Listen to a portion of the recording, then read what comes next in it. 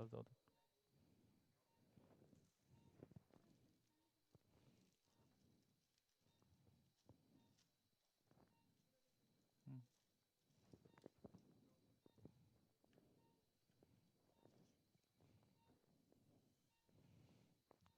shot please.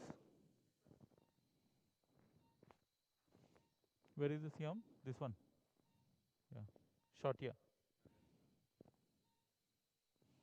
Can we rotate the image?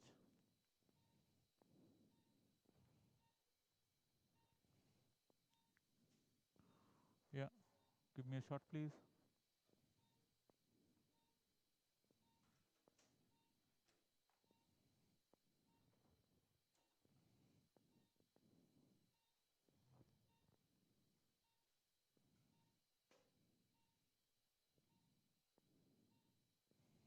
Yeah.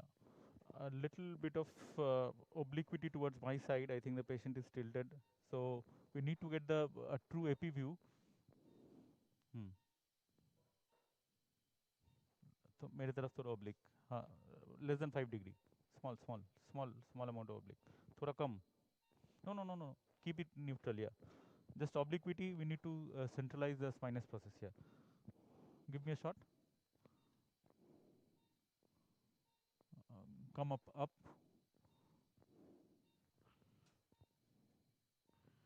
Oblique towards the other end. जैसे किया था वैसे oblique. वापस. Rotate. और थोड़ा. बस. दिखाओ. Yeah.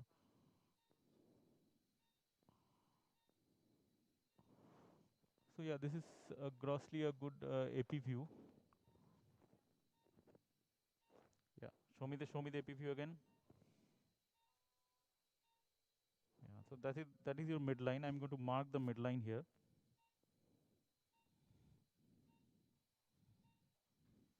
Then I'm going to mark the medial pedicular line. Yeah. Show me the medial. Show me the Siam. Shoot, please. Shoot again. Yeah. That's my medial pedicular line.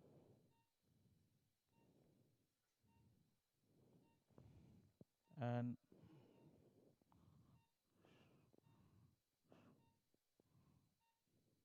shoot, please. So grossly, that is my lateral pedicular line. I'm going to mark the level of the pedicles now. Shoot, please. Shoot, please.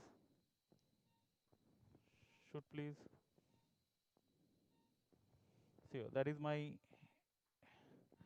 L3 pedicle. Shoot, please. That is my L4 pedicle. So that is my L3 pedicle.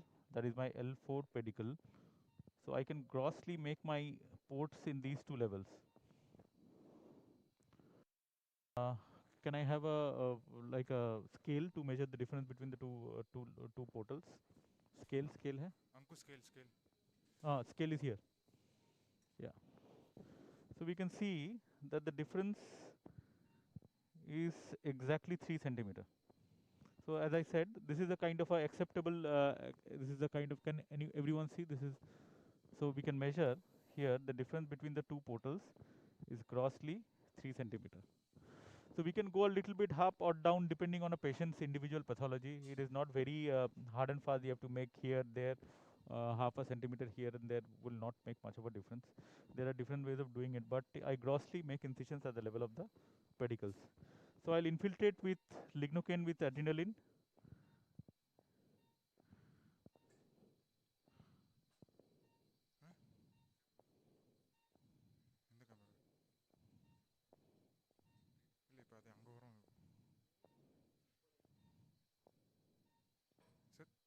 CM out कर दे.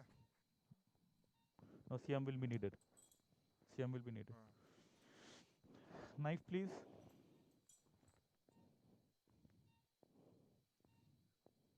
Yeah, normal knife.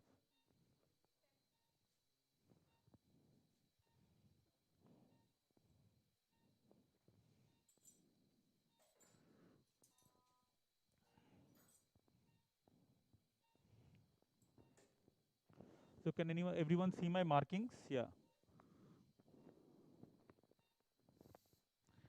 So if you look at my how I place my incisions, I will go like a stab.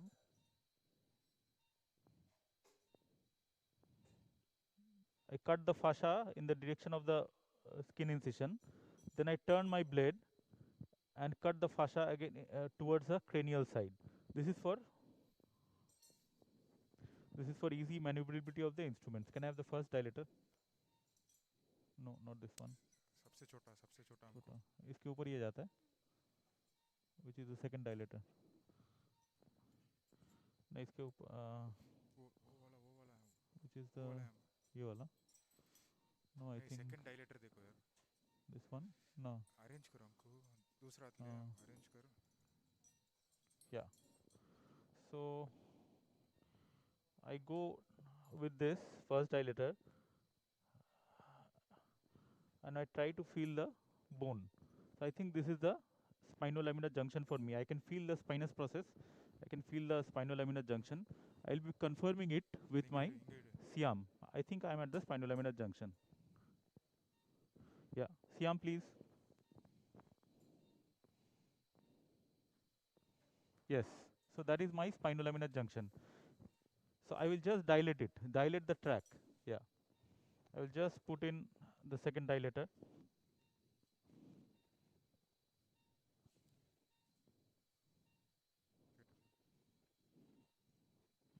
Why there is not going?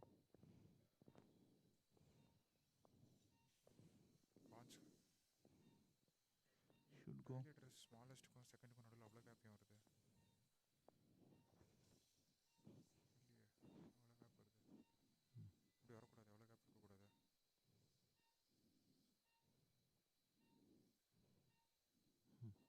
Third dilator. அவ்வளோ gap வரும். One dilator is missing in the middle, I think. सुन इधर है देख. There is one dilator missing.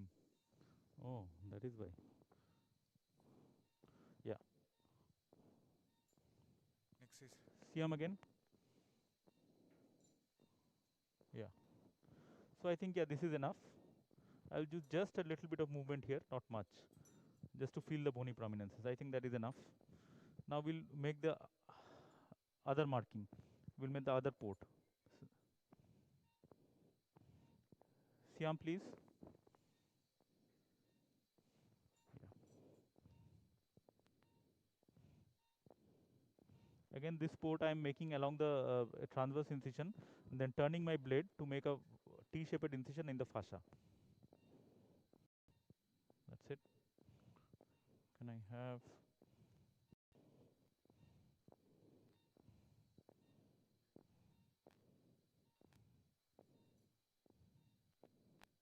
So I can feel the spinolaminar junction from here.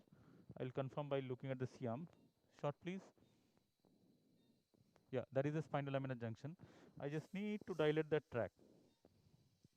That's it. So another dilator maybe. Yeah, that's it. So I take this out. Now I need the scope and the trocar and the cannula of the scope. Scope it, trocar and cannula.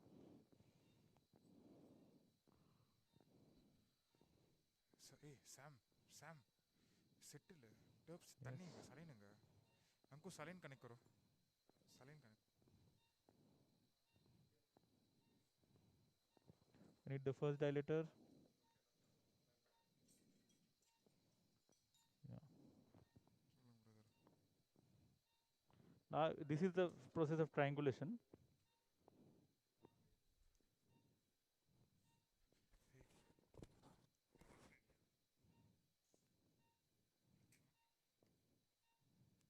Let's see where we are. Siam. So that is exactly where we triangulate, at the spinolaminar junction. Okay, now I'm going to do this small rocking movement. We have actually gone medial to the multifidus. I'm just going to do this small rocking movement. What this rocking movement is going to do is going to break the strands in the sound space so that we have a good space for our inflow and outflow channels. So this is a rocking movement. If I can have continuous Siam, I normally don't take a continuous CM, but for the demonstration sake, I will use continuous CM to show you the sound space, the boundaries of the sound space, where we are going to operate. Can we have continuous CM shoot, please? Yeah. So yeah.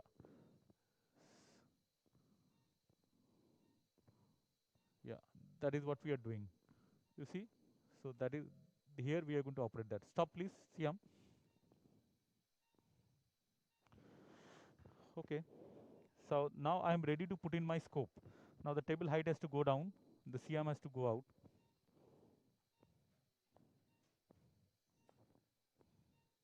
Table height goes down.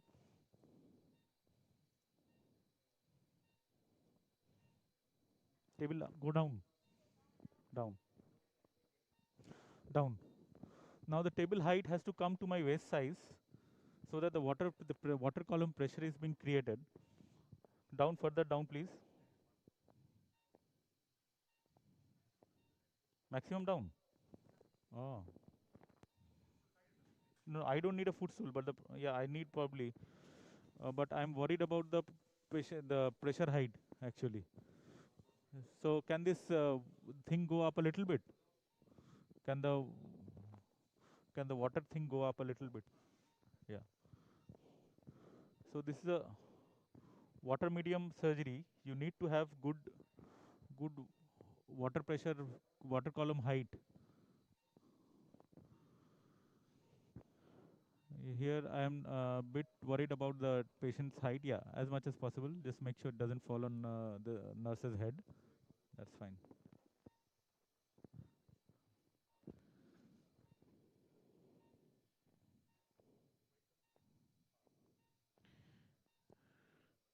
Yeah, we are ready to. Can we have the? Then we'll first check with this white balance done for scope. ये white balance हो रहा है? Okay. Now we need to check for scale टा दाओ. We need to check for focusing. Yeah, it is well focused. Right. So, and again we need to check for the orientation. You know, before I put in the scope, I'm going a bit slow. I will do these steps very fast in my practice, but I'm just demonstrating you because before you put in the scope, you should be oriented with the scope. So you put your hands up, down, left, right, just to see that your movements and your brain registers the movement that you're going to do inside the patient's body. That's fine. So I start the water channel.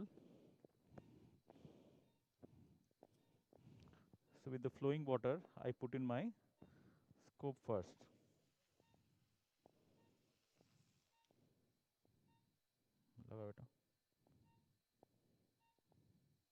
Okay.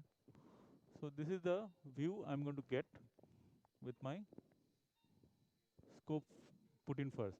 So you see that I have landed on the bone. I'm in sound space. Actually, I'm not comfortable with the height. Can I have a stool, please? Footstool. Yeah, you can see that I have not done any stripping whatsoever. I have not done any stripping whatsoever. I need the actually no not. I need the drill in my left foot. No, but I think this is going to be drill in my left foot and RF in my right. Drill in my left, RF in my right. Yeah. I might fall off from here, but anyways, let's see. इसको निकाल दो. हटाओ हटाओ. Stool को हटा दो. I think इतना बड़ा स्टूल से गिर जाऊंगा तो I'll need spine surgery. So another thing I want to demonstrate here before I go in for the further steps of the surgery is can the camera focus on here? Can the camera focus on this water jet? So this is basically, you can see the water coming out from here. This is called the fountain sign. Yeah, so this is called the fountain sign. You need to establish this amount of this exact, the fluid column before you start your surgery, because that is going to be the main crux of your water visualization medium. So with this, I will put in the bonds setting 6.6.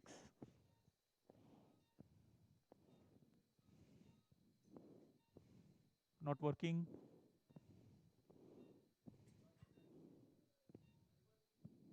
Yeah, Dr. Ansar, maybe Dr. Basu can't hear you clearly. I can hear you. Yeah, ask your question.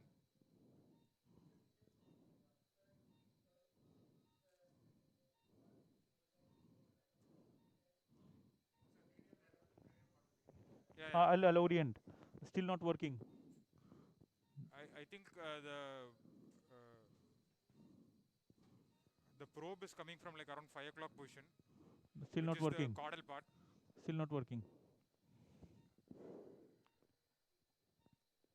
So yeah, this is cranial, this is caudal, this is medial, this is lateral. Oriented? Again I'll go. This is medial, this is the spinous process, you see? And this is the base of the spinous process where the spinous process is becoming the lamina. This is the lower border of the lamina. This is cranial and this is caudal. So this muscle that you see is the multifidus.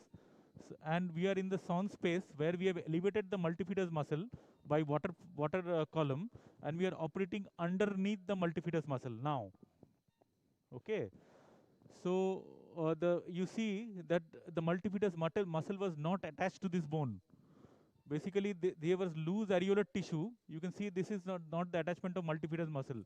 The soft tissues that you see over the bone is basically loose areolar tissue that remains in the sound space. And what we did with that rocking movement was to break the strands of this loose areolar tissue. We did the rocking movement from above to below along the fibers of multifidus, so that the strands of this loose areolar tissue are broken, and we can utilize the entire sound space, which is a potential space, to an actual space. So that is the funda. Now I think it's working.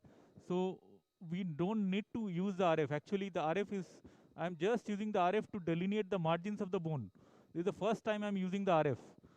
So I'm using just to delineate the margins of the bone and shrink the soft tissue. So if you are burning a lot of muscle with RF in your after you have landed, that means you have not landed well. So I need a drill. So till now I've been working in a potential space. There is no actual space here. The cavity is normally this cavity is basically the muscle lies on the lamina. But now once I start drilling, what I'll do is I convert this potential space to an actual space. 7,000 RPM. So yeah, this is I start drilling now, and what I do with this drilling is I convert this potential space to an actual space. So when I've done a little bit of drilling,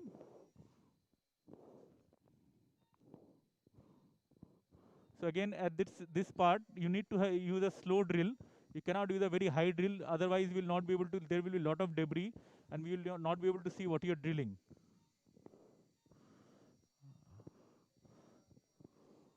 7,000 RPM.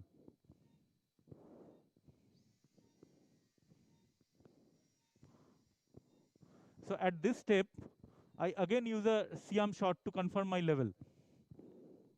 Siam, please. And after that, no more shots.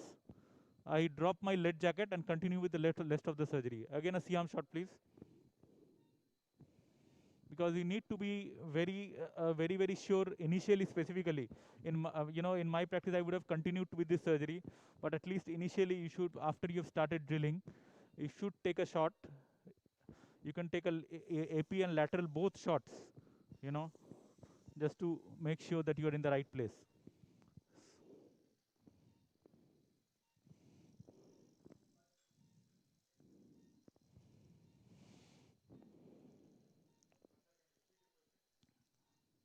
Dr. Ansar, can you repeat your question?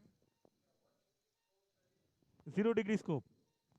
So in 0-degree scope, I think it is good for beginners to use 0-degree scope, because you see what you want to see. See, I'm coming soon. You see what you want to see. In 30-degree, you see, yeah. So that is the correct level according to me. I can go lateral also. Lateral, please.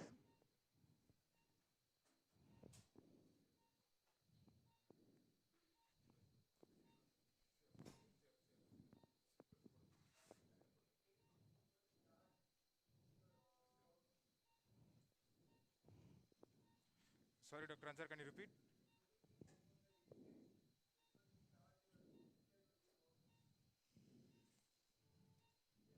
Sorry.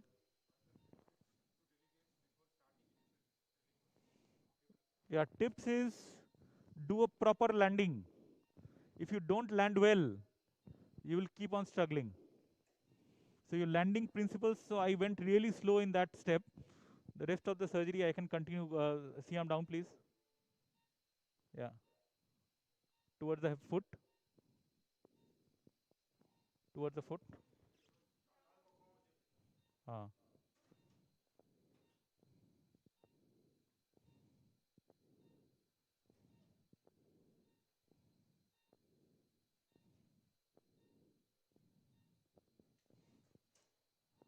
So right, 5, 4, yeah, 3, 4, 5, 4, 5, 3, 4.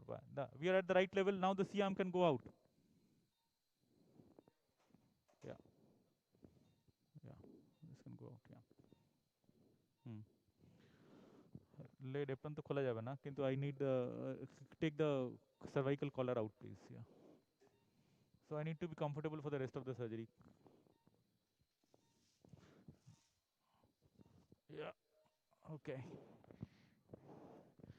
Right. Stable as much down as possible, please.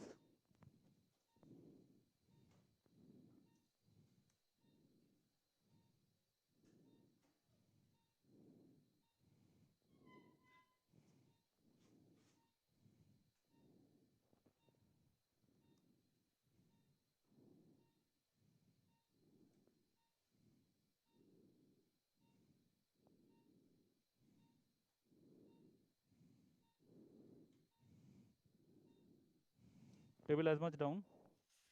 Maximum down. Yeah. Drill.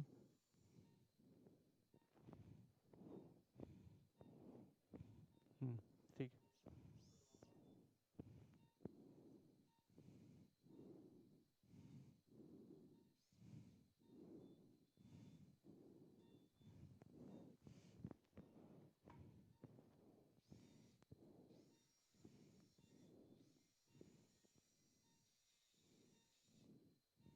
RF, please.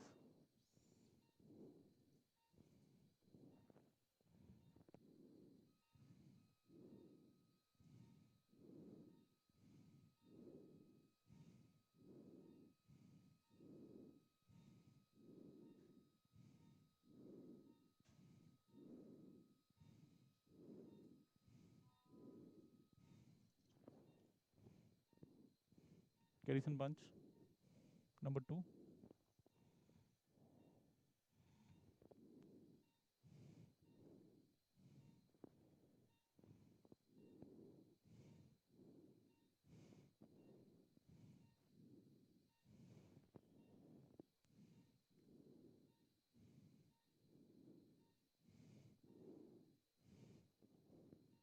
Drill.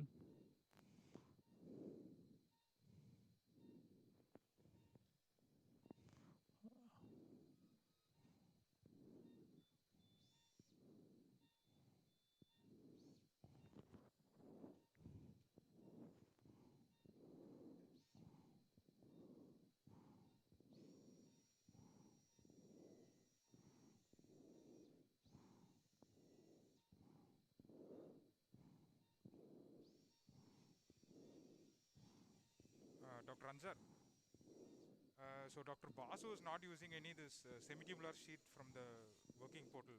How about you guys? Do you use that semitubular sheath from the working portal often, or? Yeah.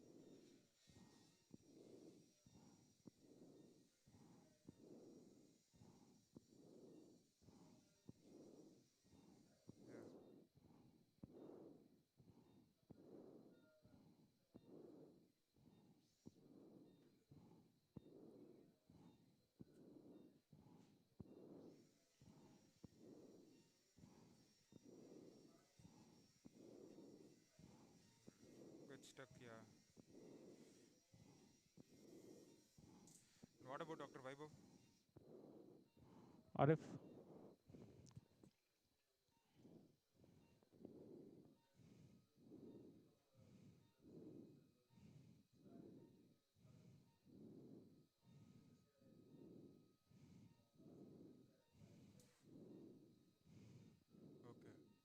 And for this saline, everyone uses only gravity assisted, or anyone is Number using 3. pump also? Yeah. And what about this hand pump pressure? Do you just use gravity, or you give extra The pressure using table this height hand is pump? too high. Not table height is very high. Okay, fine. No, platform thakle. Better with a platform. Actually, I'm struggling a bit with the table height. Uh,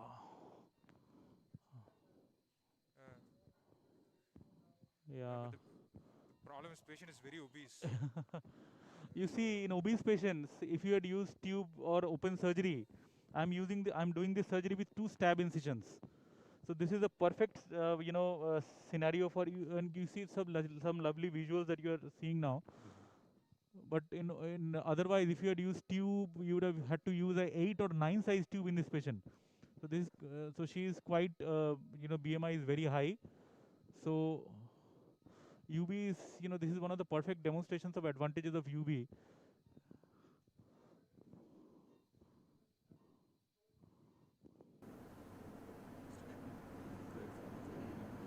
Anyways, I'll have to go slow because first of all, this is an alien environment to where I operate. Little bit of differences in things otherwise, and second is the height of the patient is quite significantly high. So I'll I think go you can use slow a step just to make sure that we don't land up in any complications. Basu sir, you can Yeah. use a footstool or a step.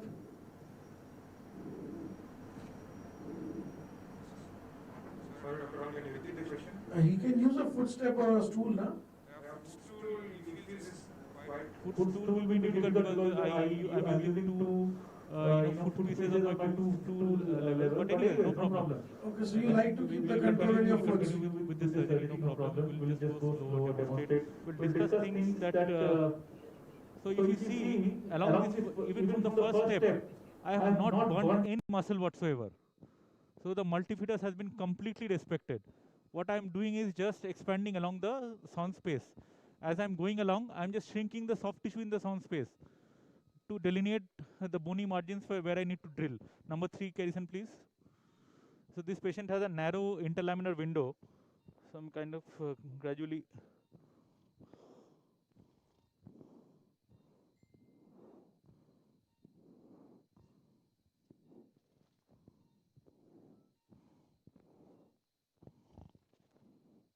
Fine.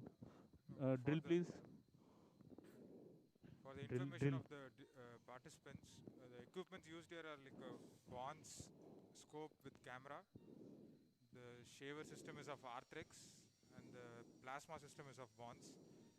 The setting of plasma is in 6 and 6 for cutting and coagulation, and the RPM of the shaver is 7000. So whichever RF plasma you are using, till the time you are working on bone and the ligamentum flavum is intact, you can use it at high settings, no problem. But once you are close to the neural tissue, once you have taken out the ligamentum flavum, your setting should be minimal. Your coagulation should be 1 above the minimal, and your cutting should be absolutely minimal.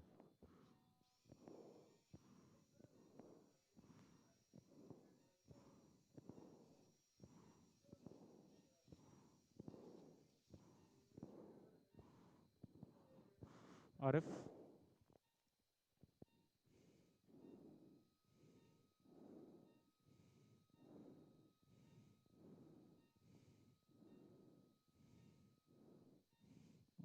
Garrison.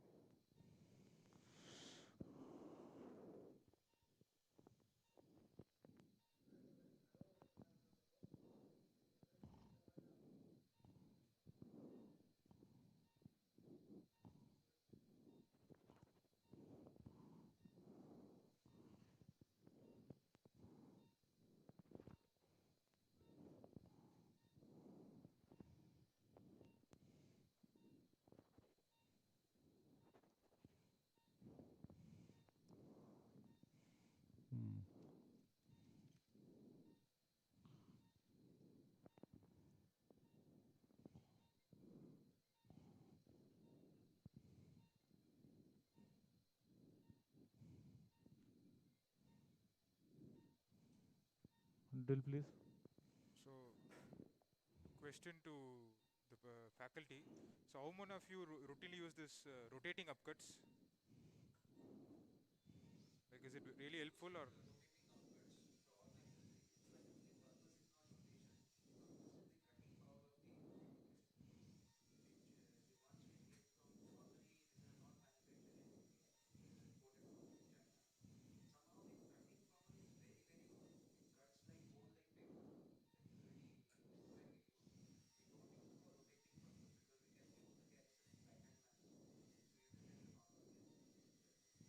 Yeah, this lady has quite strong bones, I will tell you. You know, normally in female we sometimes find very, osteoporotic bones where we can just cut through them, but this lady has significantly strong bone. There is some bleeding.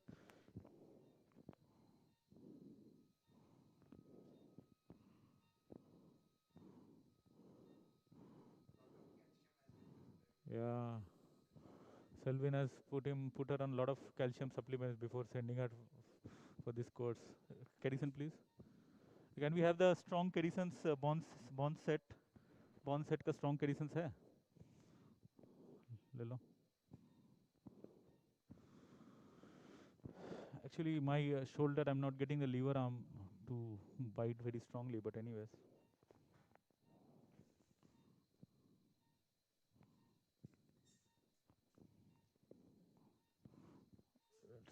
Till the time the bond Kerrison comes.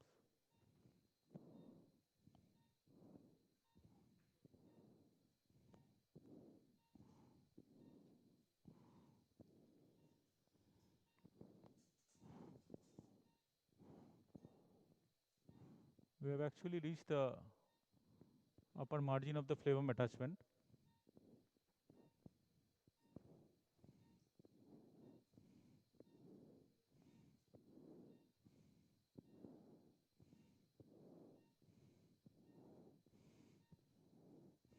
So if we need to go to the opposite side, I think Dr. Atman will, do you have the small chisel? If we need to, this case we don't need to go to the opposite side, but if we need to go to the opposite side and do a bilateral decompression chisel, dash set cut chisel.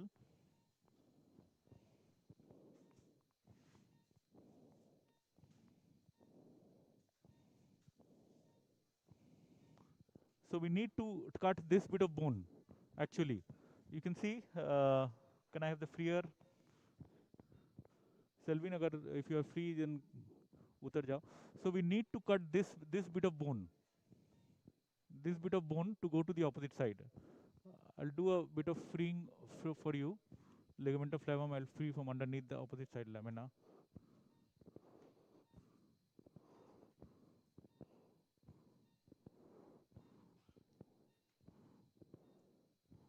So this is the, I'm going to the opposite side.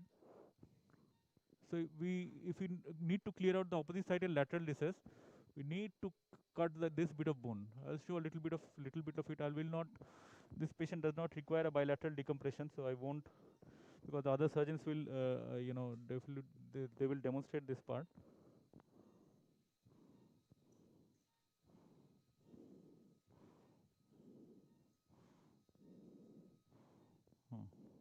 Chisel. ना जिसको set का chisel.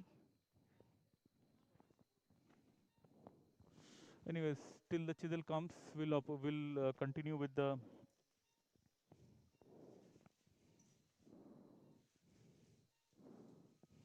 We'll now work on the caudal lamina.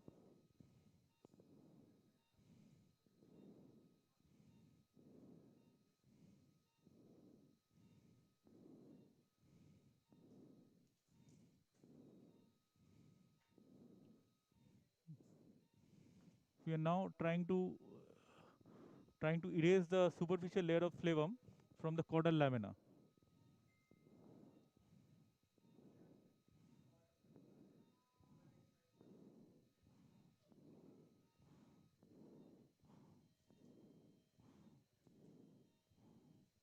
Clean करो tip.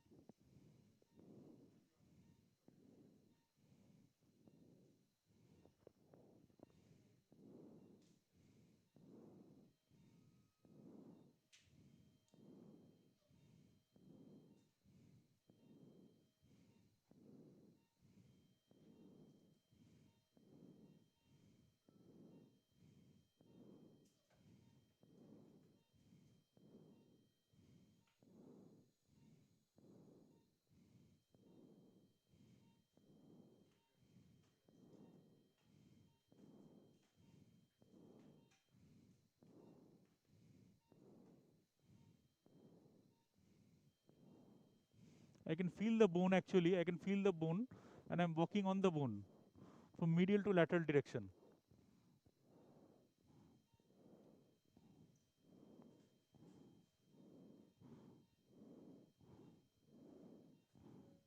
Selvin, I think if you are free, if you can scrub.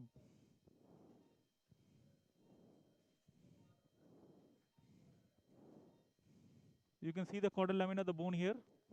This is basically the caudal lamina, and when it goes laterally here, what it does is it becomes the superior articular process.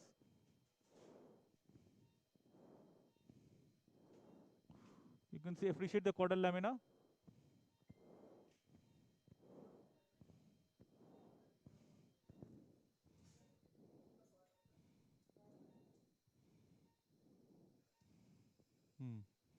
Can I have the drill, please?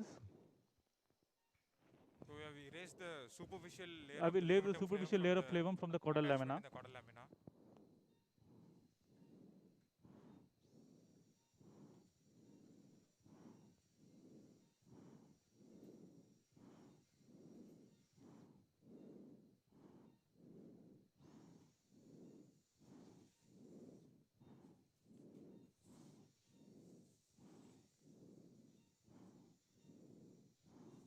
Just thinning out the caudal lamina with the drill.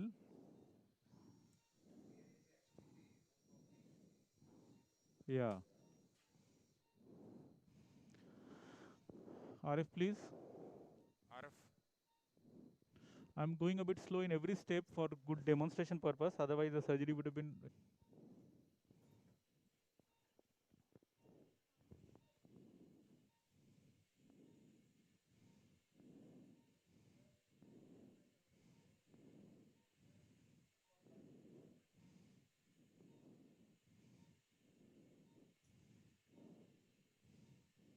So this is the tip of the caudal lamina.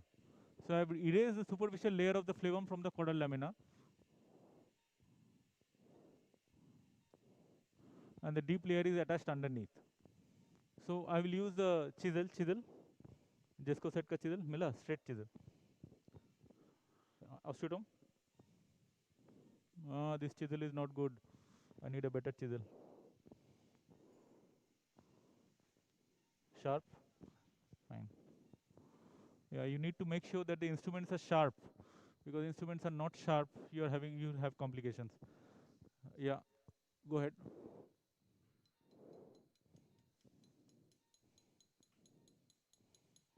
Fine. Go ahead. So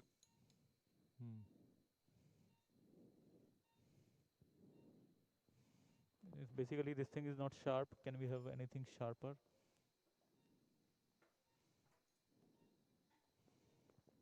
So this is sliding along, not cutting well. Yeah. Hammer. Yeah, osteotome. Hammer.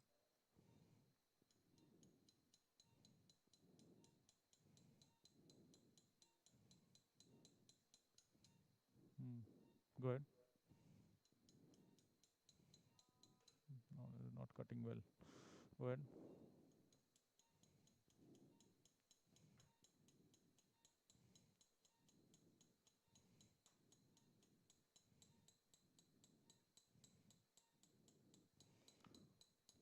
So you see that the lady has very, very strong bones. You know. Osteotome. Hammer.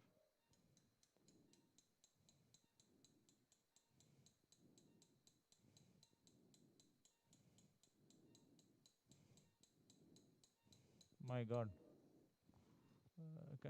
Drill. Do we have a high-speed Medtronic drill or something? You can, yeah.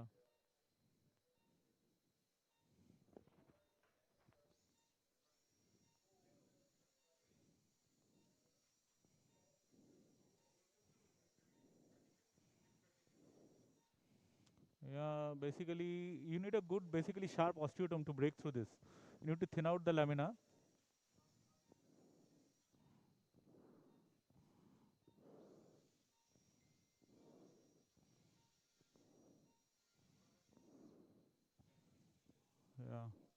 Osteodome. This one is better. Okay.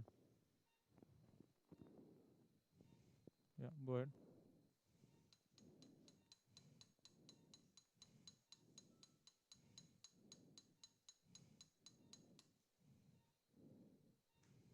Go ahead.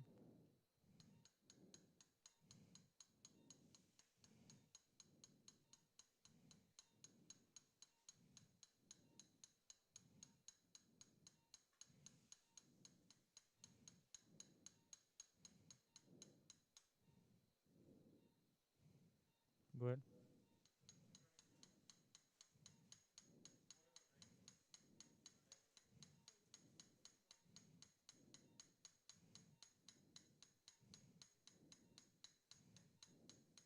But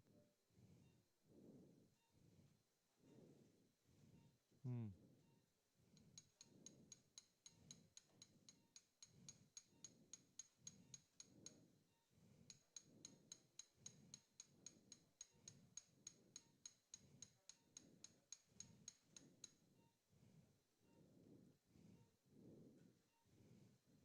Go ahead.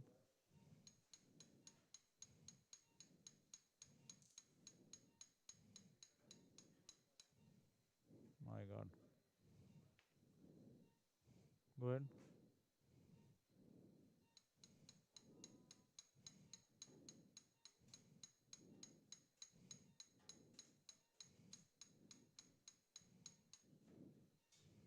Very, very strong bones. Very strong bones. Go ahead.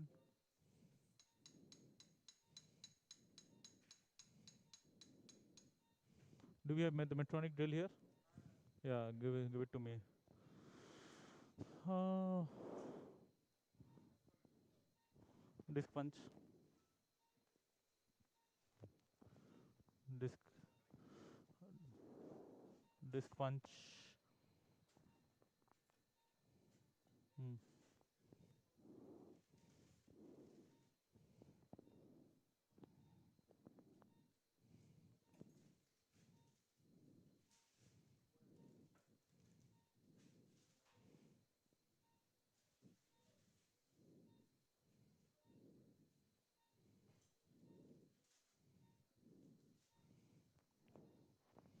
Curate.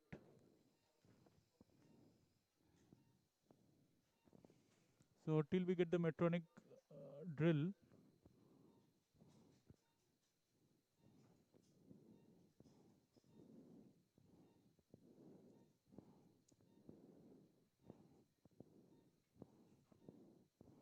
we can start basically taking out the flavum from here.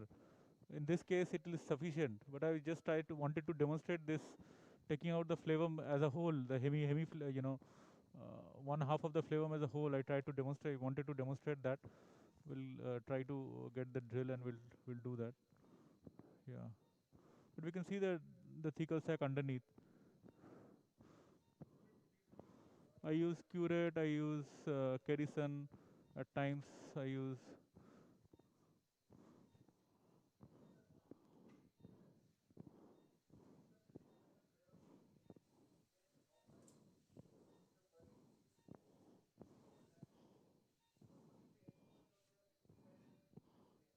If you're at a drilling, basically you need to have a good amount of parts left after the drilling is over. You cannot work towards the parts because your parts and IAP are your main stabilizers. If you damage them, you should have at least 4 mm of parts, 5 mm of parts left. If the parts is in this side, so this part of bone is important. You see, this part, this part. If you drill here, the parts will be gone, and the IAP will come out. Or if you do too much of undercutting here, the upper part of the bone, this IAP will become destabilized. So be careful of having, this is the part of bone that needs to be there where I'm putting in my curate. So this is the parts. This parts needs to be intact. If you're going too much, if you're going drilling too much into the parts, you'll have the instability. Let's see. Drill ready? Okay. Give me the drill. Hmm. So I'm using all the resources that Selvin has to do this surgery.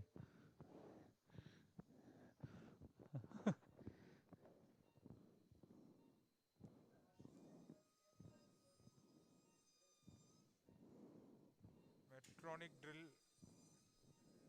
is in the RPM of I think 70,000.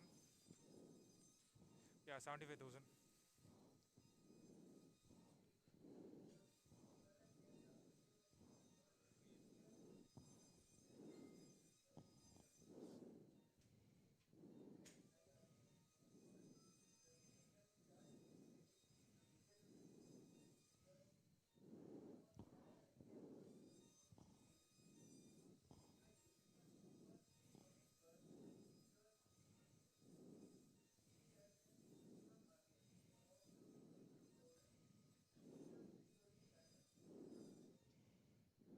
RF.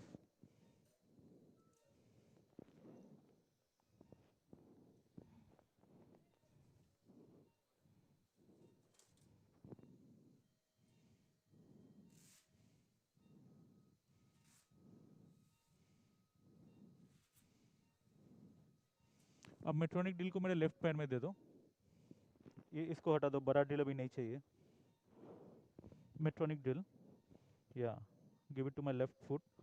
I don't need the arthrex shaver now, it can be taken away in fact if you need it for any other surgery. Metronic drill please. So I'm just thinning down the caudal lamina. Normally I don't need to because the osteotome can, little bit of thinning with the big drill and then osteotome can do the job. But either the osteotomes are blunt or the patient is having strong bones. Either of the two situations here. That is why I am thinning.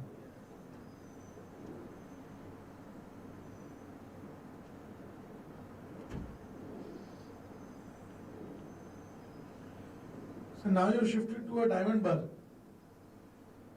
No, I use normally cutting bar. I am too impatient to use a diamond bar. But yeah, I've got that. I can't ask Selvin to give me all that he has for this surgery. You give me diamond bar, I should be happy with it. This is a small diamond, this is a 3 mm diamond, looks like. Now I can try with osteotome again. Osteotome. It should work now. Very thick. क्या आनंद भाई, आपका osteotome काम करेगा कि नहीं बोलिए? Use the large endoscopy osteotome. Yes, please. Go ahead.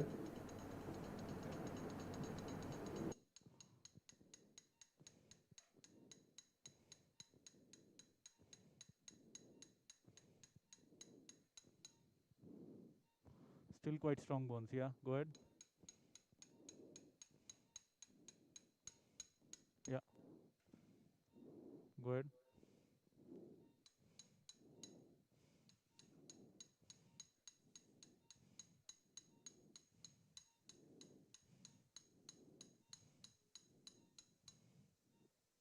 Go ahead.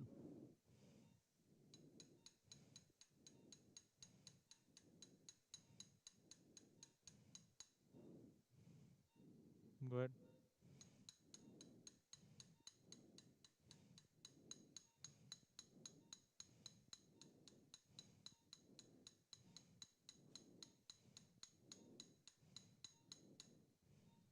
My God. ठीक है चलो और go ahead.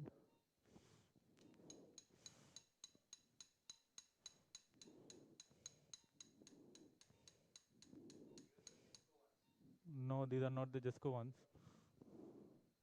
Go ahead. Yeah, I tried to use the Jesco ones. The Jesco ones here overused, I think, in this case. Go ahead.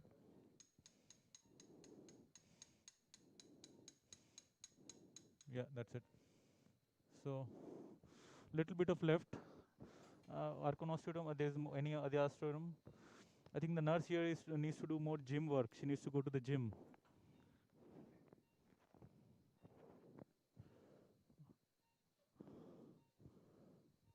But anyways, I know Anku, the scrub nurse here for a long time. She was working with me in Kolkata. So I have the liberty to pull her leg.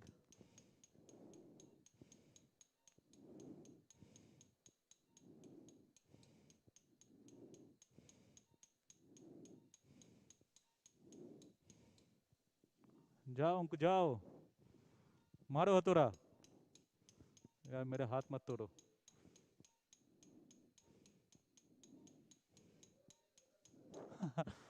बर से ही करते हैं। Give me the बर। Give me the बर। Oh my god. No, no, fine, fine. This, give me this. ठीक है।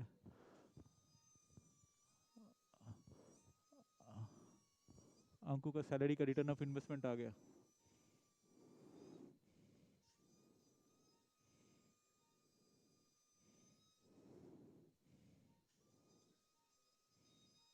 Fine.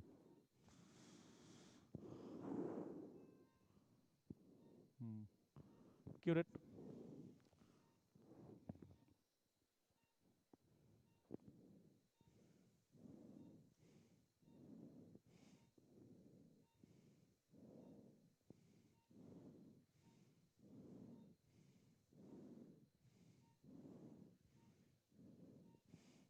You come in.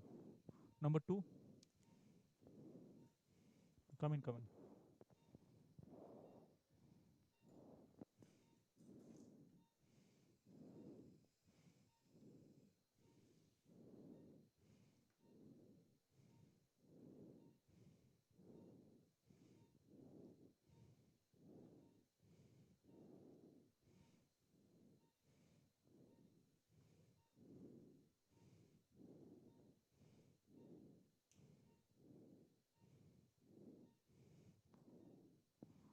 So here I have the basically the half of the flavum.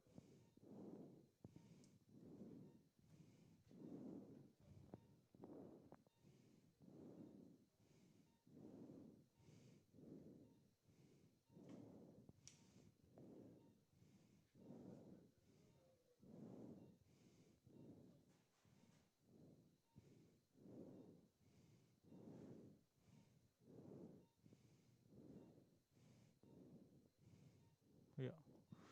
So, Kirison, sorry, disc punch, please.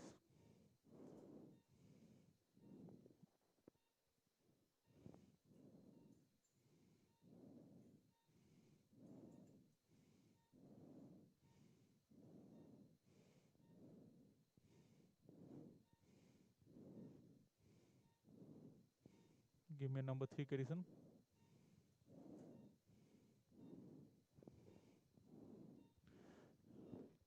Here, possibly the nerve root is pushed laterally due to a central disc.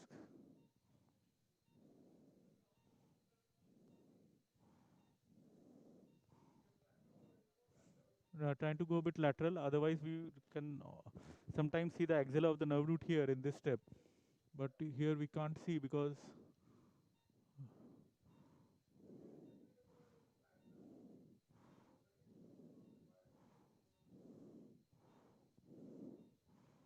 number 2, please.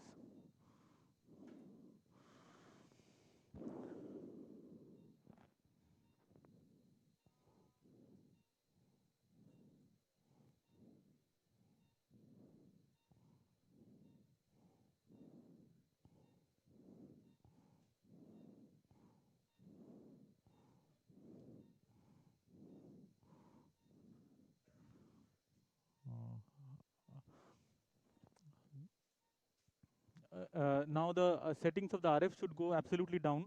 Cutting 1, cork 2.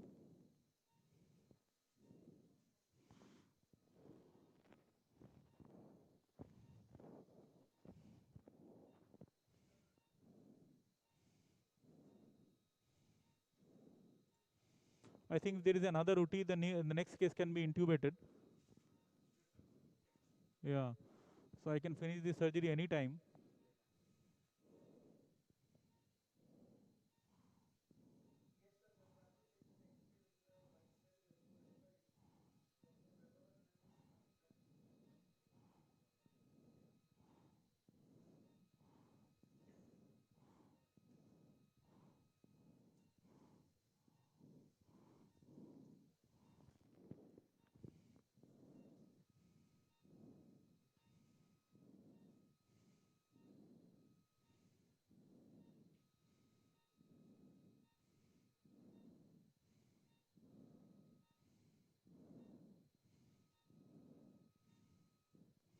Garrison punch number 3.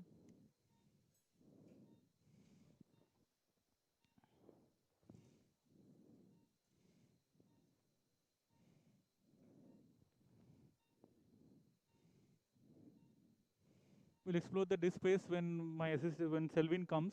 Selvin is scrubbing. Till the time we are just trying to explore the opposite side. Oh, you're here? Okay, okay. I didn't see you. So, like, if you were doing a bilateral decompression, we would have gone underneath this cave, which I think Atman Bhai will demonstrate you. We didn't get a good chisel, that's why we couldn't. But anyways, we can still go a lot.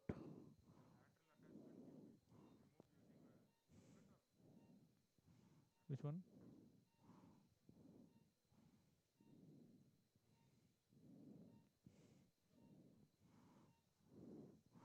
So this is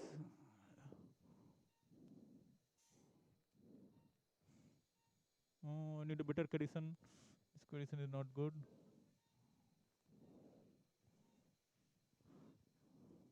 One thing in the endoscopy, you need cohesion punches which are crisp. So pulling under in endoscopy is not a good practice. So you need to just bite, wait for the flavum to.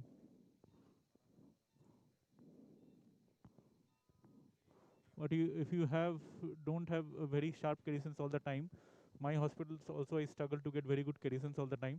So if that is the scenario, then you have to use more chisel, and you have to try to take the ligament of flavum out from the bony attachments itself.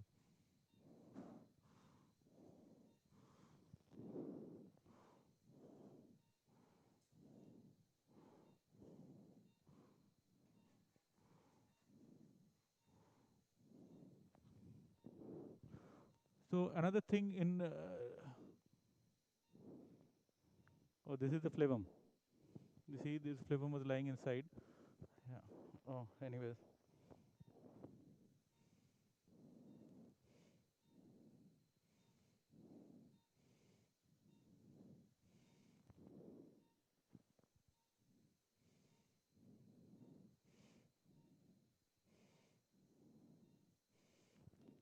So if I was doing a bilateral decompression from initial stage, I would have planned my osteotomy of the caudal lamina in such a way that the opposite-sided foramen would have been also de-roofed. But you can see the amount of with ease with which we can go to the opposite side. Here I'm taking over the caudal lamina. It's a very very strong bone that this lady has.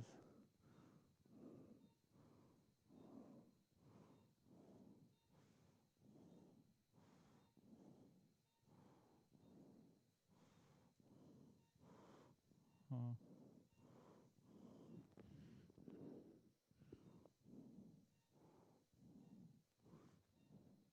Here I'm actually de-roofing the foramen on the ipsilateral side where the symptoms are. I've got a good cohesion now.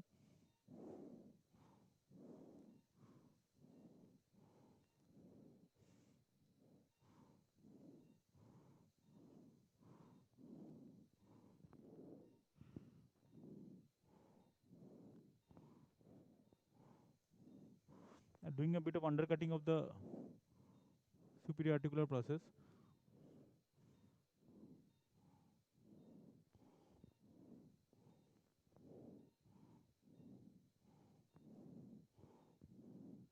So little bit of disadvantage of UBE, I would say that ipsilateral lateral leases sometimes is a bit of a you have to get the angles right to take the complete flavum out.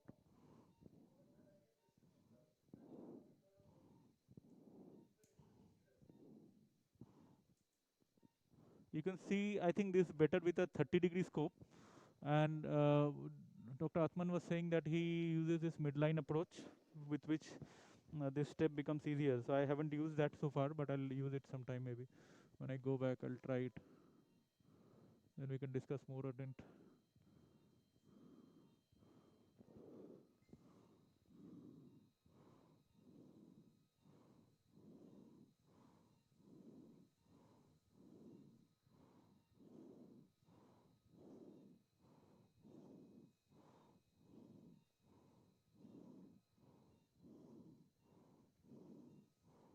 Now we will explore the explore the disc space. Can we have the freer, please?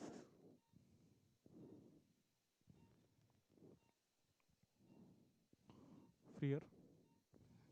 Yeah.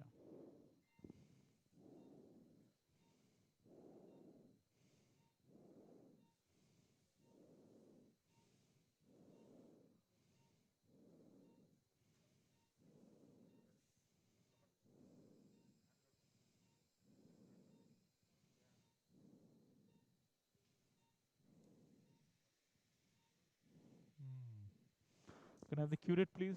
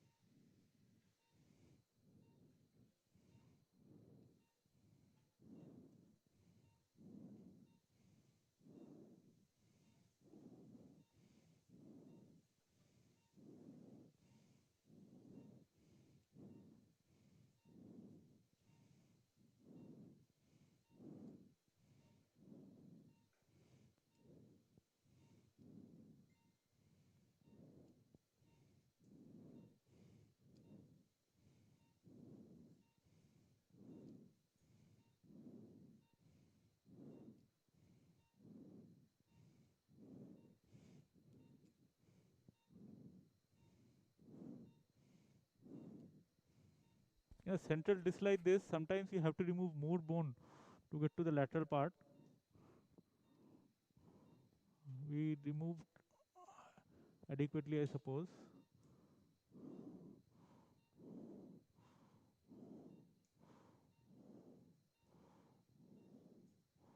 Here the dura is stuck with the disc space.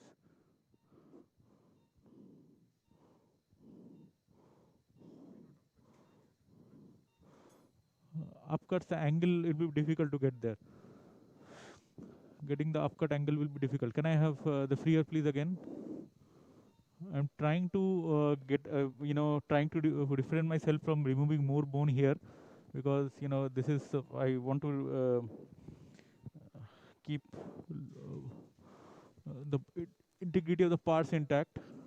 Can I have the freer with a little bit of curved? Sorry? I can't hear you, sorry. Foraminal punch, yeah. Oh.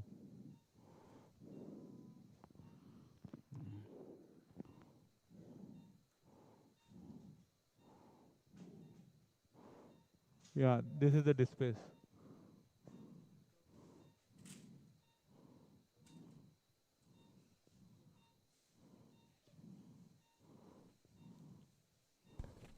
This is the Dr. disc Ansar, space. Dr. Satish here. Any questions, any doubts from the delegates? This is the disc space. Can I have the hook probe, please?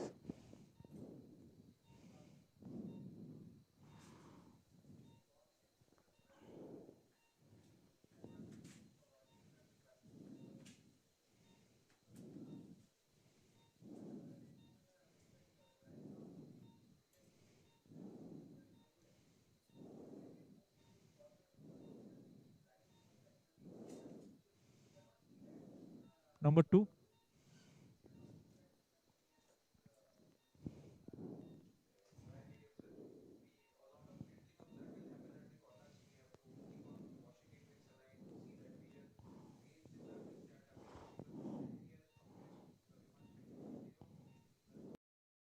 With a continuous irrigation of saline, the patient does not get any blood loss. The lateral disease is very well seen. So those hidden blind spots of quadrant to quadrant decompression becomes very easy with biportal endoscopy. And that too, the vision is very close because the scope is moving closer. So you see things from this distance rather than seeing things from like this. Stuck to the dura. The disc is absolutely stuck to the dura. I'm trying to mobilize the thecal sac, but I can take away a little bit of bone. Yeah, that will be good. Yeah, but the parts is quite close. So I'm a bit worried. So let us slowly tease and mobilize the dura, because once the dura is mobilized, the job becomes easy. Yeah. So we'll try to undercut. I'm using a curved Kedison punch actually. With a curved Kedison punch, if you can appreciate. This we call it as the foraminal punch.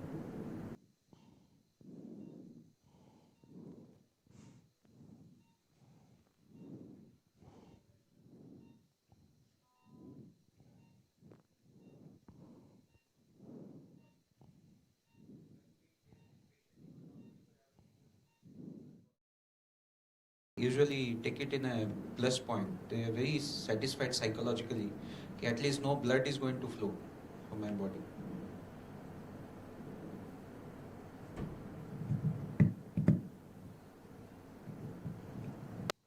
Yeah, cure it.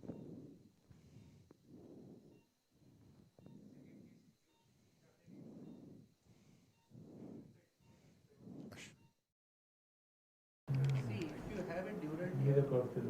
dural tears of 4 mm or a very Then small mobilize me tears over where you don't have the rootlets. Because I can go fast, but I Just don't want put to in a create a dual tear. Duragen or a Nicosin patch and come out. Life said very confidence. Repair it. You see? Because over So, here, what can I we are have the seeing nerve the root same retractor? is almost 40 times magnified. So these, if at all tears are there, Small, just seal small. off. Nothing to worry about. So as I said, this is a calcified disc, and the idea of the surgery is to Because we have decompress the nerve root. I have seen when I was in Korea, my boss used So you see the nerve root is here. So I think I'll take away a little bit of bone here. We'll explore the disc space, try to mobilize the thecal sac. tumor removal. Something is You see, this is the axilla of the nerve root. So number 3 Kedison punch. and that's why more importantly what we used to say is finish all your bony works initially before taking out the ligament of flavum. Because if at all any tears you almost towards the back end of your surgery. So dural tear is a big topic, how to manage it with endoscope. So we have to understand the basis of dural tear and how to manage it. That is very important. Especially dural tears happen in patients who have severe stenosis. Suppose you are dealing with a 3 mm canal, 2 mm canal, severe old patient, calcium has been given multiple times to give that field, because everybody prescribes calcium nowadays. So in those cases, sometimes the dura is calcified, the flavum is calcified. There is bands so much in contact with the dural, mostly at the exiting traversing root area, where that is the most common area at the Cordal lamina, where the dural tear happens. Can I So- have the curved chisel, please? Chisel. So there are two ways to manage it. One is by suturing, other one is by, we have devised a technique which is known as hanky in the pocket technique. Suppose you are dealing with a 3-level canal stenosis, and suppose you are, that's a 3-4, 4-5, 5S1 canal stenosis you are dealing with, and while you are operating on 3-4, 4-5, you got a tear. In those cases, because the upper level is compressed, the lower level is compressed, and you are starting with the mid-level, in those cases, it is very difficult to poke those nodules back to the dural sac, thecal sac, because the pressure is so much. Once you try to push it, it will come out as a noodle, keep on coming out and you become crazy. In those cases, we have to understand it will be foolish to poke back these dural roots back into the thecal sac, because it will not stay there, because the pressure is there up and down. In those cases, what we do, we keep a dural substitute on the rootlets which are there and start operating the other levels. So once you operate the other levels, the thecal sac becomes flat, becomes loose, relaxed. Then you will keep back the noodles. I have a video I'll show you how crazy it looks and how you manage it. There's a video I'll show. So, and another advantage of endoscopy is, do not try to open in all cases just to repair. A small dural defect, and even the medium-sized dural defect are going to heal by pseudomeningocele formation, because you are not making any space in between. So once you operate end back, the incision is so small, all muscle and all things will fall back on the dura and it will seal it off. So there is absolutely no leak happens. It will heal by pseudomeningocele. These are all advantages. Open surgery, it will leak.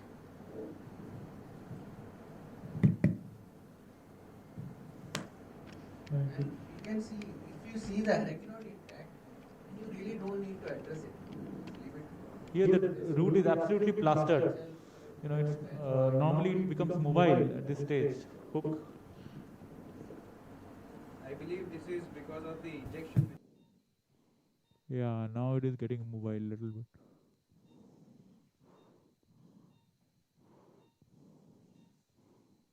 Now you can see the root. This is the root. I'll take a little bit of bone out from here, but this is the SAP. You see, I can't take more bone out. It might destabilize the spine. But the root is absolutely plastered here.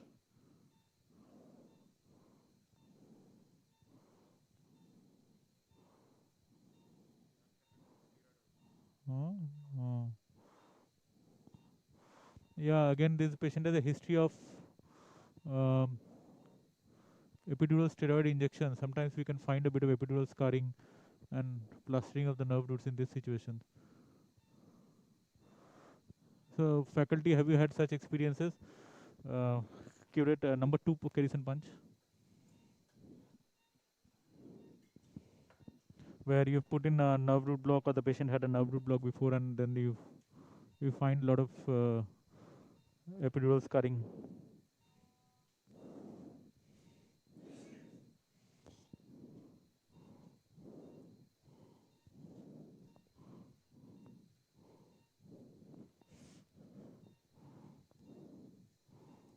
Yeah, I'll do a foraminotomy.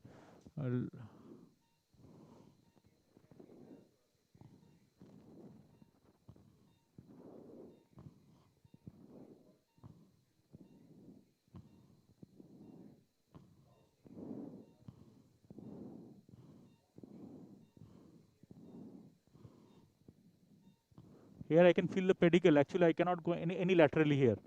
Here I have done a pedicle to pedicle decompression actually, so I can feel the pedicle. I can take a couple of more bites here, I think, but that's it. Anything else that you would do? Anybody else had any ideas?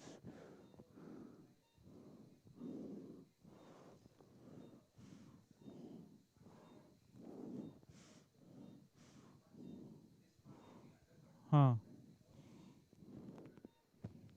Hmm. Yeah, okay.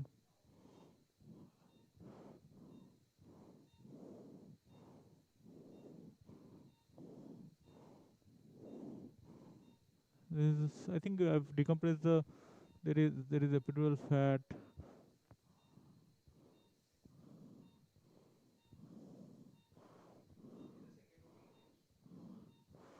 Yeah, I think I won't do anything further. I think I don't want to do anything further apart from exploring the disc space. Would anybody do a discectomy here?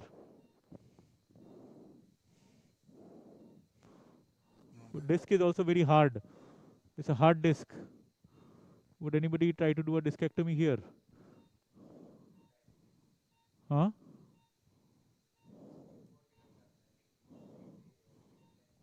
Yeah. Now the root is mobile, you see. Now the root is mobile. The probe is going in very smoothly here. Yeah. Extruded soft. I don't think so. Give me the nerve root detector. This is basically the flavum, not the fragment. Yeah, we can shrink it a little.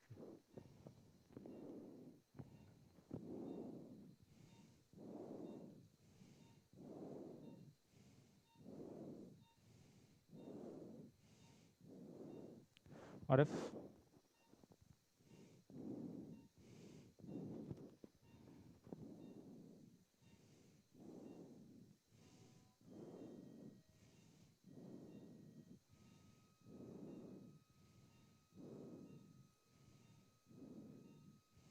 The hard annulus actually.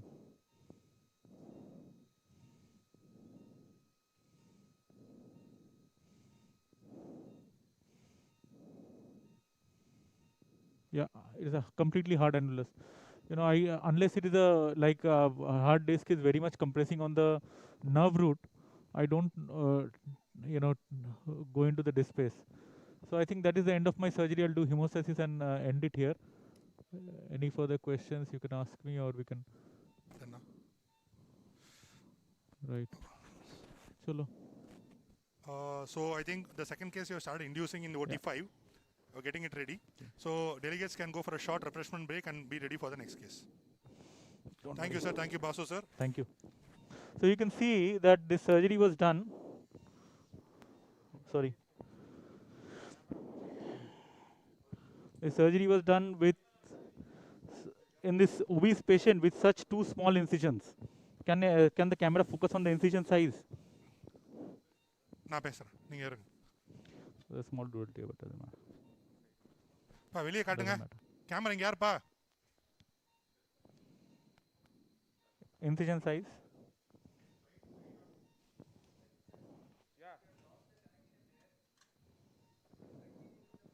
Varsulu takkanu. Yeah. Scale का एक photo ले लो.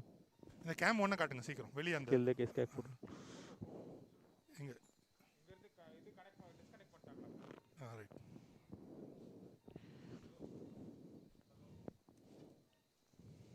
அத காட்டுங்க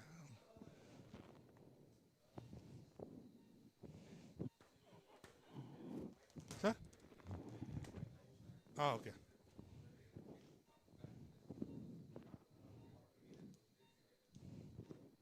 What was the time needed for the surgery? 1 hour. 1 hour 10 minutes. Huh? How much? How much did it take? Oh, hi, sir. Hi, sir.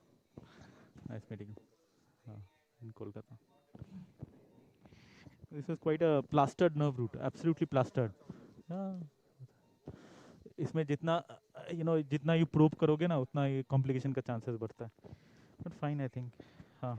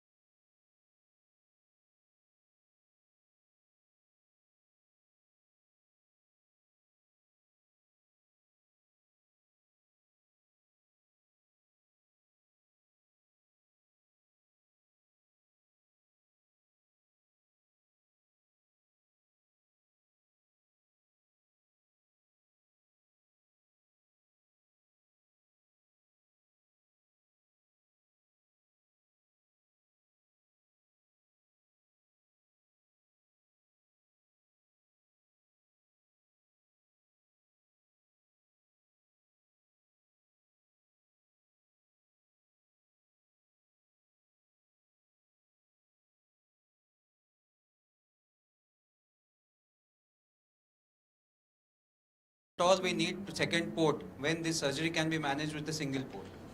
So why UBE? Why at all this has a place in your new era of endoscopic spine surgery? Is it a solution for the open surgery? Because we know that all can be achieved, whether it looks invasive, but we know open surgery actually cures. Whenever we operate or do a big incision, we take care of all the pathologies so that patients are cured. Having the patient are cured with a open surgery. Can we have simulate that open surgery inside, still ultra minimally invasive outside? That is what the UBE is. So the innovation started from Nokia. I believe nobody in the hall is having a Nokia phone because it is out of date. It is out of practice because Nokia created wonderful phones, but it was rejected by the customers. We didn't want. Now, if you have still stuck to the open cholecystectomy era, then the patients are going to reject it. You don't have any customer to operate because it's an era of minimally invasive surgery.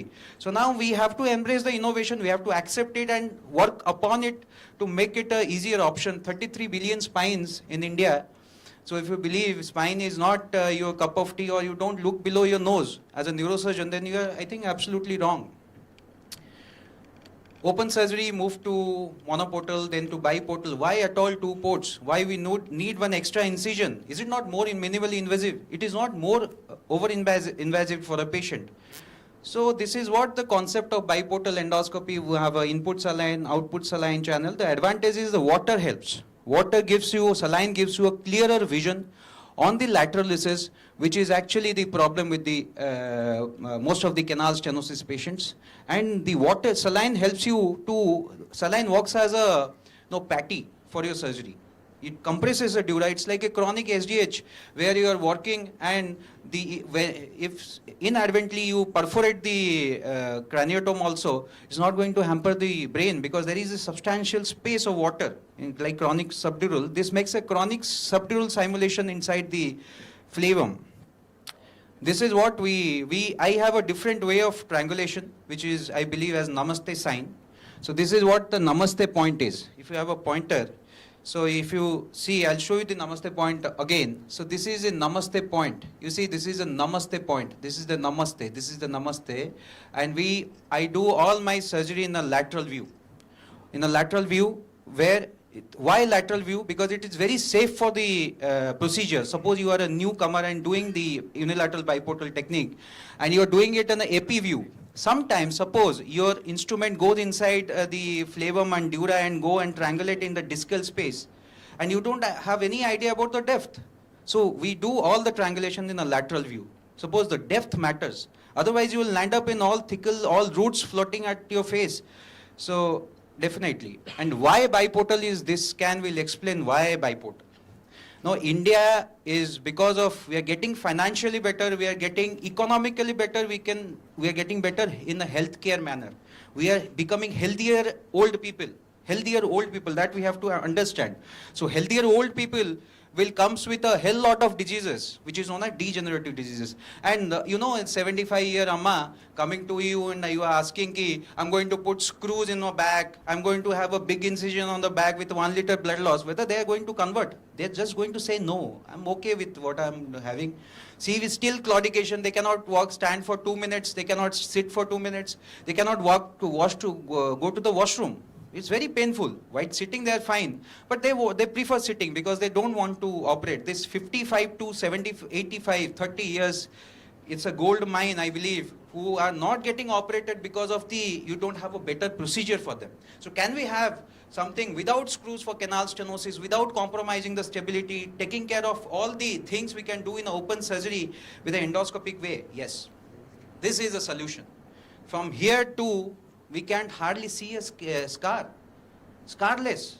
Don't see a scar. No muscle dissected. Amma is home in the evening and son is calling from US. Amma, are you able to walk? Amma is saying, I'm sipping coffee in my house. I don't need anything. Just like a minor surgery on the back. Just as a minor surgery on the back. Spine surgery has become a minor surgery. And that awareness we create with this small incision, smallest ever. So why biportal, why monoportal? A 1 centimeter incision is more muscle cutting than 2 5 mm incisions.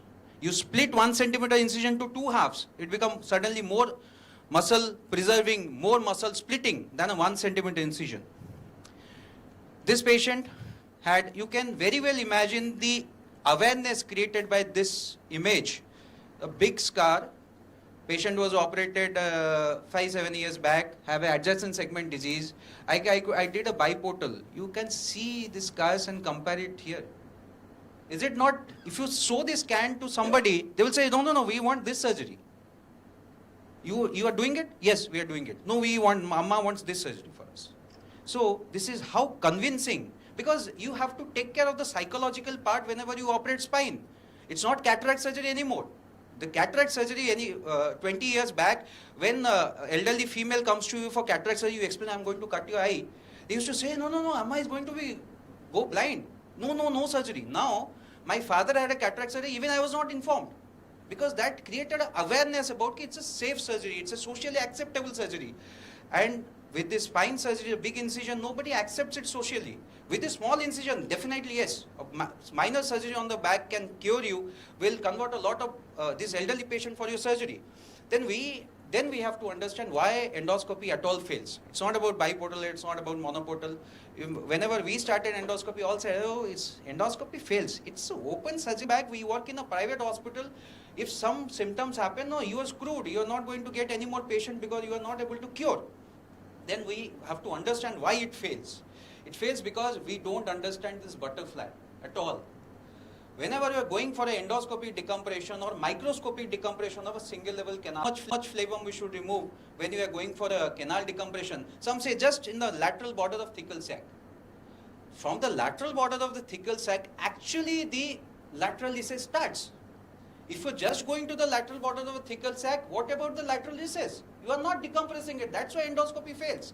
We don't do, ideally for a canal decompression, why open surgery works? Because we do a 4-route decompression, 4-quadrant decompression. From one quadrant to other quadrant, exiting route here, traversing route here, we decompress all. If we are leaving this flavum till here, because you cannot see, because there is a telescoping which is happening at the lumbar level in elderly population. Elderly population is not like the young 20s, because the height is so much, the disc height is so much. But in the elderly population, the disc height swings because of degeneration and the flavum goes up. It's like telescoping happening in this craniovertebral junction, telescoping. The flavum telescopes to the other level. That's why this route gets compressed. So what you do actually is a 2-route decompression in an endoscopic way. That is why it fails. 30-meter claudication distance, patient has come to you. Now post-surgery it is 200 meters. What's the difference you have made to the life? It should be at least 2 kilometers. Open surgery makes it 2 kilometers. That is why the surgery is needed. So can we do that can we get that result with this? Because we do not decompress the upper quadrants. That is left behind, which is called as the blind spot. So I'll explain what is a blind spot. This is exactly what is a blind spot. We decompress this. The actual figure is this. These two flavum, upper lip, are going to compress the exiting route. That is why Olive works. Olive works very well for canal stenosis because they restore the disc height. They restore the disc height. That is why indirectly they take care of this telescoping. The flavum comes down once you put a cage in the and Olive works on the exiting route. That is why it works.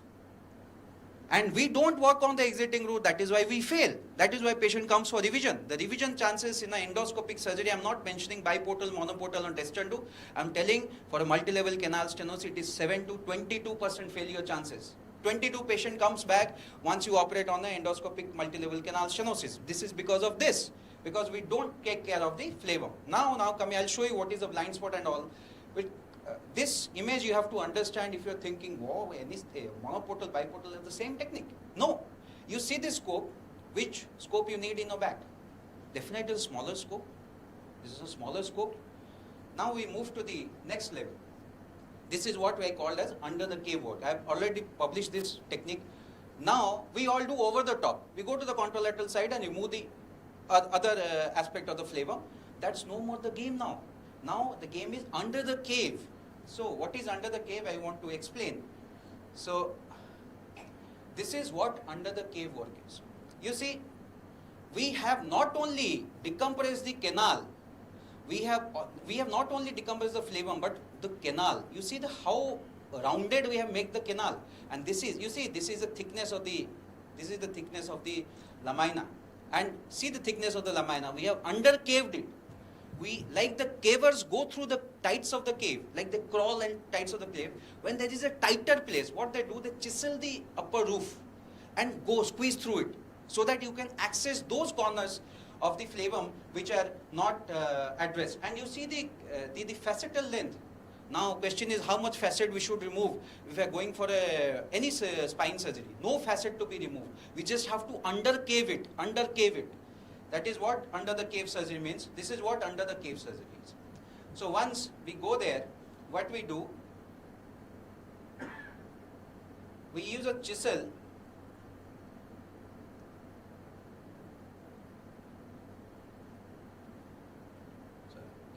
So this is the sewn space. If you see, we go there and strip the muscle. There is no muscle stripped in if you are going for biportal endoscopy, because once you land to the sewn space, you see this.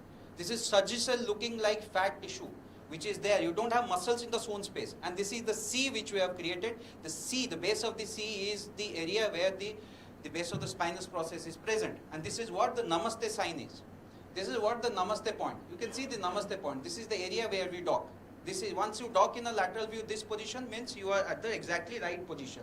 This is the visualization, this is the working portal. And in the midline, we have a concept now, midline is not a single line. Midline is actually 3 lines. What are those 3 lines? One is, so we don't take the AP view.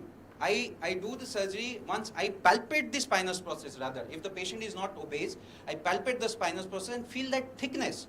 The thickness is not a line but 3 lines. One is a midline, which is the exact midline of the spinous process, mid of the spinous process. One is a mid spinous process, one is the right side of the spinous process, which we call as right midline. Once we have a left of the spinous process, we call it left midline. So all biportal endoscopies now, we do it as midline biportal endoscopy, except the fusions. So, because why? Because once you operate on from midline, the 2 of the lamina are from equal distance, or both of the foramens are equal distance from the center. So you can visualize this side and that side very well, like the caving way. You can visualize this corner and that corner very well. So that is why midline. So equal distance, so that you can see the corners and very well. So this is what this is the scope. The man is the scope and this is the cave. So you want to access those corners and free those roots which are deeperly placed, then you have to squeeze through and roof off, tunnel up those corners. So if you see a lorry, there are a lot of blind spots. Because of the blind spot, endoscopy fails. You address a blind spot, the patient will have 2 kilometers of claudication distance very well. So once you understand this scan, this was operated by MIS technique, it's elsewhere in my place. So the patient definitely, normally if you're doing some new technique, patient comes to you for second opinion, third opinion, because he said 30 meters, now it's 200 meters. And I believe it's okay, 200 meters is okay for me to go outside and come back from my house. But I'm not able to go to temples, I'm not able to go do morning walk in the morning. So becoming very, he's a 62 years man. So I said, let's do a MRI. So we did a MRI and it looks good. Isn't it good? Isn't it good? Any problem you see in these 4 scans, if you can address, then you can understand why endoscopy fails.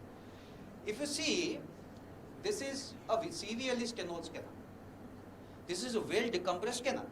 The only thing is, suppose there is a pipe going through it and you are to squeeze the pipe. The water flow will stop. Now the fist you are squeezing the pipe. Now you release these 3 fingers and squeeze it with this. Again the flow will stop. Flow will be a little better, but it will stop because you are squeezing it hard. So this is what is happening with the patient. You see, this area of flavum is intact. If you go to the scan, somebody putting a scan in Facebook and showing, wow, wonderful decompression done, then ask them to put the whole scan. If you see the scan, wonderful decompression, very seriously stenosed canal previously, you can see very seriously stenosed canal, wonderfully decompressed. Now if you from here to here, the only problem is here. You see this black looking thing which is not decompressed, which is left behind. That was the reason of 200 meters, that was the reason why not 2 kilometers. So that is why the concept of blind spots in endoscopy on canal stenosis comes into. The lateral border of the thecal sac is removed. We can see the contralateral disc, but what is this? This big thing sitting on the, and this is a thickened flavum in a stenosed hypertrophied canal. So this, you see, this is the area. We don't decompress it. We don't believe in exiting route. We believe in traversing route, free traversing route, and we call the exiting route is a stepson of the traversing route. We love the traversing route in endoscopy, but don't show the exiting route. It's not required to show the exiting route in all cases. But when the canal is 5 mm, 3 mm, 2 mm, that's a significant pathology which is sitting there. We don't decompress it. Now, with this video, we can understand, this is a failed case where we have done a revision case. You will understand why my minimally invasive has a drawback. So this is a recurrent surgery which we are doing. Same thing, endoscopy done, the patient had wonderful decompression. But once we go up, now see, there's a blind spot which is sitting there. It was not removed, released. And one side, I did the revision for this case, then we'll understand what is a blind spot. Went there, revision, it is very good to have a biportal surgery because things are so crystal clear, no bloodless filled, you don't have a fear of damaging the dura because you can appreciate the structures. Now we went down, you can see this whitish looking structure, definitely it is the scar tissue from the previous surgery. Now we are working and we are doing under the cave work. I use this chisel to undercave there. So once I started doing the caver's work, after some time I could see this flavor. You can see this flavum. The color change. This looks like a virgin yellow flavum. Now you see this tissue, white tissue. You see this flavum? This is virgin looking yellow flavum, which is a blind spot which was left behind in the last surgery. That is why the patient was not having a good claudication distance. So what we'll do, we'll remove this because she is an elderly female and suffering. So we try to work on this. So I can see every structure well. So there is no differentiation, there is a clear differentiation between the scar tissue, nerve root, virgin flavum, everything because no trickling of blood is there. So we started working there and tried to fill the exiting root. So you can see how big flavum, this big flavum was sitting there, which was not seen. It is not a problem of the surgeon, it is a problem we cannot see those areas in a dry medium surgery. Yes, everybody can do it. We have to remove more of the bone. That we have to understand. I don't say this cannot be done. We are all open surgeons graduated to endoscopic ways. We still do open surgery. But this is the issue. This flavum was sitting there and I'll remove the whole of the flavum. So now, once we work there, we just thin out the bone with the chisel and reach to the areas where it is needed. Both the sides. so we do it in a cone-like fashion. That is why midline biportal. We'll cone it, we shape it like a cone, like a triangle. So once we go there, I'll show you the exiting route, how we have made it free. UBE because I can with an augmented visualize. So this is the ipsilateral side, ipsilateral exiting route and fat pad. The fat around the exiting. So now, now we can see. Let's discuss about routes of free exiting. So you can see the exiting route very well now. This thick flavum which was sitting and compressing this root was removed. And we didn't have to sacrifice the facet because we have done a under the caving. That is the advantage of over the top. It's not the same. We have to cave through and see this upper two quadrants that we call as under the cave work. We have already published this work, under the cave. This is what under the cave. Now the patient is having a canal stenosis. This was a canal stenosis we have caved in, like a caver. We have tunneled it. We have made it wider. The canal has been completely decompressed. This is what it under the cave work, going under the cave. So what we are doing, I am using a chisel to cave it. So this kind, now the integrity of the facets are intact, but we just cave the lamina to go to the upper quadrant. Simultaneously we can cave on the ipsilateral side, both the sides, and sew those exiting roots. You see, I'm just tunneling through it. And the flavum is discharged from all around.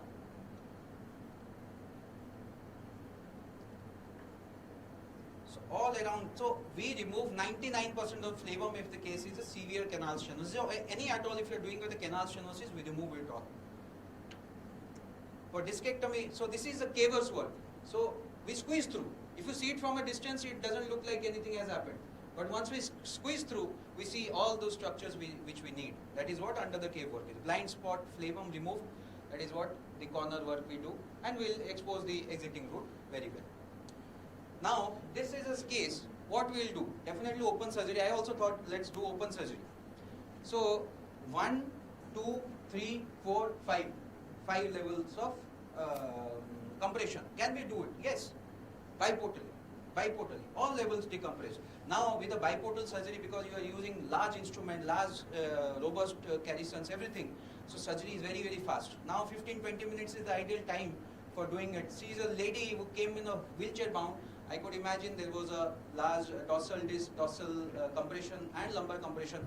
We did the same surgery biportally, all these levels. The patient improved immediately under the cave work with facet removal. All these levels we have done. So you see the post-operative, wonderful. Patient improved, wheelchair bound, improved immediately because you don't damage any muscle. So no post-operative back pain on day one. And that is the biggest awareness. We make them walk on the stairs on the next day. So all the relatives, all these patient attendants or other patient who are sitting, I'm sleeping on the floor, I'm sleeping on the bed and she's walking on the stairs. They immediately, some people even transfer from the other surgeon to us. So that is what we understand by biportal endoscopy. You see, this is a monoportal camera. You see the camera size? And all these are compromised with this walking instrument, making it a bulk. Now you see the monoportal scope, biportal scope, whole thing is a camera. So here you get a bigger pixeled image than the smaller camera. So you see better, you work better, definitely. And the camera, as I was explaining, the camera is, once you put the instrument in the monoportal scope, some of the camera outcomes are blind. But once you monoportal scope, you feel like some people are working side by side. So it becomes easier to visualize all these blind points of scoping. The same thing Dr. Rahul has explained. You see how magnified the scope is. Now you can see the RBC is moving like a train. I'll show you. It's moving like a train. So magnified it is. Once you see this magnification, you don't have to work, you won't love any. I am a trained monoportal surgeon, but I always change to biportal because of this vision. Another case we can see. So you see this scan and tell me what we can do.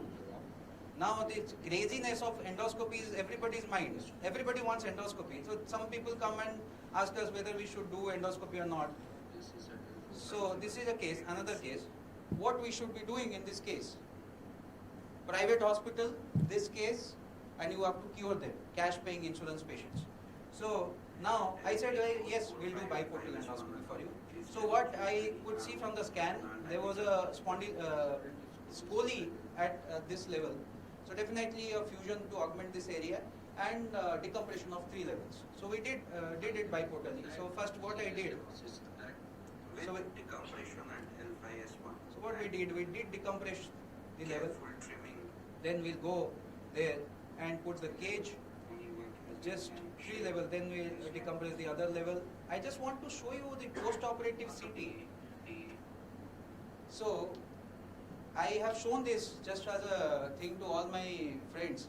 They said you have done an open surgery. From here to here I have done a hemilaminectomy. You can see now. From here to here hemilaminectomy has been done. Because that is what we need in open surgery. We need to hemilaminate. So that is all done in just 4 incisions for the screws. So fusion, decompression, 3 level. Very well done by biportal endoscopy. Other side we have done under the cave wall to clear out all the flavum. Patient was wonderful. So that is what we can do with biportal endoscopy. It is open surgery simulated inside but still ultra minimally invasive outside. So this is what under the caving. We have seen split calvarial graft. This is a split calvarial graft. We have reshaped the canal. Now you can see the thickness of the lamina. It's very thinned out, but still intact. The spinal lamina junction, everything is intact. This is what under the cave. So we canal, the image we have shown as a tunneler, this can be very well done. So this how we access all this thecal root and everything, that can be very well accessed. So the scope can go anywhere. So we can do this shoulder decompression. Discectomy from this one, that one, everything can be done. So this is a wonderful surgery which this patient has surprisingly has traveled from Bangalore to Bhubaneswar for the surgery. So now with all this doctor shopping, they know everything. They will come to me, tell me we are for surgery, and these are my findings. You don't have to look even. So he said, see, I have an extruded disc on one side, I have a calcified disc on the contralateral side. So can you do it endoscopically? I don't want fusion, I don't want, because they come for an interview. You don't interview them or consult them. They come for an interview because they have already interviewed 5 doctors. You are the 5th or 6th one for an interview. If you pass, they will give you a job. So we have to, I said we can do it endoscopically, let's do it. So this is a very wonderful surgery. You see, I found out the extruded fragment as he told. There is an extruded fragment on the ipsilateral side. So we remove the extruded fragment, that's a big fragment sitting on the one side. Then we moved to the second thing because he has told there is a calcified disc. We went there, we saw this calcified disc. This is a calcified rock sitting on the contralateral side. There was no exiting route, there was no traversing route. Surprisingly, I could not find the traversing route. So naturally, a surgeon will look for the axilla, the shoulder and everything. It was not there. So I started working on this rock. So I used to chisel, this is a contralateral side, this is the ipsilateral side, this is the contralateral side. So started working on this rock. So the rock was, I tried to move the rock. Then I thought, till now I could not find any root on the contralateral side. I thought the root may be absent. So I tried to fish it out. So once I fished it out, I could see some part of the root. You can see the root here. So it was completely fished out, which was compressed and pressed by the rock which was sitting there. So now, if you ask me, the exploratory capability of biportal is very much. When monoportal endoscopy is a target-oriented approach, just to target the disc and take out the disc, all monoportal surgeons will discuss about discectomies, discectomy. What about moving beyond discectomies? What about multi-level canals? What about fusions? Then what about a disc which is very big and migrated everywhere in the canal? Then this is the technique which can explore the canal like an exploratory laparotomy if at all needed. So you can very well see the contralateral shoulder of the root. Now trauma, this kind of trauma patient, now everybody is requesting, can we do it with minimal invasive way? So this is a trauma which was working, we did a decompression, we put percutaneous screws and decompress that area. So I'll show the thecal sac, how pulsating it is, nicely pulsate, because you can do a simulation of open surgery inside. If you believe my work will be incomplete, no.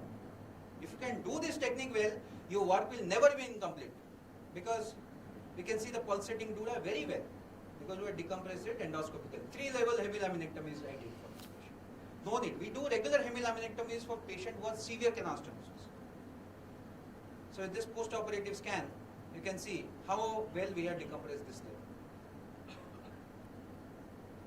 So we talk about how much facet to be removed. You see 12.9 mm, 12.9 mm. No change in facet because we undercave. We don't remove the facet, we undercave it, undershape it. That is why we preserve a lot of bone. This is what the telescoping is. Now this is the normal adult spine where the flavum is here.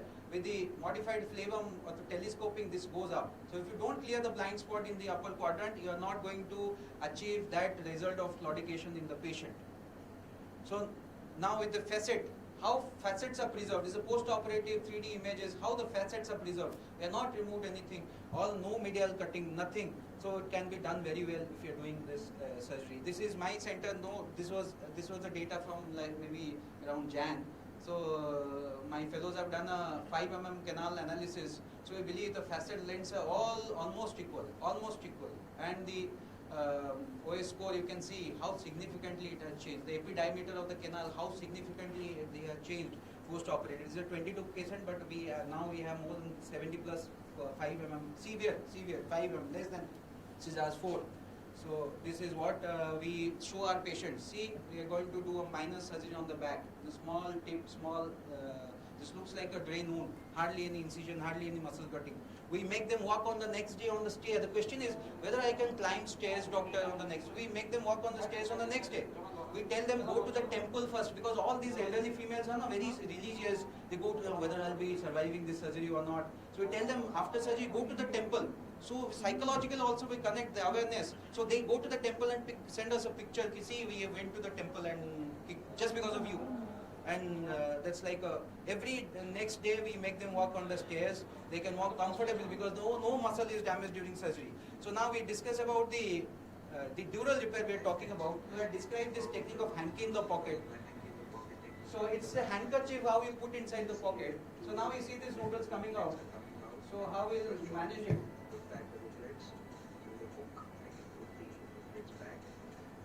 So the idea is this is the size of dural substitute, which is 30% larger than the size of the defect. So we put it like we are putting a handkerchief inside the pocket. First, one part is pushed inside, then the whole. This is like an inlay fashion we do sometimes with the endoscopic pituitary surgery. So this is like you put a handkerchief inside the pocket. So what is starting? Yeah, 5 minutes, sir. 5 minutes. Again we will go on the side. So once we put this, Very effective. So once the dural substitute put inside, this is a bigger dural substitute than the rent. Then we bring back the plasma, shrink the dura a little so that it holds in place and does not dislodge with the water movement or with normal movements of the patient. So So you can see how it is shrunken down It's like and a water completely switched off drainage. the deck. Because Thank you so whenever this much. CSF tries to come, this will float up. And when the CSF goes out, it will float. Are we live?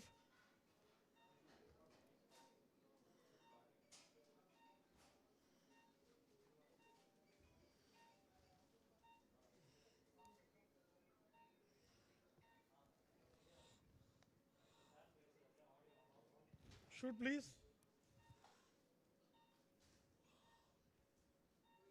Shoot.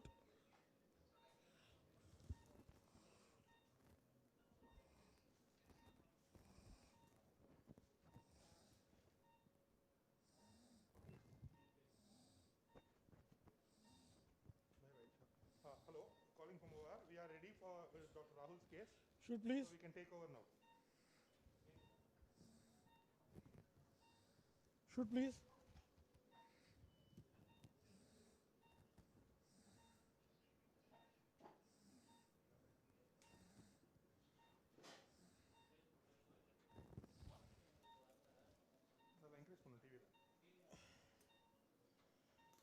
Are we audible?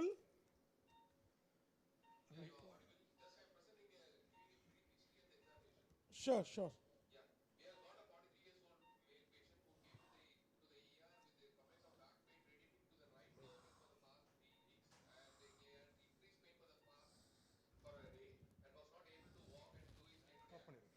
There was no bladder or bowel symptoms. On examination, his SLR was 40 degrees on the right side and 80 degrees on the left side with Bregout positive. He had a right EHL weakness. His EHL power was 3/5. This is the X-ray taken for him. Can I have the faculty to have a comment about the X-ray?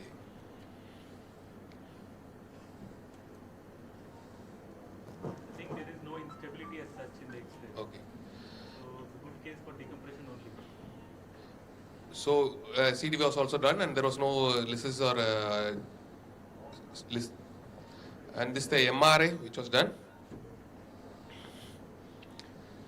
It shows a L4-5 disc.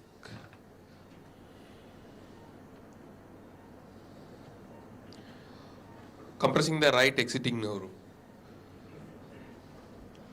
Anything to add on?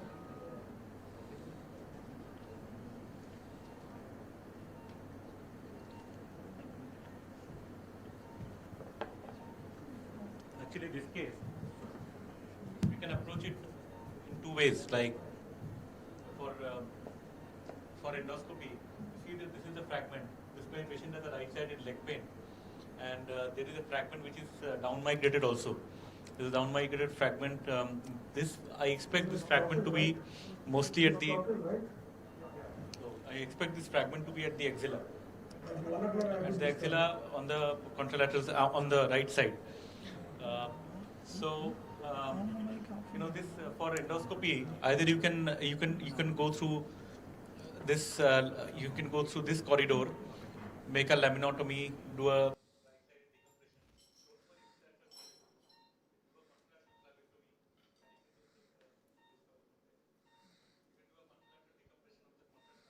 reversing nerve root.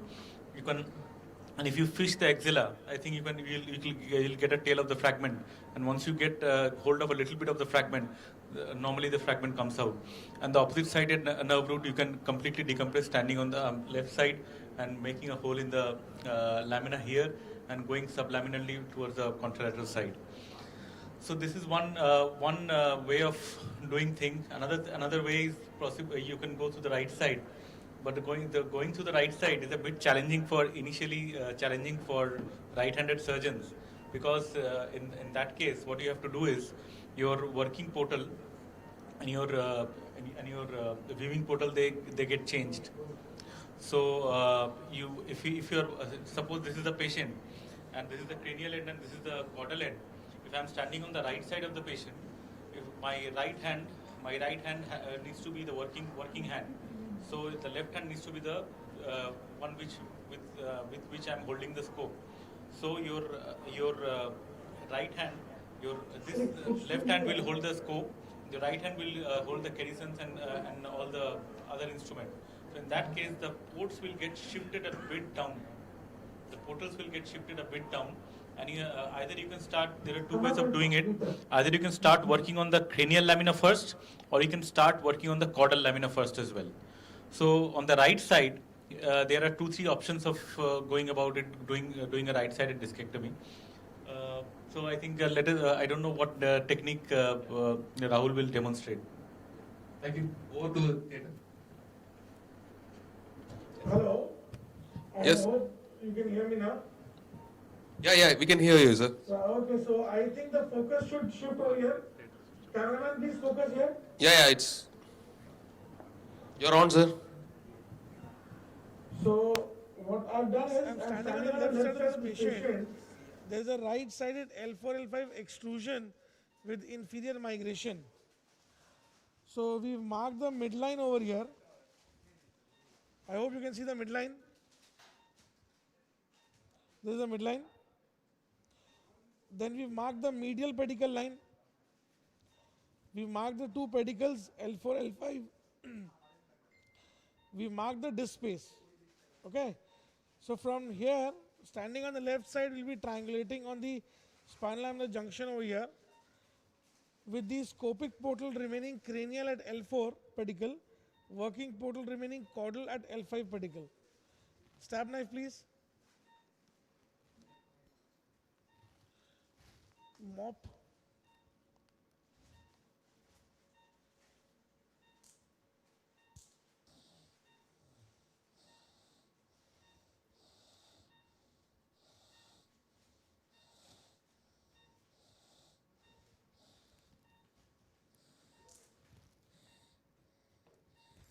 Shoot, please.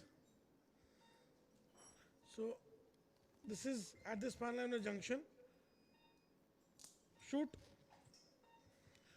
Dilators, please. थोड़ा SIAM height उठा लेंगे.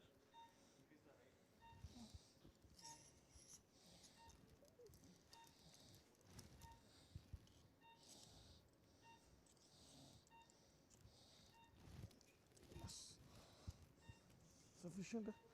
एक और.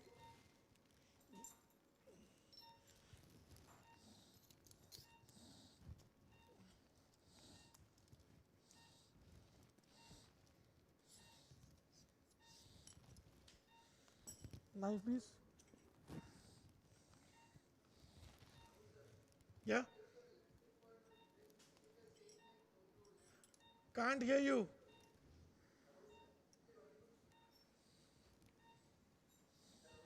Yeah. Yes.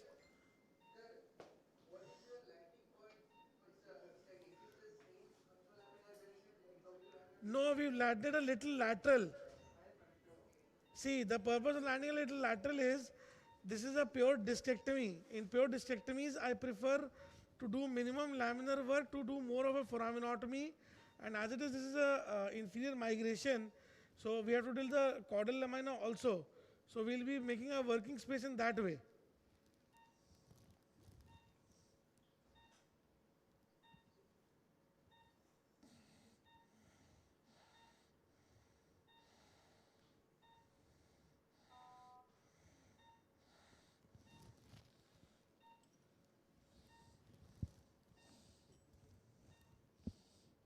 Shoot, please.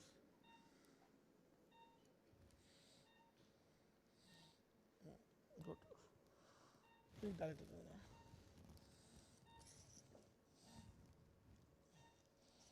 नहीं जाए, sheet डाल देंगे.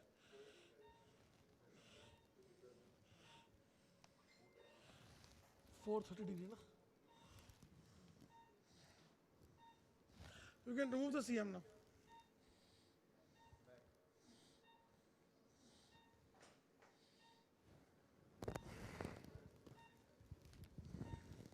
No white balance.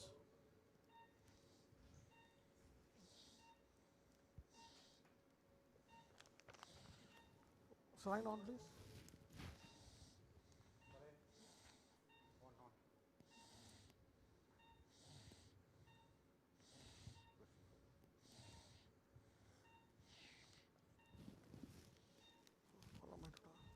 You need to elevate the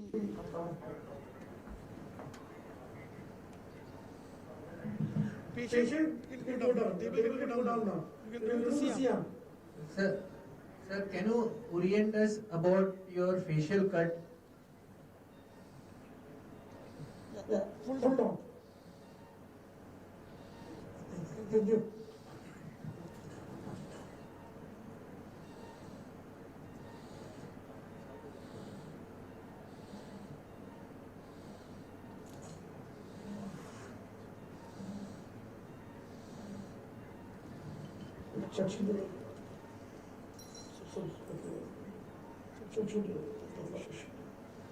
So we'll be using this semicircular sheet some of you were asking in the previous case.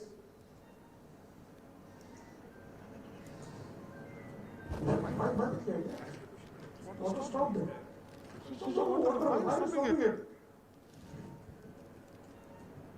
Dr. Satish sir, is it audible there?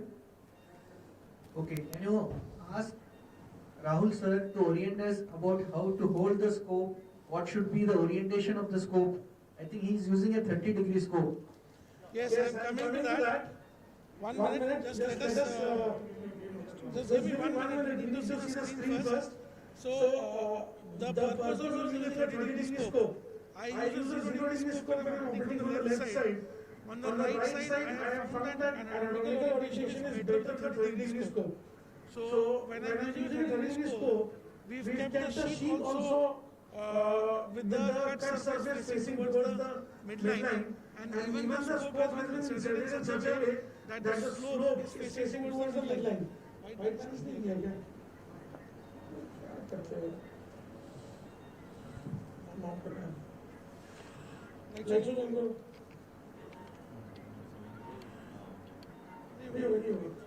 Somebody has to do.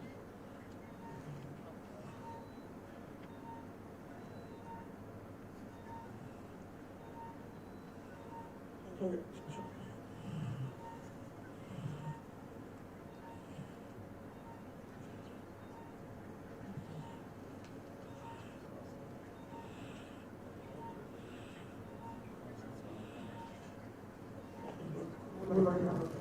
Footstep now.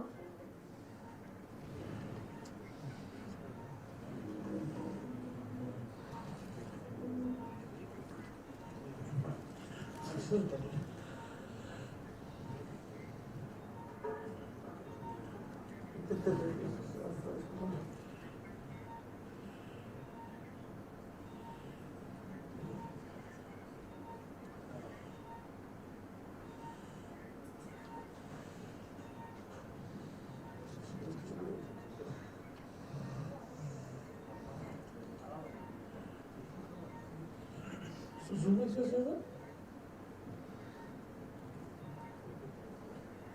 Zoom कर देखें, zoom कर.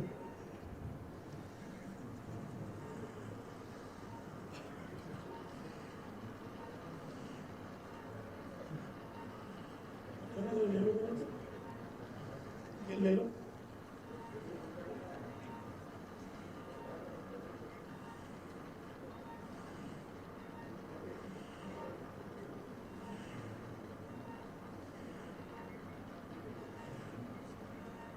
Just give us a moment.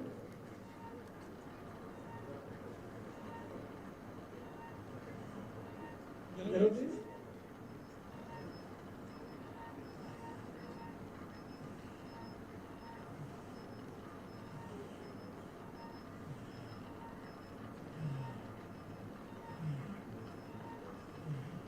Off. So how can I zoom out? Zoom it out and focus.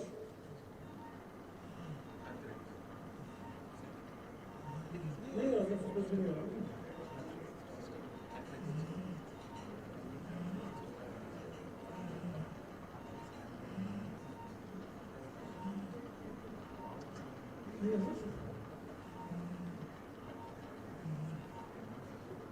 Just focus. So zoom out.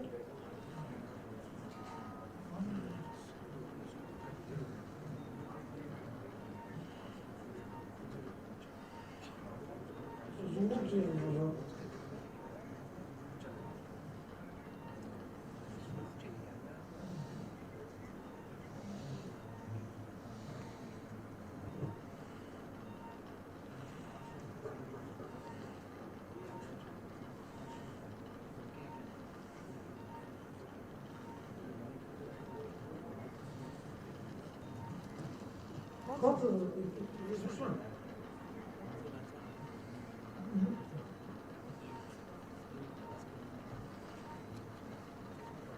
This is recording.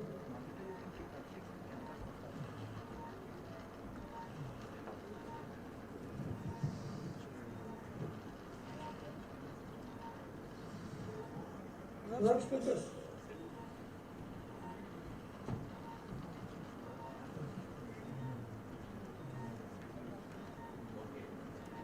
Sure. Go back. Let's continue. Actually, we're trying to zoom out because there was a V-shaped cut in your scope on the screen. I wanted to show that to people to give a better understanding. Can you please? Are you happy with the focus? So we are right now on the spinal lamina junction. Off please.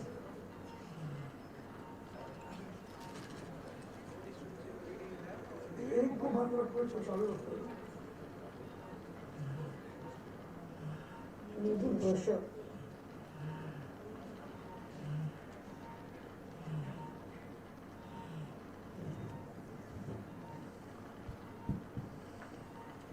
hello.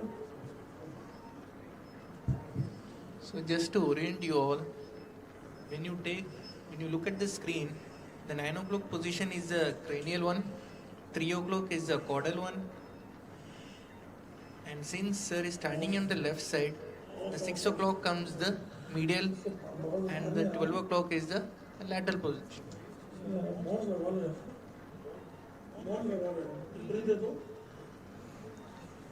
So what you see, that bone, that is a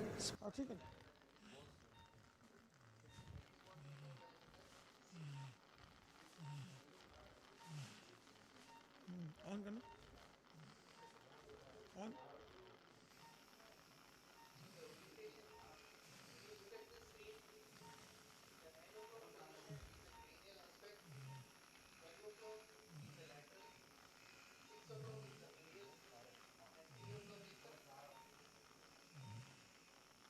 we are actually trying to drill the spinal lamina junction right now and move from the spinal lamina junction towards the facet joint.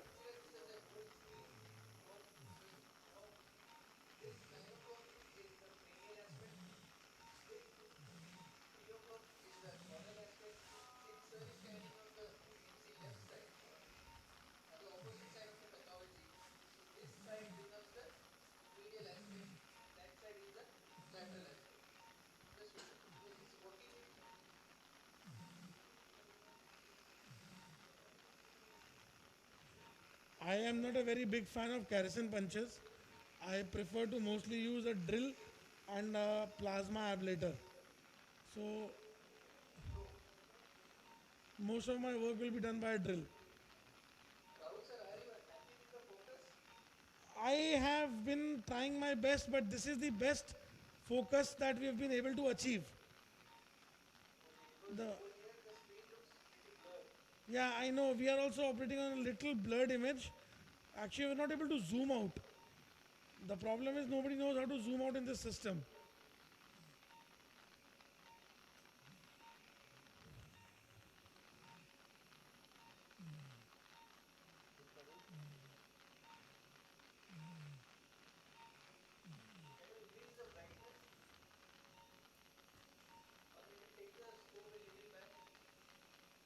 Is it okay now? Okay, so I'll just do a little focus more.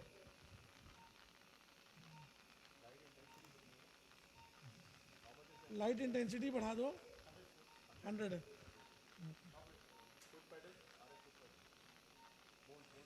Bones का foot pedal दे दीजिए please.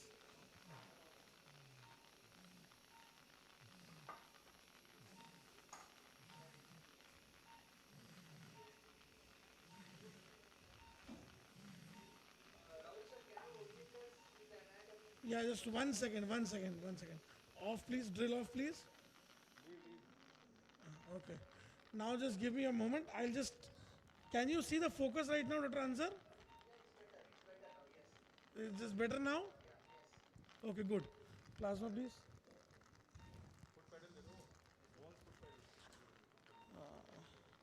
So, this is right now the 6 o'clock is the midline.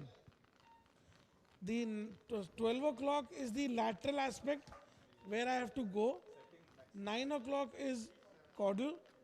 Sorry, 9 o'clock is cranial and 3 o'clock is caudal. ये setting ठीक है मेरे लिए, ठीक है मैं उत्ते पे करता हूँ. हाँ बस वो 7-3 कर दो, 7-3 कर दो. That's okay.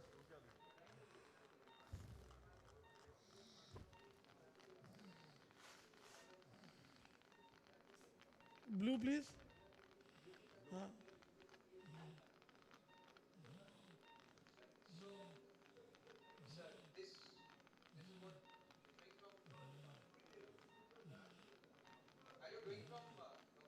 Yeah. Yes. Yes.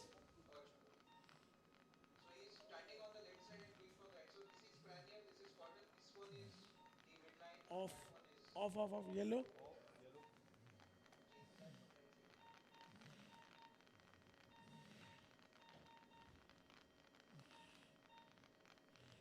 So this is the area of the joint.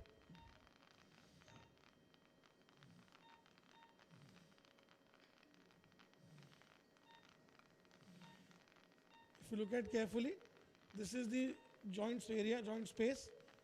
This is the IAP part. Off please.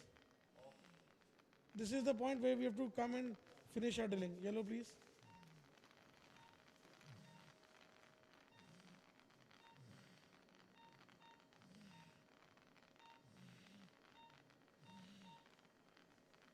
Off. Let's drill. इसमें ट्यूब लगा दो, पानी आएगा बाहर.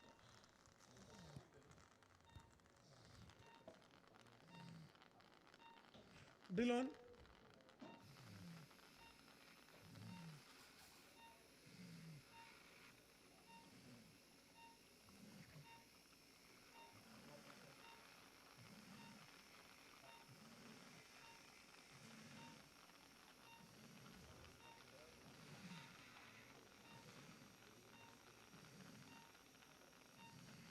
पानी आ रहा है, पूरा हाथ में आ रहा है.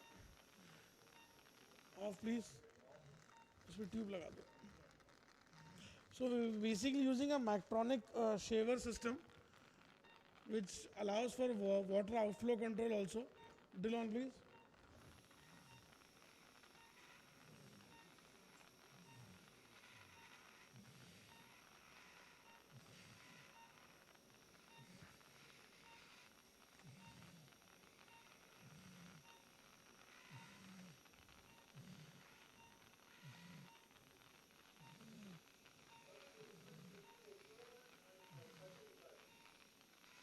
Now this is a cutting bar attached to a shaver handpiece.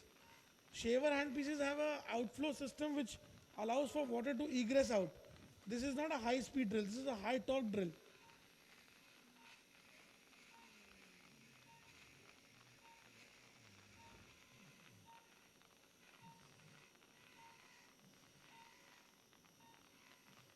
We are okay, sir. It's okay. We are comfortable. No, we are comfortable. We are comfortable. If the focus is okay for the audience, we are comfortable.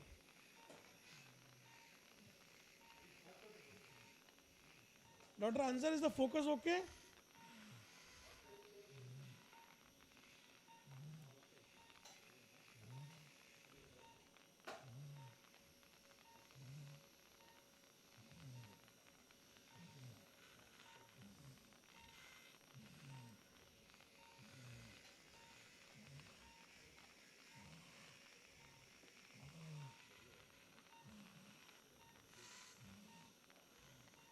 Off please. Plasma.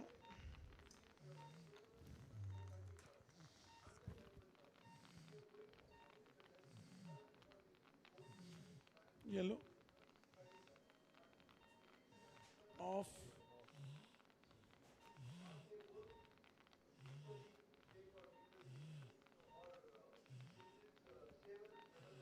Yellow. As long as the ligamentum flavum is intact, anything you can use. Use a Off. है bleeder.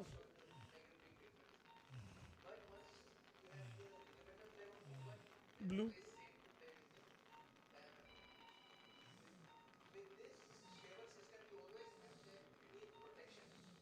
If you see the shaver system what we are using here is you have the middle aspect, behind the middle aspect you have a so really going to protect the structures. Off please. Yellow.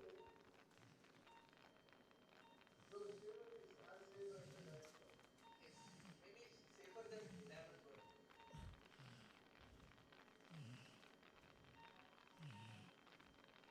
Off please. Using a shaver system here is because you have a code Drill. through which the bone dust can form. कहाँ से है You bleeding? can attach to it, you can just leave it outside. So this is a So pressure देना. the pressure bone dust goes off. But when you are using a diamond work, because of the increased Drill on. RPM, bone dust collects inside. You don't give too much pressure. Drill on. Drill, drill, drill, drill, drill. Protection, yeah, you have a protection slip beneath, but no, this is a completely different shaver system which we use for arthroscopic knee or shoulder surgeries. So that same system we are making use it over here. No, you have a striker also. You can get a striker shaver system also. Different console with a different handpiece.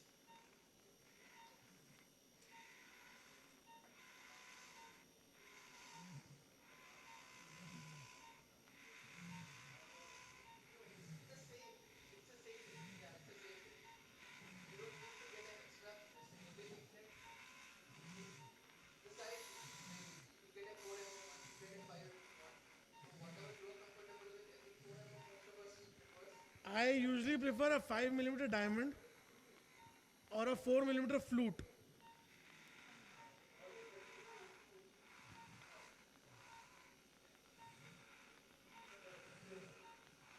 So what I want to ask is you have to use this arthroscope. When you Off please. started in initial phases, Plasma. it seems safer because it's got a guard underneath. But what on the arthroscope? So 4 mm is what you recommend. Oh, you can see. ये If you blue. use a 4 mm, you can Yellow. finish your burr or Yellow. drilling little faster because the size of the burr is 4 mm and if you use a 5 mm, it gets much bigger. So the time you consume to erase the bone is less because you are working with a bigger burr tip. Yeah. So that's the only difference. Otherwise, you can use a 4 mm or a 5 mm. Surgeons will use this. Yeah. Or if you don't have this facility, you can either Off. use your normal Medtronic Spinners burr. But only thing is that in open surgeries, उनका we focus use अच्छा है, अपना focus खराब work है. it at around 70,000, देखना 80,000 वहाँ RPM. कितना अच्छा दिख रहा है. But if इधर you फोकस खराब. start over here, because of the tissues pulling your tissues getting tangled, your vision will be obstructed. So what you can do is you can keep it at an RPM of around maybe 20,000, 15,000 or 20,000. Dylan. Then start burring with the normal like normal methods. But if you have this protection sleeve, then going contralateral under the K wall, everything becomes pretty much easier because you are very sure that you have a protection beneath. Maybe in the next case we'll be able to demonstrate to you how to use an osteotome to get under US sometimes or the O if you want the top or maybe we can do it how to do an under the K work.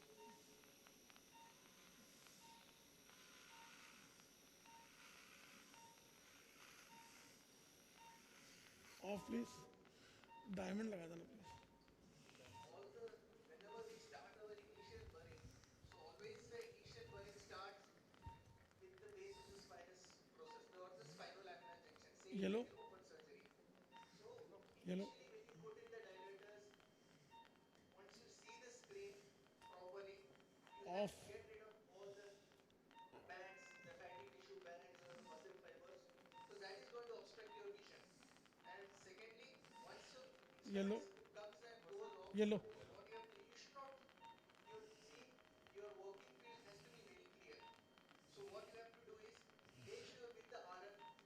Of please, उसका volume कम कर दो ना please.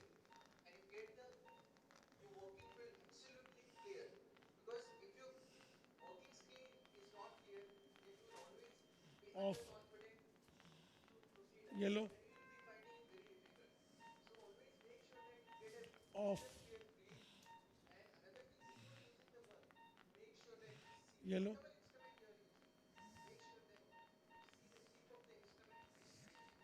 Off. Diamond.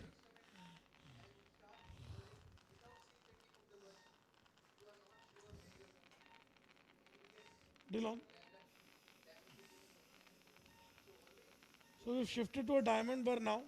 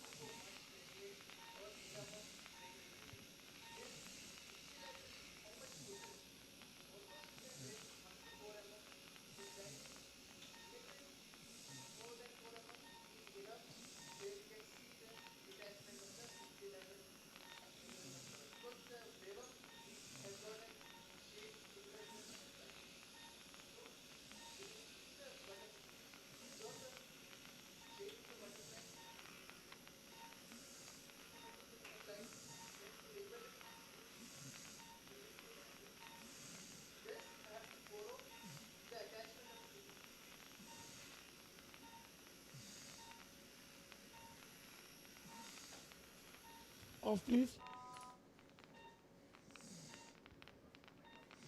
Dilon.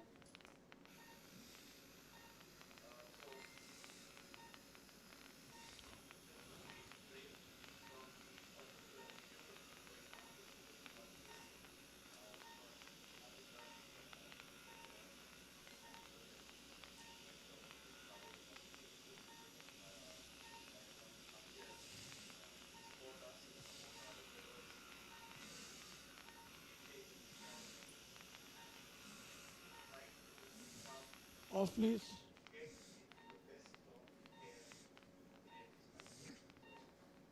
Dilon.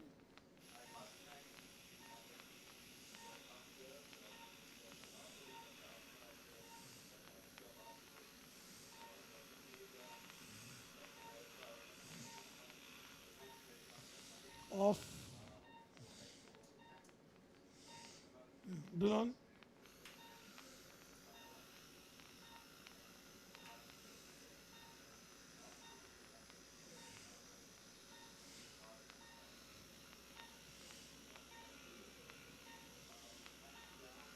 Off. Off brother, off. Sure. Calcium point इतना down बैठा क्या?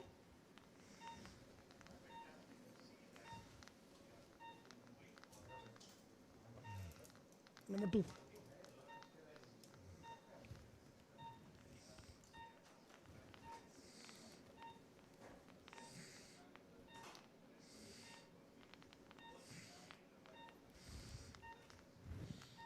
Rotatable calcium है नहीं ना? रोटेटिंग कैल्शियम नहीं ना, तो बस एक चाहिए था हमारा, एक ही चाहिए होता रोटेटिंग. चलो ठीक है, कोई बात नहीं.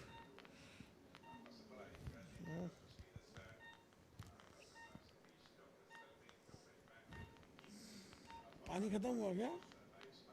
थोड़ा प्रेशर देना.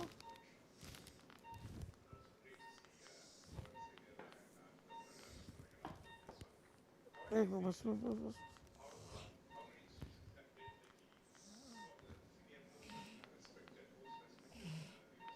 क्या हो गया?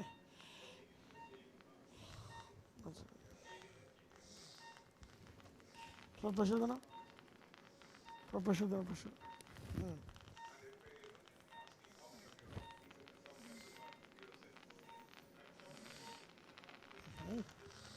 What happened? Nice, nice. Fascia कटा नहीं ठीक से.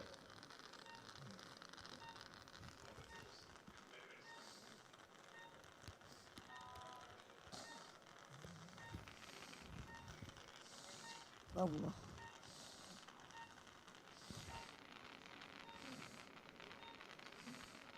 कहाँ जा रहा है ये? शीतल.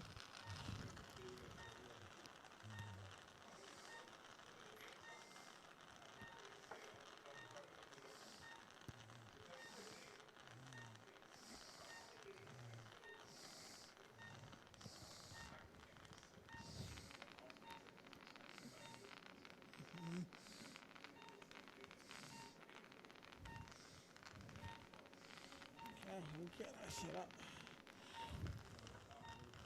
छोड़िए क्या? ये बेटर लग रहा है. ये थोड़ा टिश्यू आ गया यहाँ पे.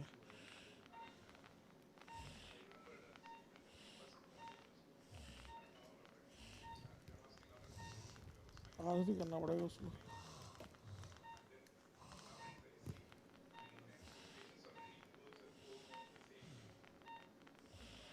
ये लो.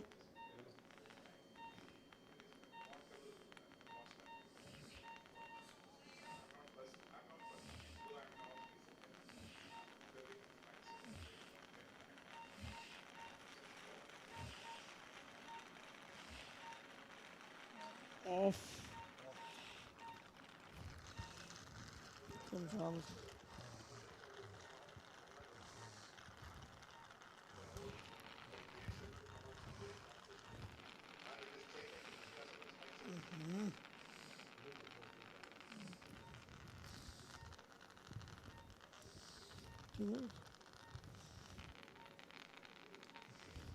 Yes.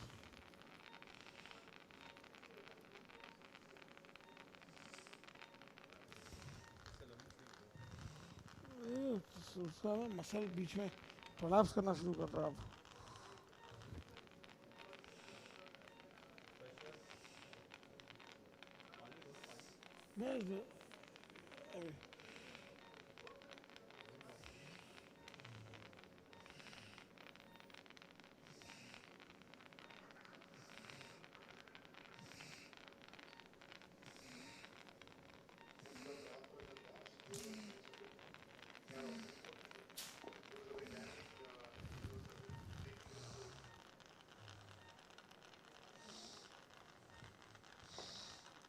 बस फेशियल इंसिशन का इशू हो रहा है और कुछ नहीं.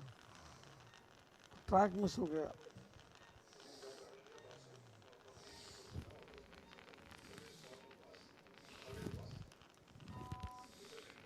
अब ठीक हुआ.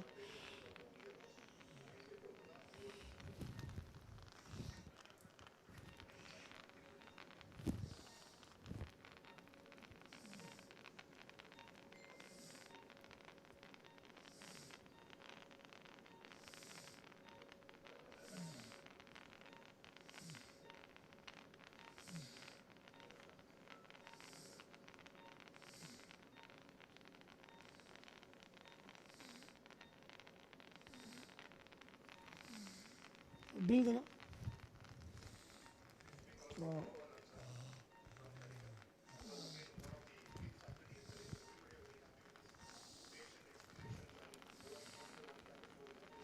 डील है.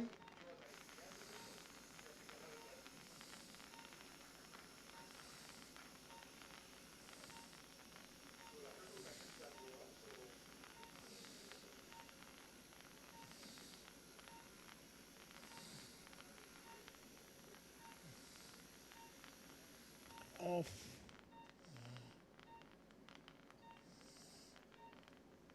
Deal on. Off please. थोड़ा प्रेशर देना. वो टिश्यू आ रहा है बीच में. थोड़ा फोकस मैं चेंज करूँगा तो उनका फोकस हिल जाएगा.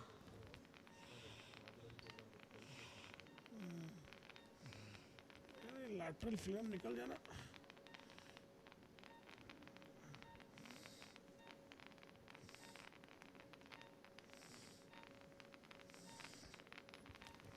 वो भी नहीं है ना, पंच भी नहीं है वो वाला, क्या बोलते हैं अपन. एक्शन.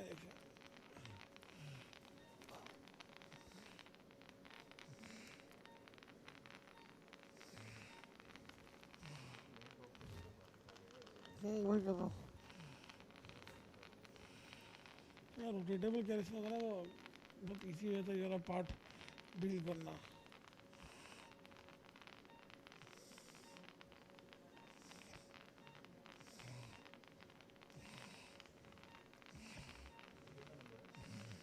दो नंबर है, जगह बन जाए ना तब 3 डालूंगा.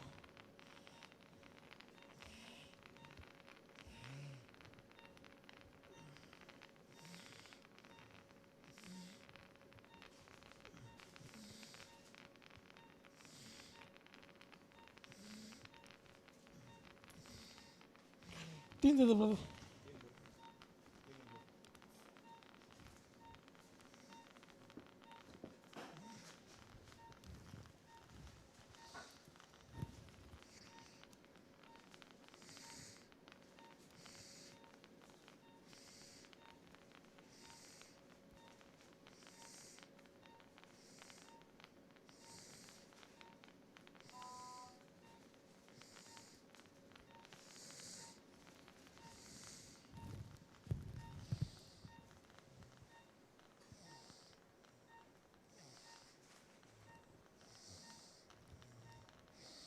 टिक ही नहीं पा रही अंदर.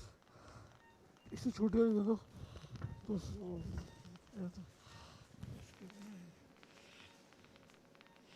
थोड़ा प्रेशर देना ब्रदर. बस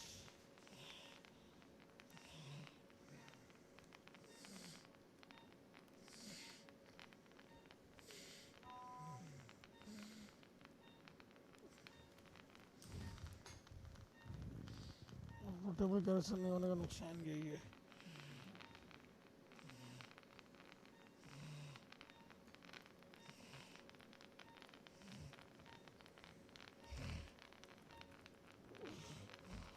हाँ बस थोड़ा सा बचा. पेशेंस ही तो साला नहीं है जिंदगी में.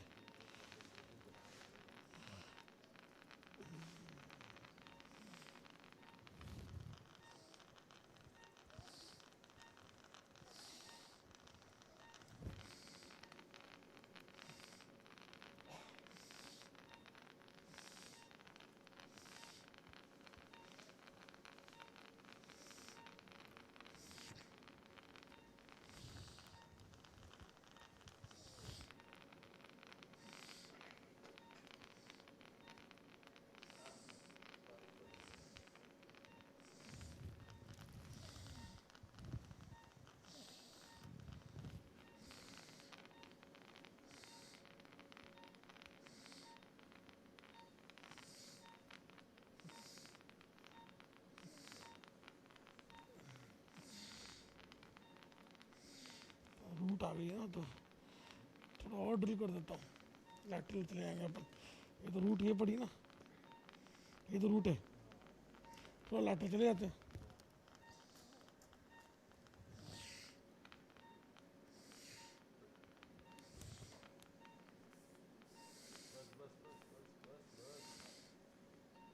Drill on.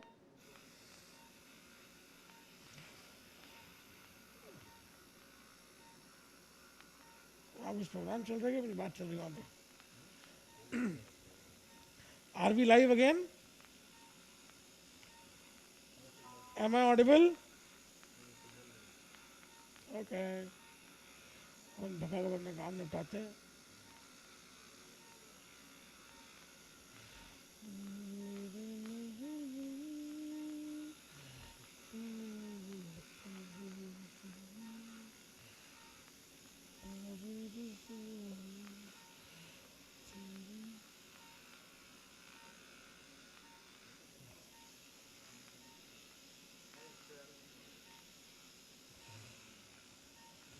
क्या नहीं है?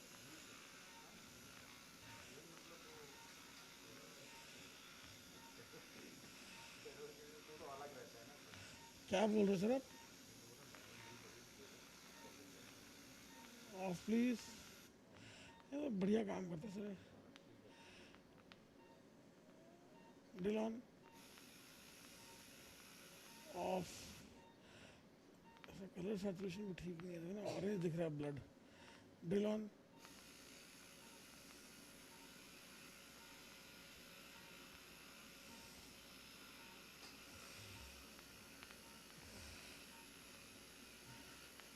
Of. Last plasma number, last 3 number.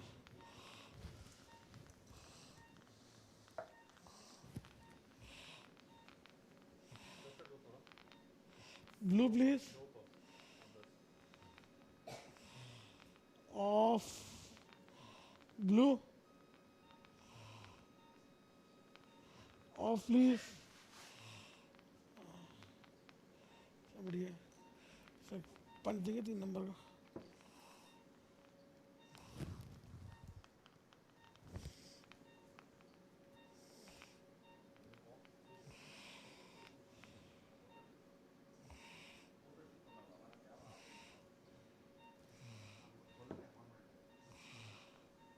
ये साइड वाला काटने में दिक्कत होती है. ऑन देना, ऑफ कोई बात नहीं है, छोड़ दो. लंच हो गया होगा ना सर वहाँ पे भी.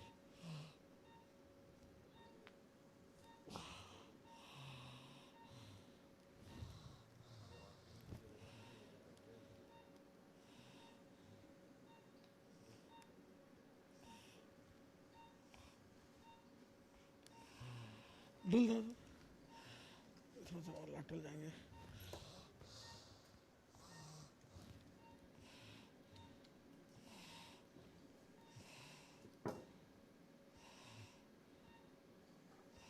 Drill on,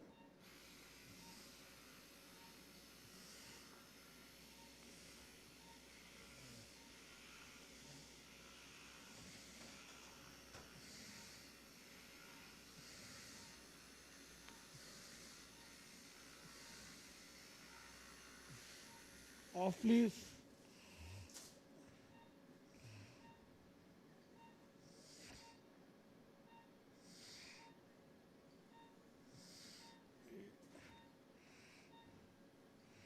Drill on.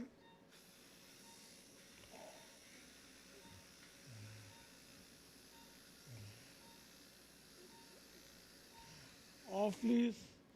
Plasma.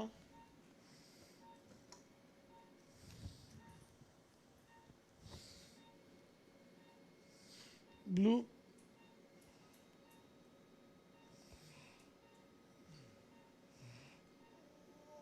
Off.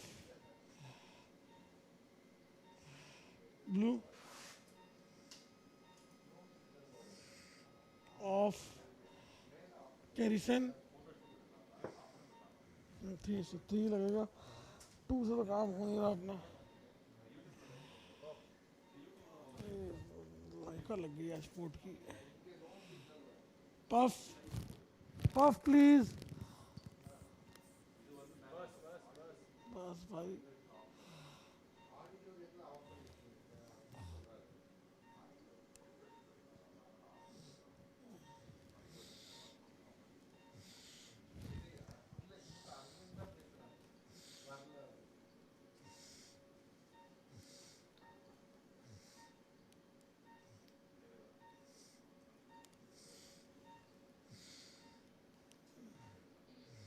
डिसेक्टर देना सर.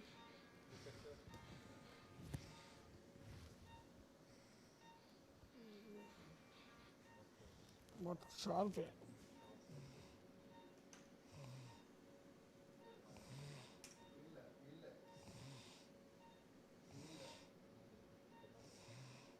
वही देख रहा हूँ कि एनालिस्ट तो नहीं कहीं.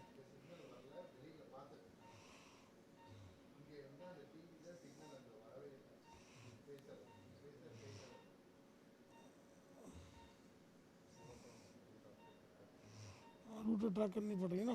थोड़ा डिले कर लेते सर. वो बेस्ट है.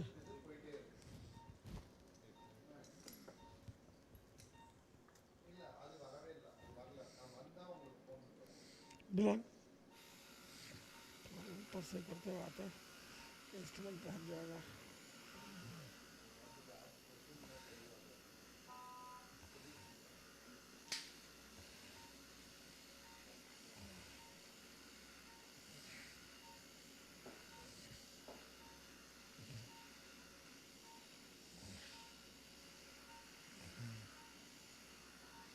Off please.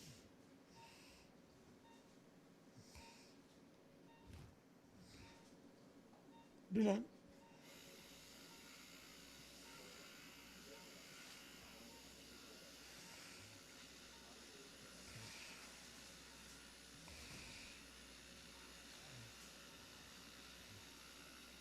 Off please. So pressure देना.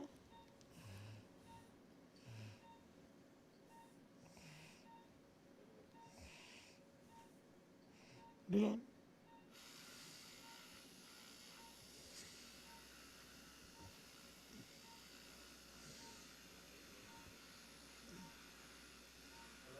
Off. कैसे बन ना फ्लेम है उसको खींच देते हैं, अपने आप ही आ जाएगा हेमिनेशन तो.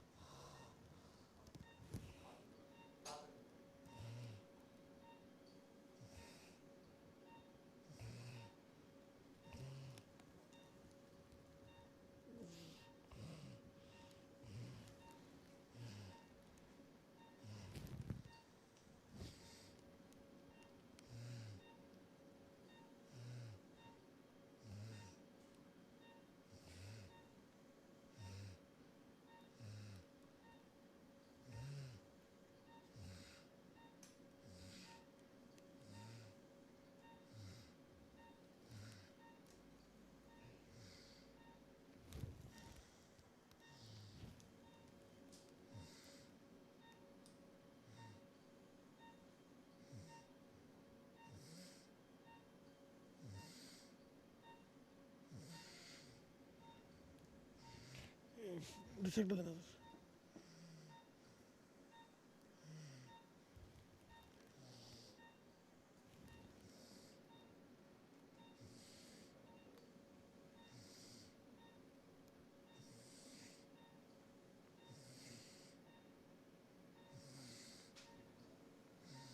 क्लैरिटी नहीं है सर विजन की आज बिल्कुल भी. ये तो हर्निएशन है सर नीचे. ये देखिए रूट जाएगा सर, ये पूरी ये रूट है. मैं तो देख रहा हूँ मैं कि वो जो है ना रोक देना सर, ना रोक देना.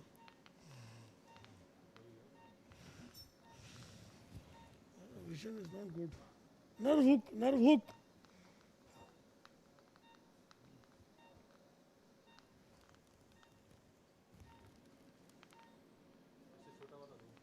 बहुत बड़ा है साला ये. लो डिस्फोर्सिव दिखता हूँ सर, पकड़ के एक बार. कौन सा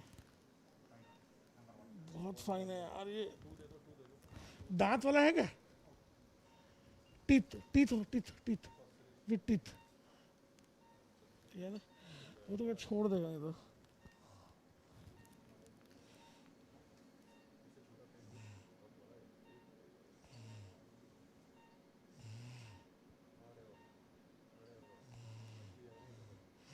कोशिश तो मेरी सर वही है.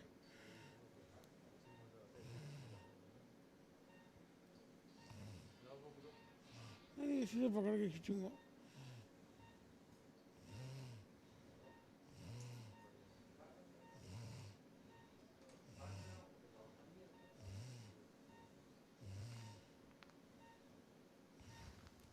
ये तो एक फ्रैगमेंट है, इतना बड़ा फ्रैगमेंट है सर ये.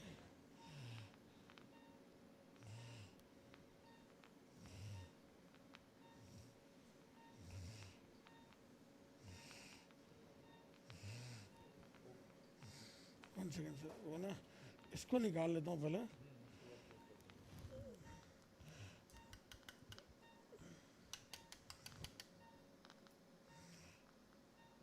एक और ट्राई मारेगा मैं.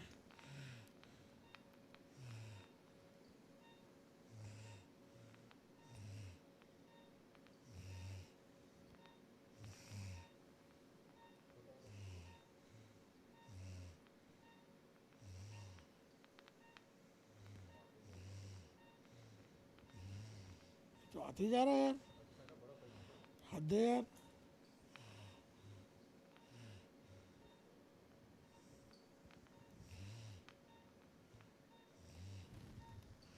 अभी और इतना ही बचा है सर. ये चीज़ तो इनको रिले में दिखानी थी.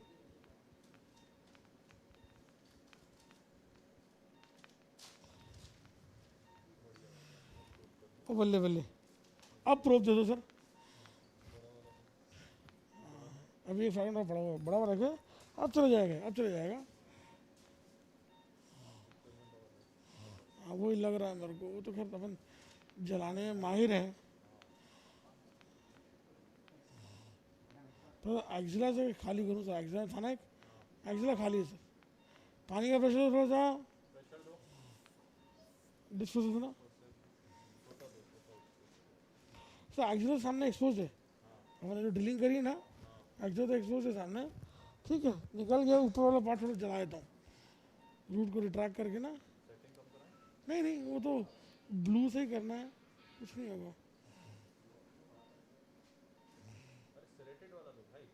छोड़ दो, कोई बात नहीं सर. अब मेरा प्लाजा दे दो.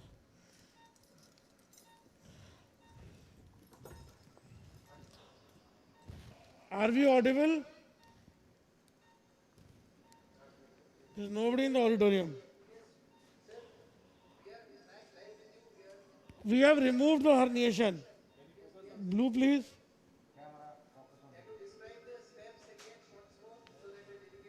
One second. Off, please. So, what we'll do is focus on the herniation, please.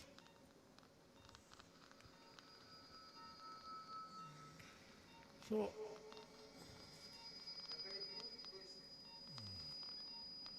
a huge disc came out in 3 portions. So this is the axilla over here. This is the root over here. We delivered the complete fragment. If you see, the anatomy of the midline has been kept intact. The complete flavum is intact in the midline. Only the lateral foraminotomy has been done. Even the bone work has been done very minimum in the midline. Okay? And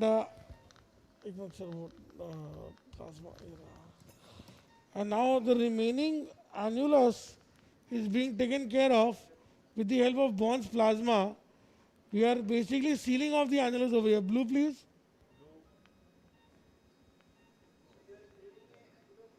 Yeah, something of an annuloplasty. Off, please.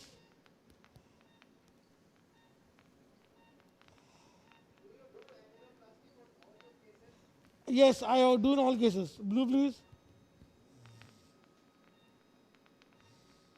Off.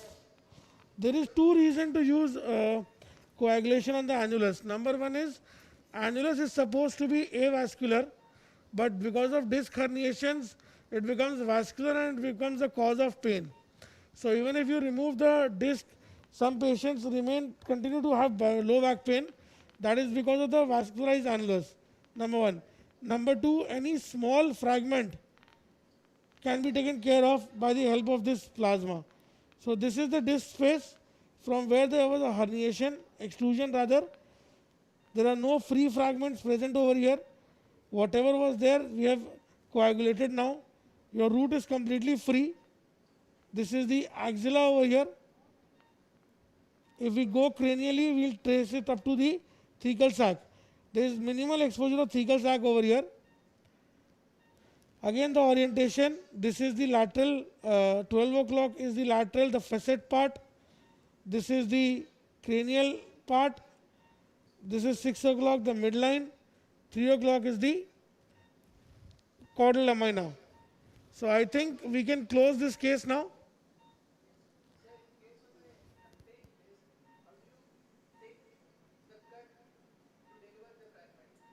I take the, show me the Indian knife please. In a contained disc, we use this.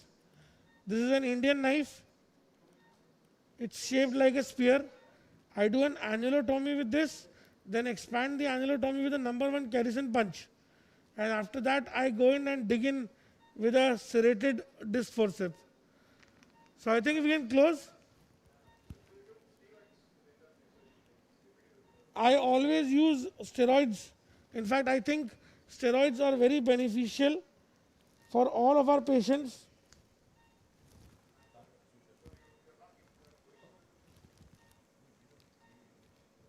I use a steroid, not right now, but in intravenous steroid. Vicryl, please. Not right now, not right now. Light source band karo. No, I don't use a drain. I don't put in a drain. Most of the fluid actually comes out and gets absorbed. Vicryl, can you do suture? You close it then. Okay.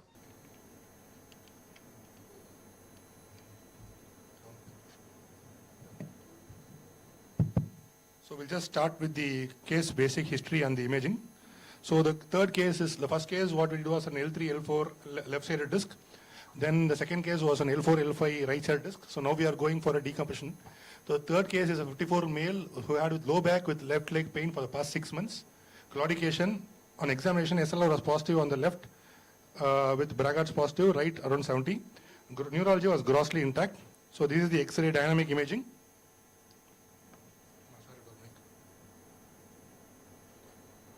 So Fanikaran sir, I would just like your inputs here. Hello, check. This is the history. So what is the claudication distance and duration? So 10 minutes. He is able to walk about 10 minutes, not able to climb stairs. And it's bilateral symptoms, so Yeah. only left side. No, claudication is both bilateral but left side more. Okay. What we see is if it is just pure stenosis, usually SLR is negative. Which, rarely you find an SLR positive because the moment they lie down there is no root tension signs. The fact that his SLR is 40, is there any recent worsening or is there a disc in addition to? Probably an added disc because the left leg pain is also more on now. So probably an added disc also. So this was the dynamic imaging. Not much of instability. Is there any standing X-ray? Yeah, I think, but I think they not put it here. But the dynamic imaging, this yeah. Then the MR imaging here.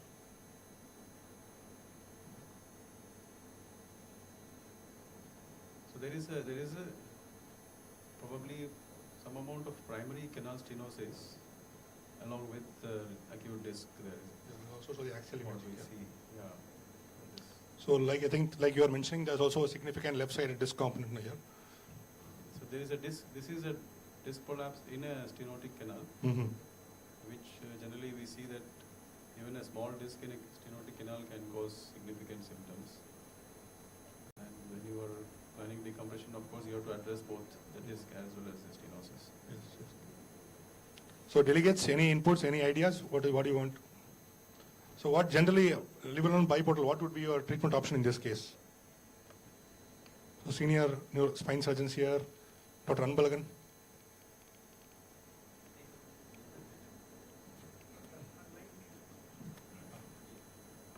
Include decompressive laminectomy and discectomy. Dr. Yogesh, your inputs? Lumbar decompression, okay. So anybody who would prefer an added fusion in this case? He is 55, no gross instability, wide decompression. Any need for any fusion here? Anybody feels like that? There are modic changes there, but if you look at the X-ray, seems to be fairly. Dr. Sengutul, any inputs? Nothing? So when you're looking at this, if there is, what are the things one would consider for a fusion is the disc height, the orientation of the facet joints, if there is any instability, any fluid in the joints. Those are the signs of instability. So there's a very good point Dr. Fanikaran brought up. These facetal fluids, there's an indicator of micro instabilities. How much insignificant is that, sir? That's what you want to emphasize to So anything more than 1.5 mm if you have fluid signal on the MRI and associated standing X-ray, we would do a flexion extension shows instability. In this case, the only thing which would probably make because consider fusion is the facet joint orientation. You see Yeah. the facet orientation is quite sagittal, vertical, which may, if your decompression Is even a little bit you go into the facet, it's going to make it unstable. you end up taking off more facets, then it can become unstable later. So that one needs to be sure of whether they can manage without destabilizing it. Sir, if this patient had only back pain with a significant facial fluid, would you directly advise surgery, or you would advise facet block or something to? So pure back pain, we always try all the conservative, irrespective of what's there on the imaging. We always try other conservative measures first, and it's very rare that we generally do a fusion just for back pain alone. It is rarely required. We have done a few, but it's very rare. Very rare. Probably refractory to all other modes. Most of the times it's for the radicular symptoms that we have to operate. In So this in case, I think it's fair enough to consider decompression alone, which if you can, but one needs to be careful not to violate the joints. Facet joint, this thing needs to be maintained. And moreover, it is the recent worsening of symptoms is more because of the disc than the stenosis itself. So I know now you've been doing a lot of endoscopic work, interlaminar decompressions and all. So what difference do you find, sir, in terms of the, let's say Dr. Ambragan told you would prefer a lumbar decompression and discectomy, which is a conventional open.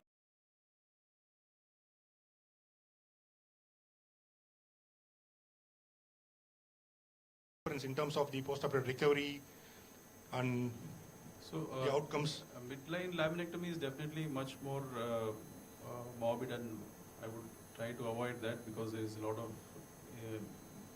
damage to the midline structures, the muscles, the scarring. Post-op back pain can become a problem. So generally, I think laminectomy for these kind of cases is probably out now with the minimal invasive options that we have. With in comparison to microdiscectomy and microdecompression to endoscopic, there is no difference in results. I think Dr. Yogesh mentioned probably the over-the-top, something like that. With over-the-top decompression, it is standard technique. Whether we use a tubular retractor or the endoscope. The results are, the long-term results are not much different. The only difference is the initial, immediate post-op period where there is some reduced pain and early mobilization. But the one factor is the acceptance of this for these kind of surgeries with endoscope is better for the patient. They are more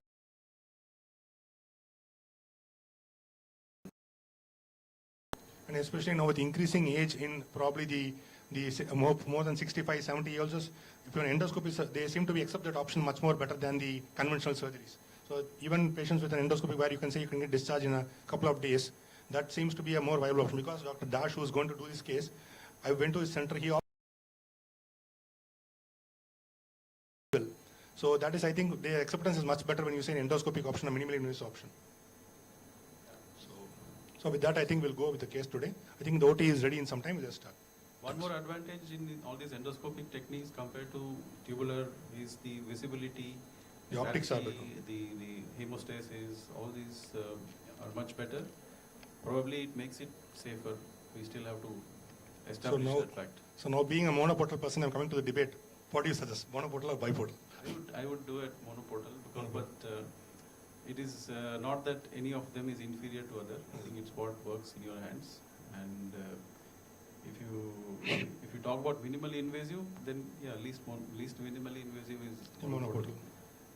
But I don't think there is any significant clinical difference in both. Bye. Thanks. So I think with that, we'll once the OT is ready, we'll go there live. Thanks.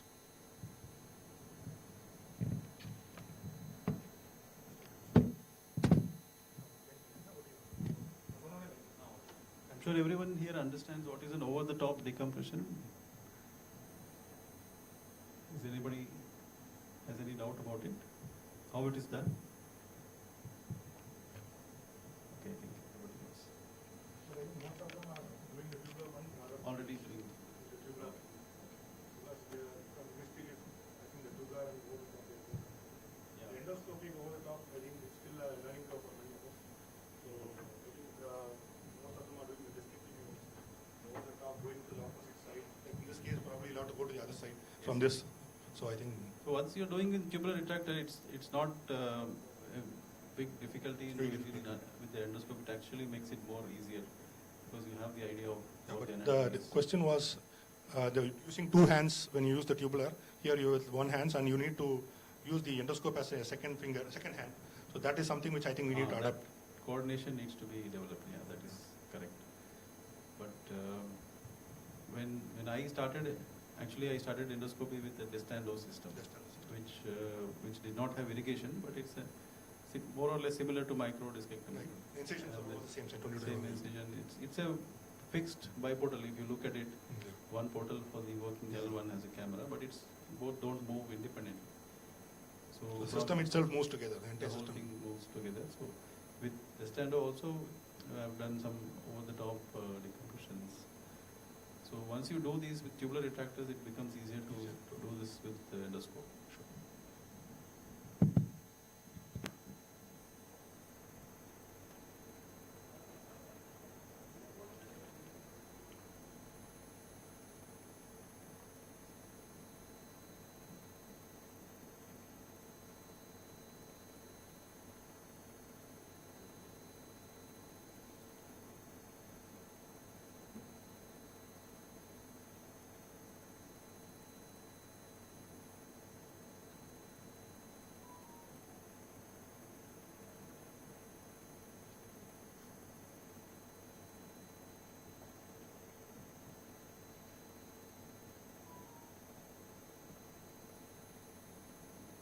Anybody using a Destando here?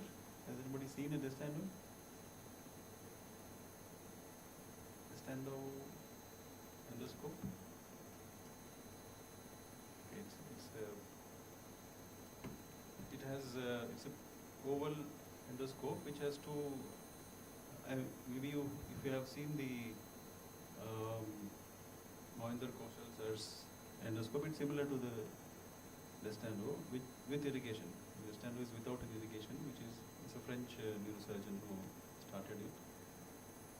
And probably Biportal is just an extension of that, where you disconnect both and use two bottles independently. Anybody is doing a uniportal endoscopy? No. You've been doing some uniportal.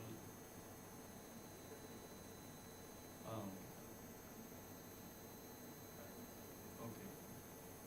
Which 11 mm? Okay.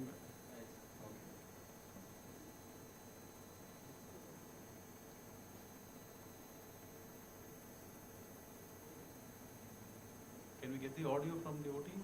Yeah, yes.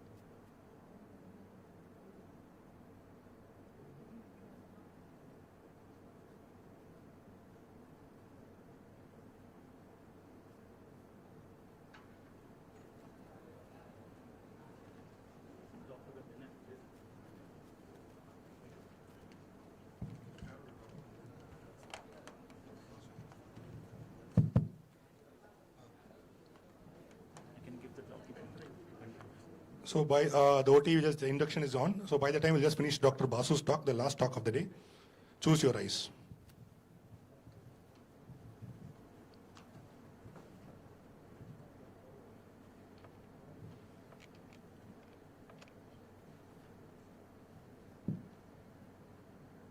So hopefully, in today's morning procedure, I was able to convey the basic concept of UBE, where you are trying to protect the multifidus.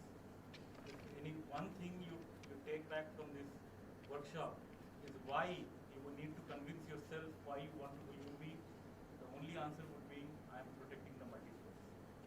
Otherwise, and also, apart from that, the first in my priority list, the first thing would be I'm cutting the multifidus less, so it is more minimally invasive than other procedures. And the second thing would be great visualization. Wonderful visualization, bloodless field, great visualization of the contralateral nerve root, of the ipsilateral nerve root, maneuverability, easy maneuverability. All these things are, these are extra advantages. But the basic thing why UBE was started, why UBE was conceptualized is to respect the multifidus muscle. Otherwise, you can achieve the same goals through other optics medium of surgery like microsurgery as well. Choose your eyes.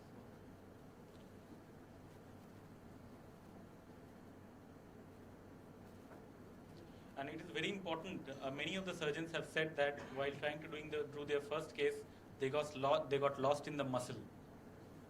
So yeah, if they got lost in the muscle, the only advice I have for them is get your first 2-3 steps right. Get the landing right. If you're not landing it right in the right way, you're bound to get lost in the muscle. And if you're using too much of RF to burn the muscle in the first few steps, and if you're doing too much of stripping, that means you're violating the principles of UBE. That means you are doing the surgery in a maximally invasive way that you would have done in any other surgical procedure. So I see many videos where a lot of stripping is going on. So I think that is, that is basically a lot harming the multifidus more than any other way. Right. So my topic today is choose your eyes because we've all graduated from being an open surgeon to a microsurgeon to an endoscopic surgeon. And endoscopic surgery is still evolving. And so the importance of our eyes is like what we want to see. We want good clarity of vision, we want good magnification, and we need to see all corners of the spinal canal. We need to go to the foramen, we need to go to the lateral recess, we need to go to the upper attachment of the ligamentum flavum, we need to go to all the attachments of the butterfly. If we consider ligamentum flavum as a butterfly, we need to go to all the attachments of the wings of the butterfly. So these are the three important, things while trying to choose your eyes or your optics medium when you're trying to do a spine surgery. So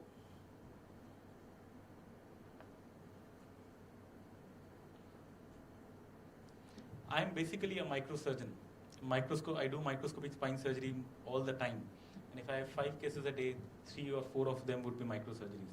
I do a very heavy volume of minimally invasive TLIF. And this is one of my standard cases where you could see that while reaching on the bone, I had to burn the multifidus muscle and a lot of muscles. And then I started with my drilling. And as we go along trying to delineate the bone, I have to burn the muscle and detach it off the bone. There is no other way. If you have any better way of doing this, let me know. I'll learn from you. Even if the tubes say that they dilate and they kind of remove the muscle from the bone, it is practically not possible. So you're damaging a lot of muscle, even with your smallest tube, 18, 16, whatever millimeter tube you're using. For TLIF, we need to use at least 22 millimeter or 20 millimeter tubes. 18, you'll always struggle. So this is a standard, the way I would do my MIS TLIF. I need to delineate the bony margins. I need to take away the flavum. And you compare these visuals to the one you saw in the morning or one you have been seeing in here.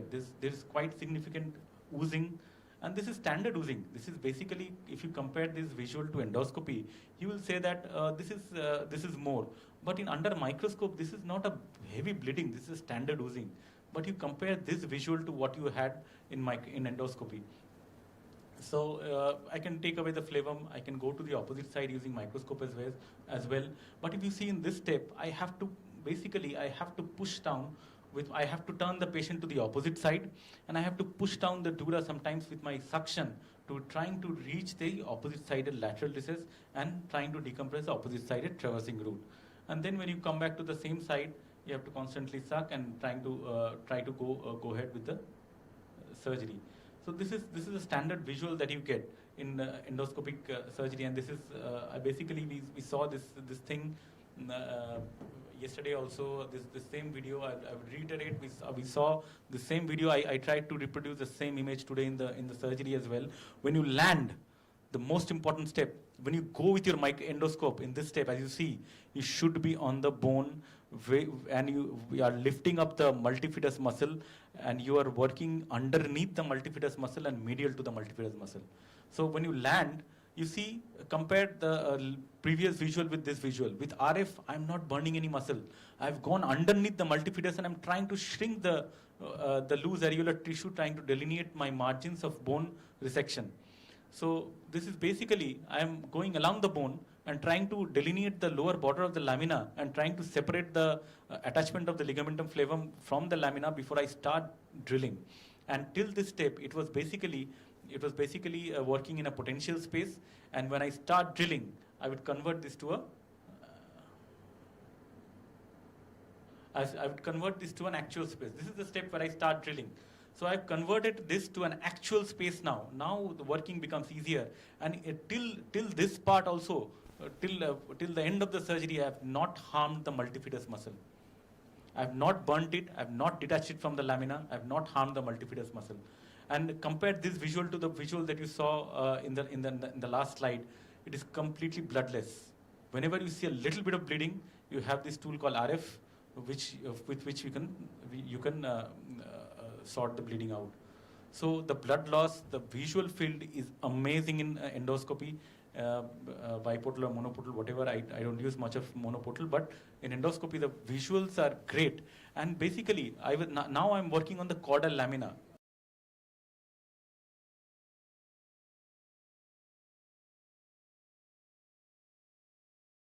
Wherever you want.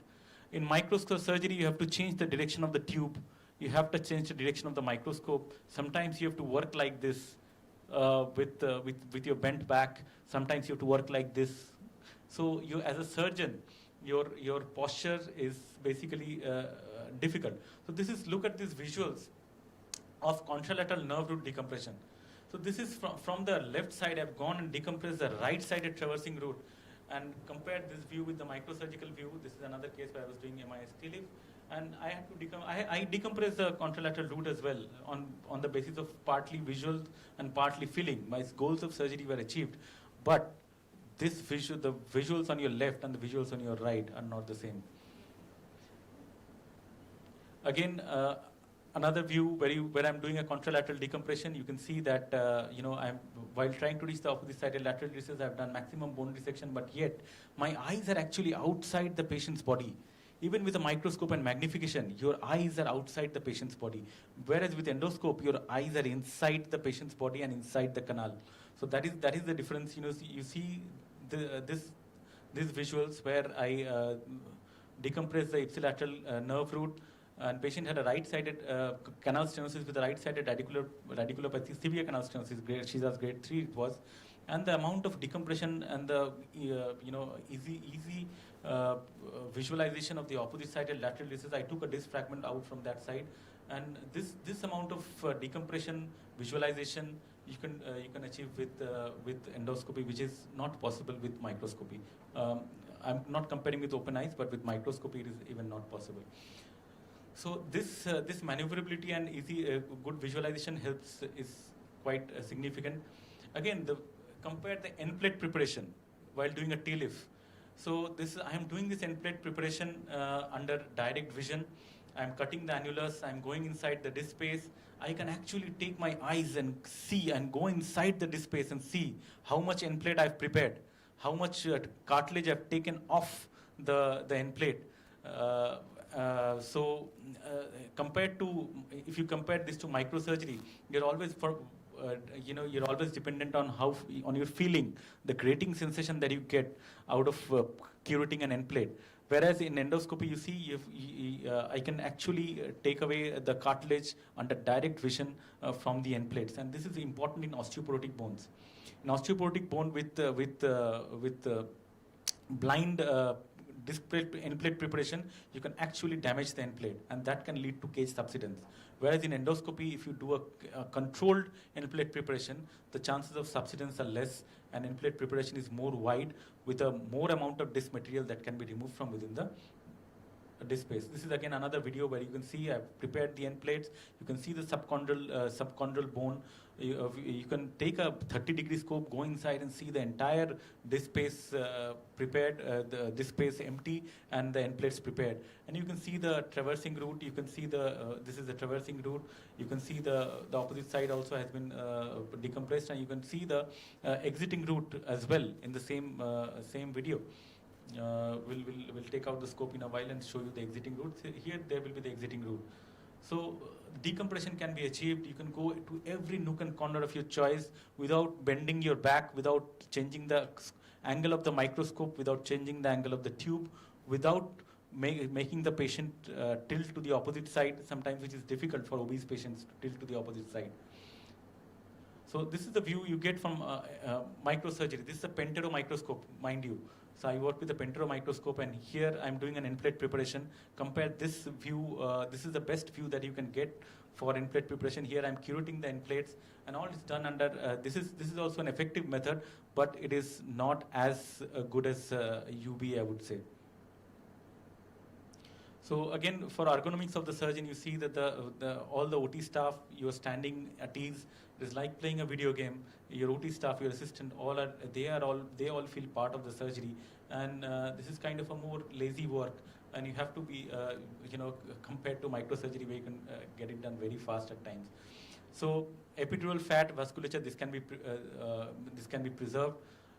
You see that you'll be surprised to see, with better magnification and visualization, you're surprised to see a thin layer of tissue over the dura that you can not identify under microscope, but in endoscope you can see actually. So this flimsy layer, and taking that layer off very carefully for severe stenosis can prevent you from making a dural tear or injuring the dura.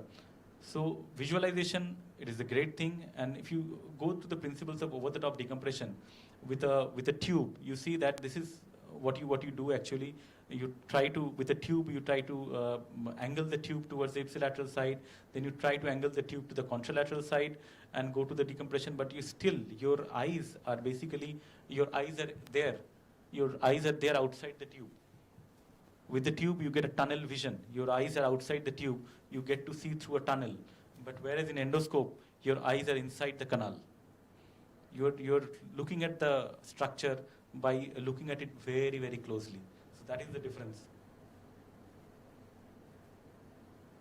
So hemostasis, again, you can achieve hemostasis beautifully in UBE surgery. This is at the end of the surgery where I've stopped the water flow, and I could check not even a little bit of blood coming out. And when I'm satisfied with this amount of hemostasis, I don't put in a drain. I just take the scope out. So even with the blood loss, this is again a 3-root decompression surgery where I've decompressed all the 3 roots, and at the end of the surgery, there is beautiful hemostasis achieved, and I can take out the scope, and this is basically a surgery with 2 stab wounds. So if you want to have a good visualization in UB, you need to have this fountain sign. We demonstrated the fountain sign very well in today's morning case.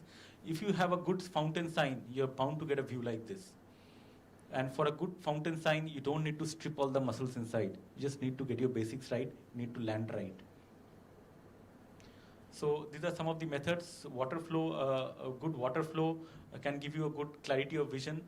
A good water flow, sometimes you need to increase the pressure a little bit and then use the RF to coagulate the blood vessels, and you can have a very, very good field of vision. Sometimes you can have bleeding which you can't control with your RF, and you can use the bone wax at times to control bleeding. Also, most of the bony bleeding can be controlled with RF, but bone wax also, you can use the back of the RF to use bone wax to apply bone wax. And so thanks for your attention. Thank you.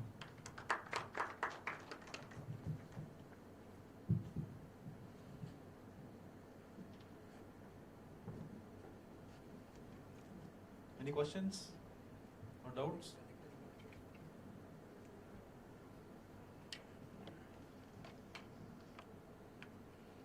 So one word, one sentence for the conference: respect the multifigures.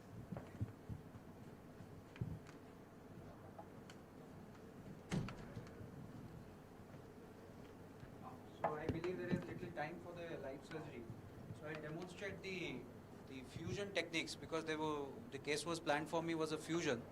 So we'll see how fusion is different from an open perspective, how fusion is different from a MIS perspective, and what is the advantage if at all you are doing fusion, then why biportal is much superior than other techniques. I'll just describe my experience of doing the surgery.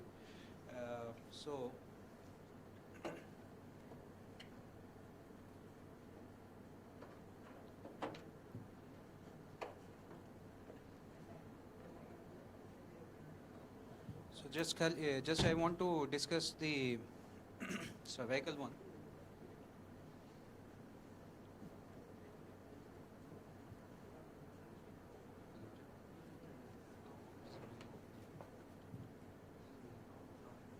So this is a cervical PIVD, cervical canal stenosis with flavum hypertrophy. How we do cervical also, same easy technique.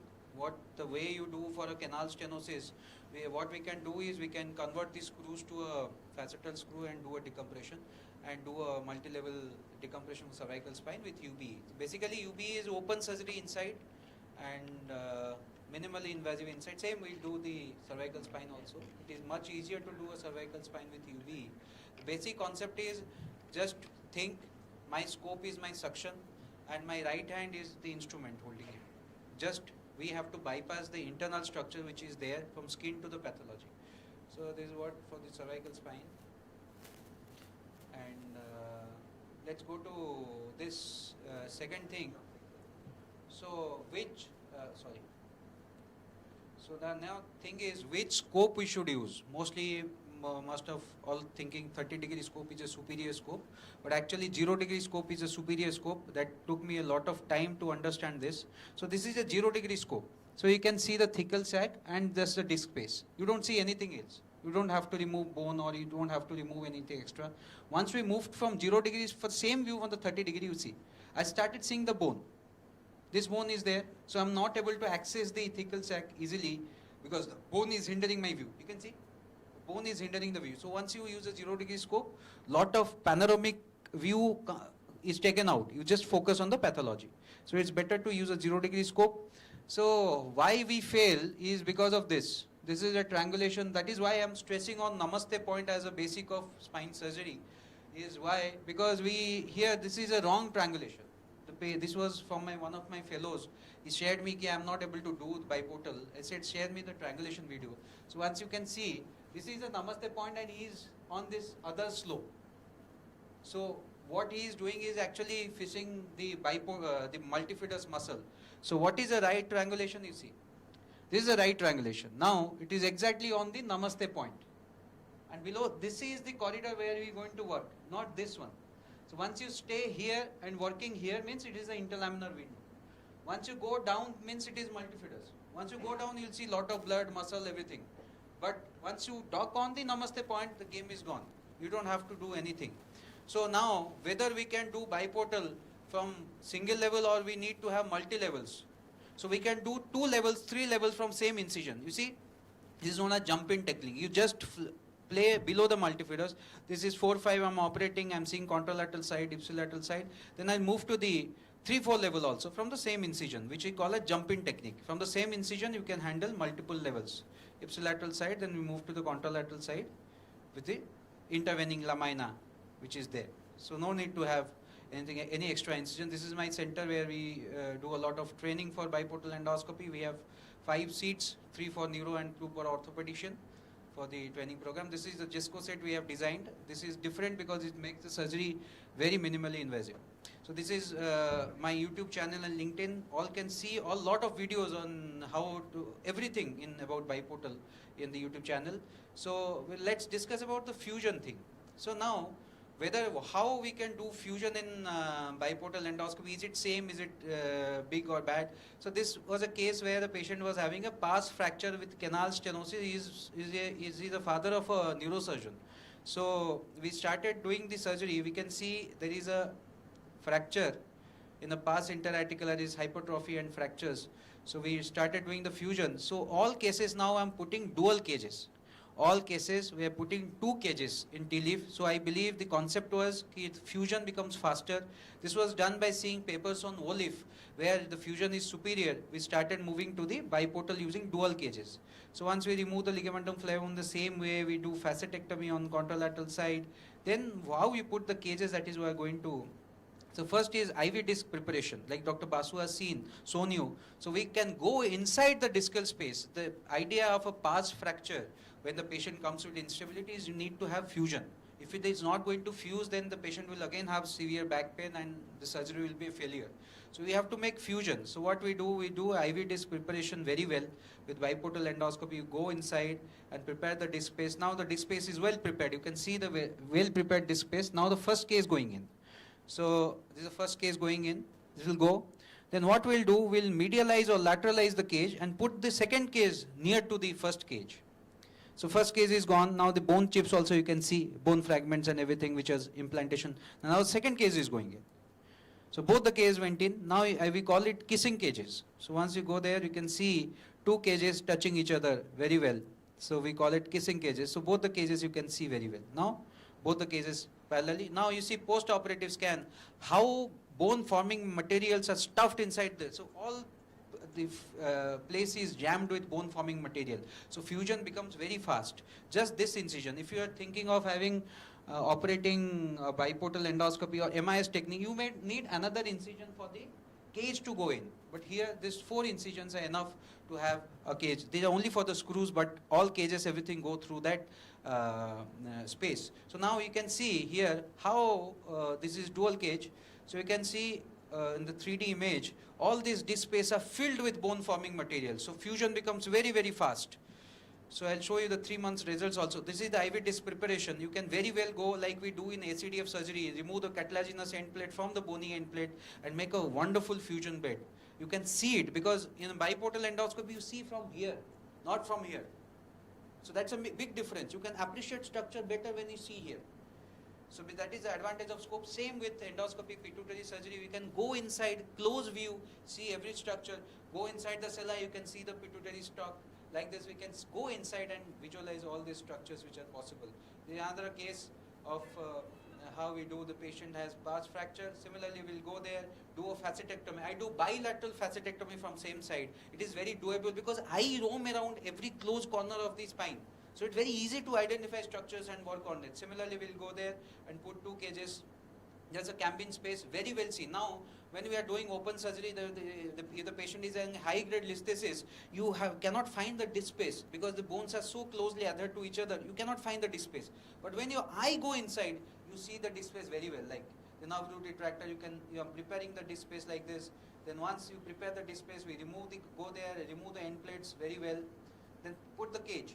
First cage going in. Similarly, we put 2 cages. I tried to simulate the same technique. Surgeon is same. Surgeon was me. And I tried to simulate the same technique with open surgery. It was very difficult to identify structures. It was very easy when I am doing biportal endoscopy. The surgeon becomes same, but things are different because you are adding a technical advantage of a scope and water medium. So the first cage has gone in. Now once the first cage is gone in, I'll try to mobilize the first cage and put the second cage after some time. So first cage is mobilized. And I'll put the second. I'll create a space in medial to that, and I'll put the second cage. So how space is made, how widely the spaces are made, how clearly we can see everything that we can see. So second cage will go in. So now both the cages are inside. So you can very well see the images, and this is the post-operative scan, which all alignments has been done and all stuffing has been done. So you see how it looks dual cages. It looks like 2 cages very close to each other. So this is how they put the cage in a dual cage, end plate preparation done. Then if you put the first cage, so this is a paper we have made for the dual cage technique. So where we are able to points the technical advantages of dual interbody fusion. So this is a 3-month post-operative scan. By looking at this, do you believe this is a whole if cage has been put? You can see how much space we have from pedicle to pedicle, strength has been taken care. All this strength of pillar from there to here has been taken care. So if the wall falls, it will never fall. So you can see how the imprint of the cage is here from here to here, and you can see very well appreciate the fusion at the end of 3 months. The fusion is happening, everybody can see. It's a 3 months post-operative scan. In another case, You can see the 3 months post-operative scan, how the fusion is happening. So it is a beautiful technique. Now, is this case, can we do it endoscopically? So very well done, very well, can all fusion, all difficult cases can be done biportally. So you can see how from this is a 4.79 height of the canal, now we can augment it to 9.64 mm by putting a 10 mm, 11 mm cages. So the foramen height is jacked up and all the work has been done. So this is one other case of high-grade listhesis. So when we started doing high-grade listhesis, we could find some amazing educational material when started doing so you can see there is absolutely no gap between the vertebral bodies, no gap. So basically all we'll think, we'll put a contralateral screw and try to distract the two bodies and put the surgery. This is how we do an open surgery. No need. That is what we can do with biportal. You can do bilateral facetectomy, a thing known as, though I am a neurosurgeon, some of the orthopedic concepts like simulation of fracture, if you are dealing with a older fused malunion of any bone, what we do is we refracture it and again realign it. Like that we can refracture the segment and realign it. When I try to go there, I could see a lot of changes which is different from a normal grade 1 listhesis. One thing is the interspinous area is completely changed because of severe compression. The interspinous area is changed. So what we did was try to do the facetectomy.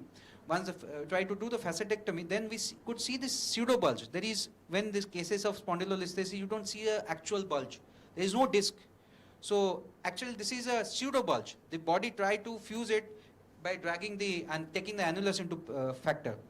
Another finding we could find is, we always do decompression, realign, but another finding which you could find is the scar tissues produced at the exiting root whenever we try to deal with a high-grade spondylolisthesis, because whenever there is a continuous hammering movement of because of dynamicity of the listhesis segment, what happens, the exiting fragment, exiting facet hammers the root always like this. So what happens? Lot of scar tissue are produced around the roots. So that is the reason why in a long time, once you have a listhesis 20 years back, now we are getting back pain as well as leg pain. That is what the reason. One thing is your facet drags the root, exiting root, and second thing is the scar tissue are the reason why the patient gets radiculitis. Even if you operate, this is not going to improve the radiculitis because the scar tissue still remains. Now you can see I can remove the scar tissues because the vision is so good with the saline irrigated channel. You can very well see this. So you can appreciate the scar tissue, which I could never appreciate when I am doing an open surgery. So I can go there, I can reduce this the area, and you can see surprisingly in high-grade listhesis and spondylolysis, the cambium strangle is very small. So in those cases, naturally, if you are doing open surgery, you cannot sometimes see the exiting root. But here you can see the exiting root from very near perspective. So you can see the exiting root, the traversing root, and you can see the narrow space for the cambium strangle. So we did there, we tried to mobilize the cambium strangle and went inside. After going inside, I could see the walls are not parallel. You can see the walls are not parallel. It's like wavy end plates. The end plates are wavy. So in a wavy end plate, if you try to put a cage, it is not going to snugly fit to the end plates. So we call it Grand Canyon sign. It looks like walls of the Grand Canyon, which are very wavy.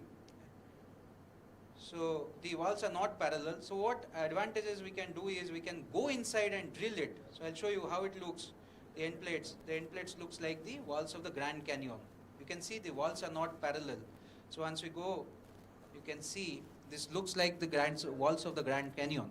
So we go there and we'll go there and drill this body. The body try to fuse it in a malunion fashion. So what we do, because these end plates are not, they are thick cortical bones. So we try to drill it and make a good space so that these screws can sit there. So now the walls are parallel. So this is one important sign, so you can put the cage and do the fusion.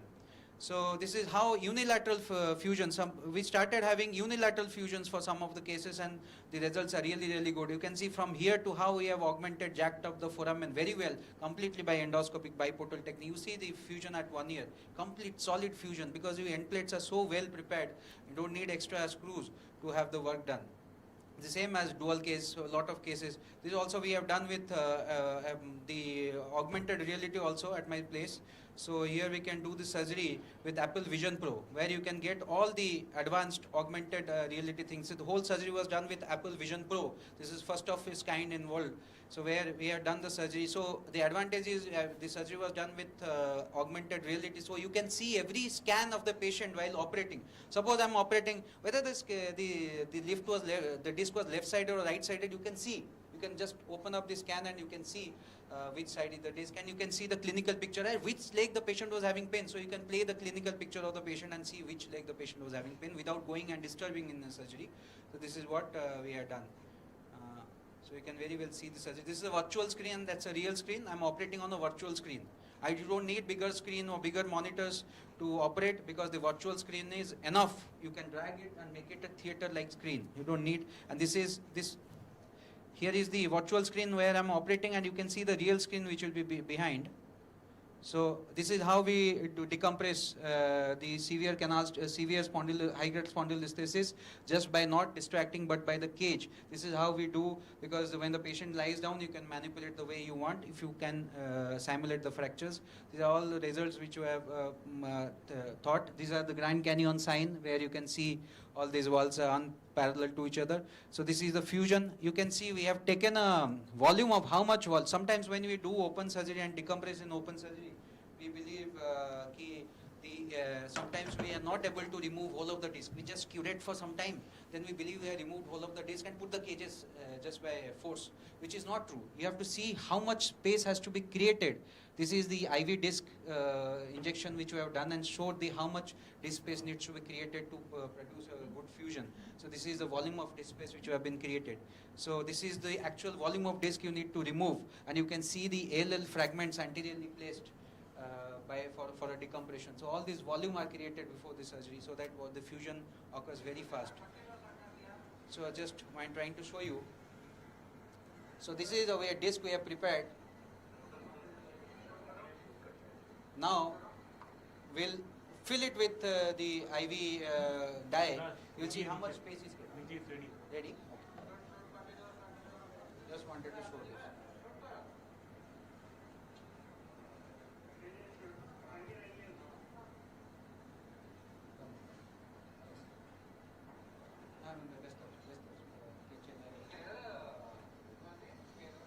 So this is a volume we can create once you go ahead with the thinking.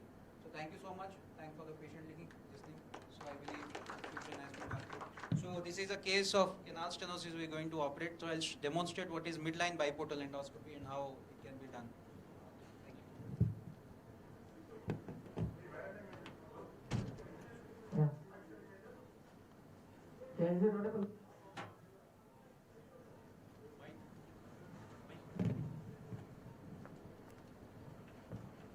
Yeah, I think we're able to hear you. Are they able to hear us in the OT? Yeah, yes. Ansar, are you able to hear us? Yes. Yeah. Hi everybody. Hello, Dr. Ansar. Am I audible there? Yes, very In well. auditorium? Yes. Okay, fine. So we'll be starting our third class of the day.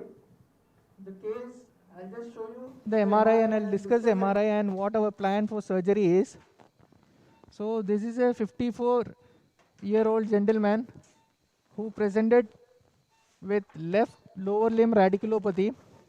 His MRI, when we look at his MRI image, we can see an L45 PIVD. We can see an you can give me one.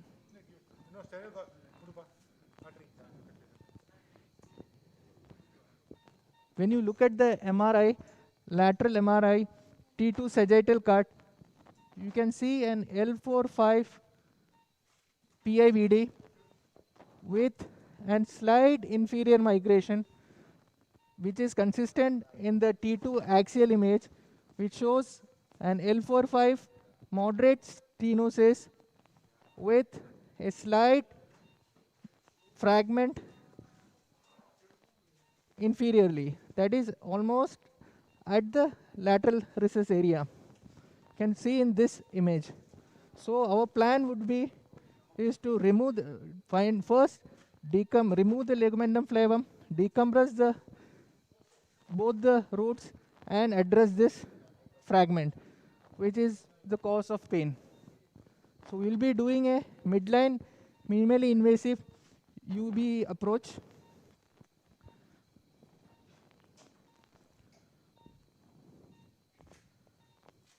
So in this surgery, what we are going to do is, first and foremost, feel the spinous process.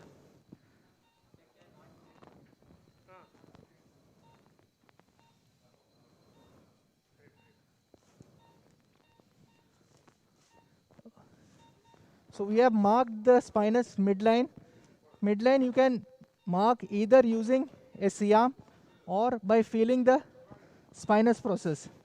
So when you feel the spinous process, if it is a normal build patient, you will be able to get hold of the spinous process in total. Okay, just feel the spinous process initially, mark points over the spinous process, and just connect them. So that will be your midline. You can confirm it using you can confirm it in the AP shoot as well. Then what difference what we are going to do in this is, we are not going to mark the pedicles. We are just going to see, we are going to put this is a dilator. We are just going to put it, we'll be just taking a lateral shoot, and we are going to see the namaste point, which corresponds to the spinolaminar junction of your corresponding level. Suppose we are going to do an L4-5 decompression ULBD. So we'll be putting this on the namaste or the facets. I'll show you in the X-ray where we want where the namaste point is and what exactly it's corresponding to.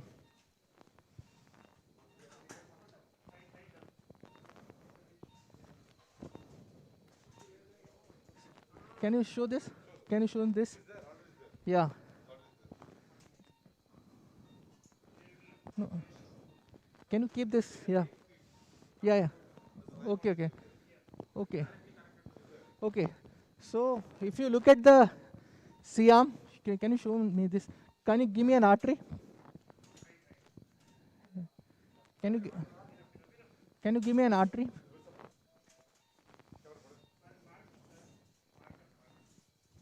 Yeah, this is here.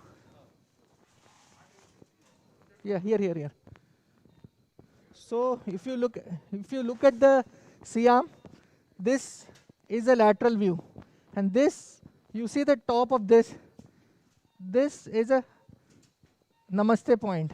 You see this top point, this at the top, this is the namaste, because this gives a sign like this. So this is a namaste point. So we'll be doing an L4-5. So this point literally corresponds to the spinolaminar junction. Why? Because this is the spinolaminar junction. This is the facets. Okay. This in AP view, suppose we are keeping it here. So in the lateral way, we cannot see the spinous process. We can only see this bony structure. This is the joint. So this corresponds to the spinolaminar junction in your AP view. Okay. So our incision is going to be, suppose we need a gap of 3 cm between the working port and the scopic portal. Why? Because if your incision is very close, you will have difficulty in manipulating, and your instruments will fight against each other or hit against each other. So that is early triangulation. Okay. And we need an ample distance between both the working ports, that is between at least 2.5 to 3 cm. If the patient is obese, maybe slightly more, but on table on average 2.5 to 3 cm is more than enough. So what you take, the midline of your incision or between the working port and the scopic portal will be the namaste point. Once you got the namaste point, some arbitrary distance, maybe 1 cm caudal and 1 cm cranial, or 1.5 cm caudal or 0.5 cm cranial. Why we are preferring this is we want to get rid of that early struggle of getting the triangulation. Because if you go with this approach, you literally don't have to tackle with much of the muscles. You'll get a good feel and you are directly going to meet the instruments together. So which we'll be demonstrating now. Okay.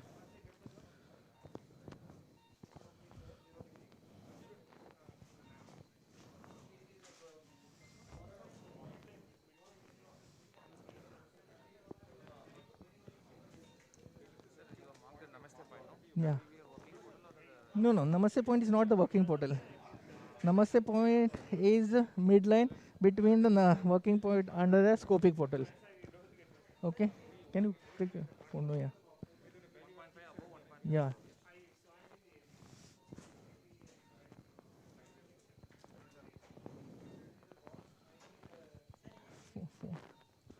Phone आ रहा है हाँ ना photo लेना मैंने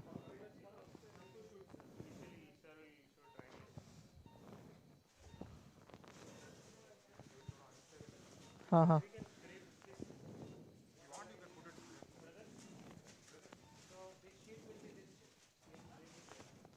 I think there is a phone somewhere there. Can you click on phone? Yeah.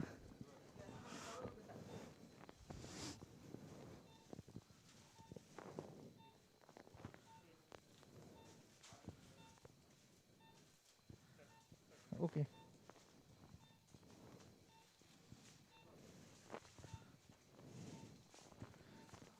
Can you pass that? This thing, yeah. No, just to. Yeah, marker is done. Is it this thing on the screen? Is the screen open? Yeah.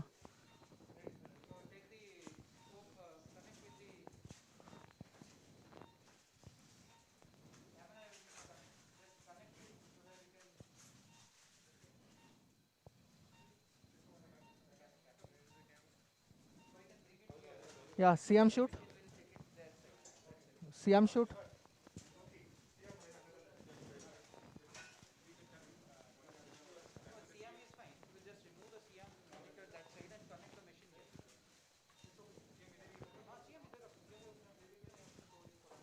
Yeah.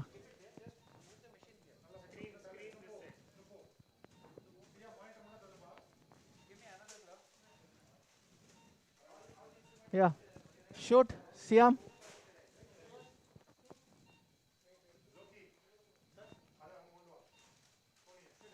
Yeah.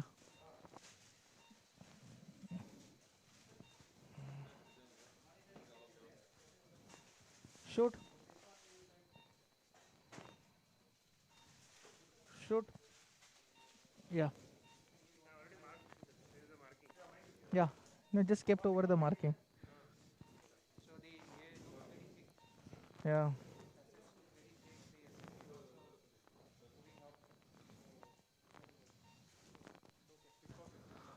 Sir, the mic, I think, mic you can give it to. Okay. Yeah, he's getting the.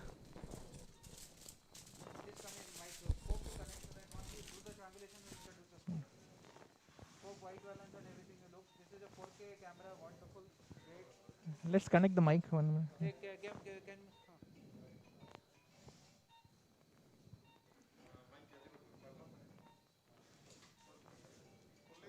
Next phone, other phone, not this phone. Yeah, another phone. No idea. Mic take one phone I given. Mic take the other phone. Hello. थोड़ा सा snugly fit. Kind of put it in little tight so that it doesn't have a feel of coming out. Yeah, it looks fine. So am I audible? Give me the scope. Give me the scope. Pass me the scope.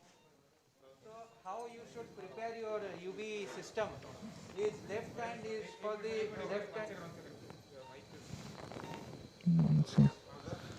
So the left hand is. Is it audible? The camera is there. Can you connect with this camera? Can you increase the size of the zoom? Okay, that's fine. So water. Light source. You need to remove the connect the light source. Connect the light source.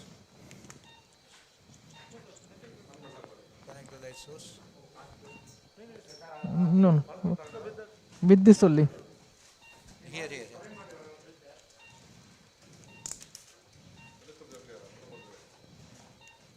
Behind that you change this camera, you take it there and you can push it. Okay. I need this camera. Okay. Okay. Dilators, Jesco dilators. Not the dilators. One from White balance. rotating carrison. All instruments should come up. Do you have a myo trolley? All these instruments, okay. That's it. I need a 15 number blade. 11 number. 11. Okay. Just keep it there on it. Give me a kidney twin there. And the dilators there. I don't need any extra puzzle my system. Can keep this out. Yeah, we'll go with. Water please. Some you have TURP set connected to that. Where is the pump? Connected. Yeah. Don't touch the tip. Just khali introduce it inside. Apply some sterilium on it.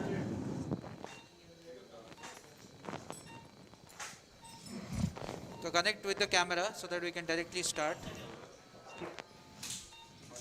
Looks good.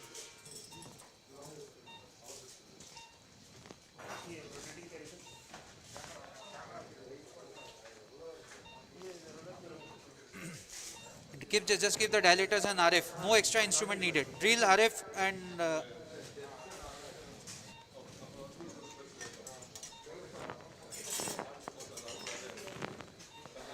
so are you ready? The scope with drill. Make the drills ready. Make the drills ready. The Medtronic and the Arthrix. Both I need and RF.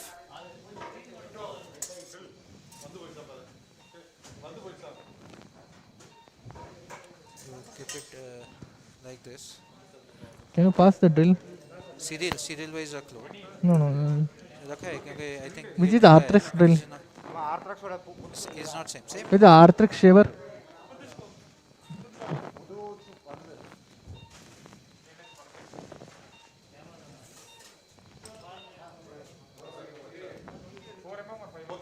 Five mm. Okay, done. The RF 5 mm shoot and Medtronic drill. Show me the Medtronic drill first. Medtronic drill. अभी Medtronic रहने दो. मैं bones बीच में ले लूँगा. उसका थोड़ा सा अंदर जाना है.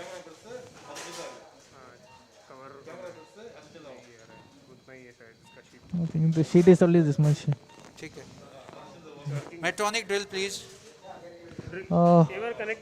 Medtronic 5 mm coarse burr with bayoneted. No. इसका console कहाँ पे? Can you connect the drill please? Connect the drill.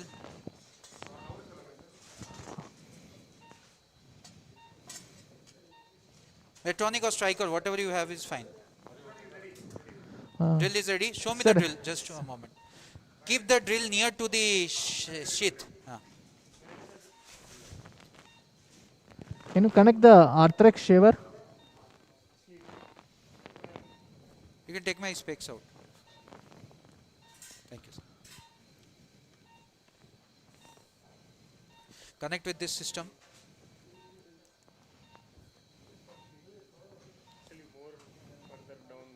Further down we can go.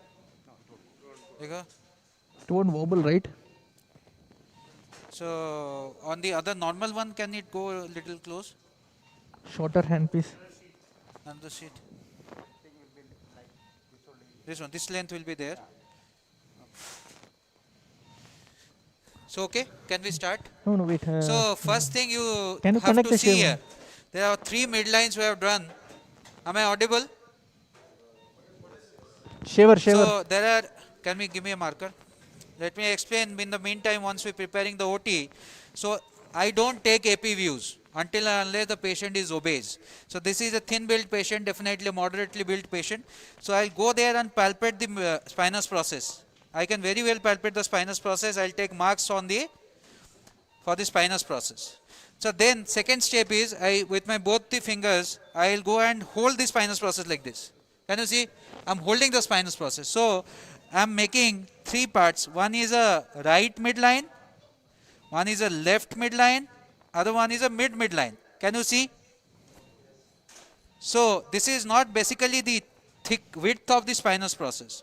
So I don't have to mark all these pedicle, big those lines, because I am a doctor. I cannot understand so many of points. So what, to make the things easy, first I'll take a marker, just a normal. So I'll see the namaste point. So namaste point marking, shoot. So see, that's a namaste point. Okay, that's the highest point of the facet. So I'll take the mark. Can see, show the C arm. No, you can show it like that. Okay. So what I'll do, after marking the namaste point, I'll choose two arbitrary points like this. Can you see it? Two arbitrary points. This is my portals. That's it. No extra point, no extra marking needed. So suppose you have a scoli and you are operating. This is not going to change anything because you are doing palpation and doing it. The spinous process never lies. The spinous process, if you have scoli, it will be rotated. So once you over, we can go ahead with the surgery.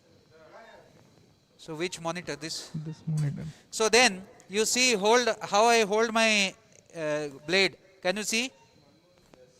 Okay, this is in the direction of triangulation. I'll make a small incision like this.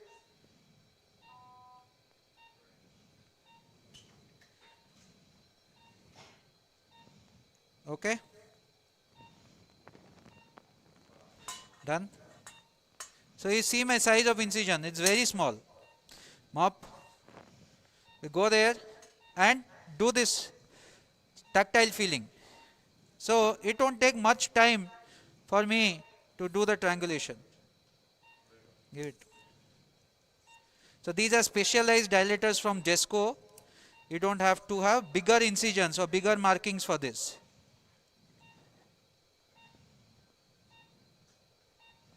Okay, just dilate. So I'm in the midline, so no multifidus is poking my movement. I'm just medial to the multifidus bunch of muscles. That's it. No big dilatation needed. The original old dilators from Biportal starts from this. We end in this. So makes our surgery more minimally invasive. So I've done, the first part is done. Then give me another blade, please. Blade, please. Knife, please. So once you are done, my working portal is done. Now I'm going for the scopy portal. Small incision. That's it. Just see at the two incisions. My little finger and incision. My little finger and incision. Okay. Same dilatation process. Go there. Palpate this one. Take a shoot. Now I'll be exactly at the namaste point. Show. See, I'm exactly at the namaste point. It is not done by the C arm. It is done by the third eye. We call it the tactile feeling. With a tactile feeling, you can bypass a lot of steps. No need to see. Just feel. So, okay. So, the half part is over. Now, saline will on. So, first see, it is very important to focus on the saline. So, you can see this should be like this projectile flow. Projectile flow. Can you see? A projectile flow, not dripping like here. This projectile flow. Okay. Now you take the RF. So do you have a watch? You watch how much time I'll take for the triangulation. From here, RF is working, right? So from here to triangulation, let's start. We're going there.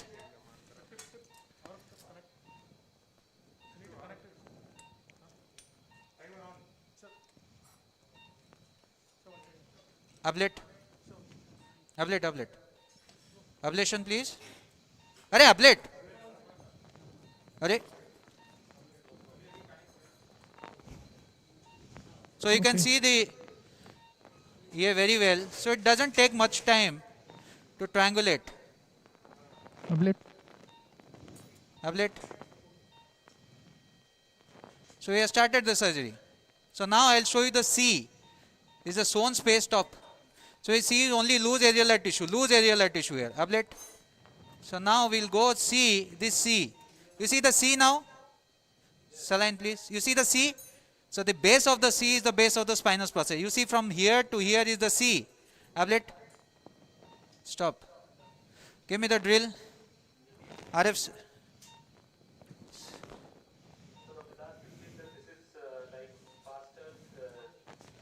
अरे drill कहाँ से drill करें? Drill? Give the drill. अरे how to drill this? Do you have a foot switch? Give it to. अरे change the saver to. Drill. अरे they give me the Mitronic drill here.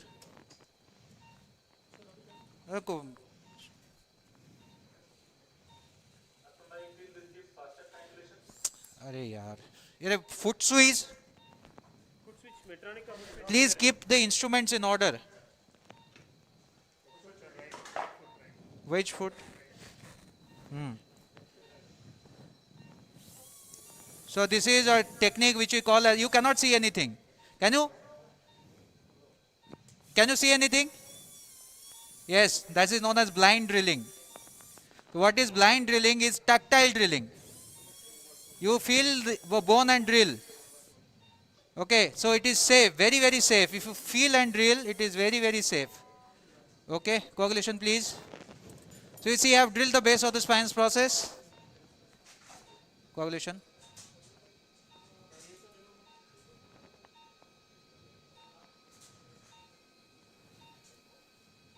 Coagulation. Some oozing is happening.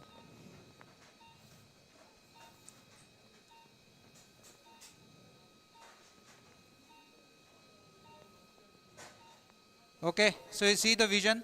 I am drilling the base of the spine. Carrison, please. Very well seen. So go there and enter.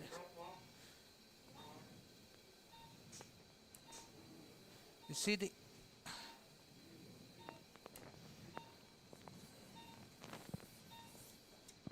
Give me the drill. So flavum you can very well seal.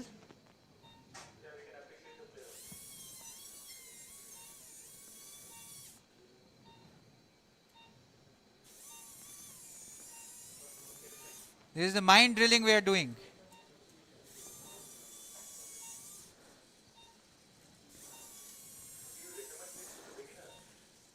No, but you should learn it.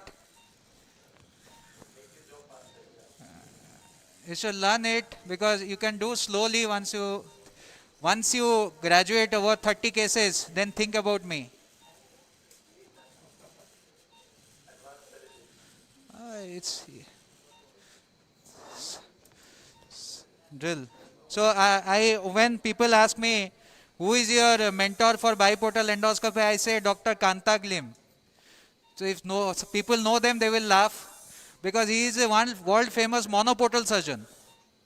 He is a world famous monoportal surgeon. I do the biportal the same way he does monoportal. Drill please. Can you give it to me? Because all these, ablator please.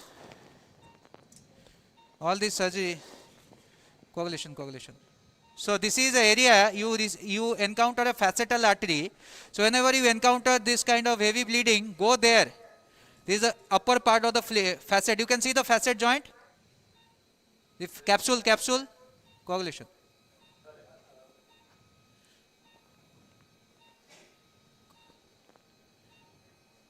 Give me the drill, Arthrex drill.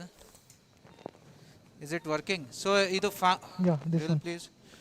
Can you keep this there? So beware whenever you use a diamond drill, there is a chance you may injure the.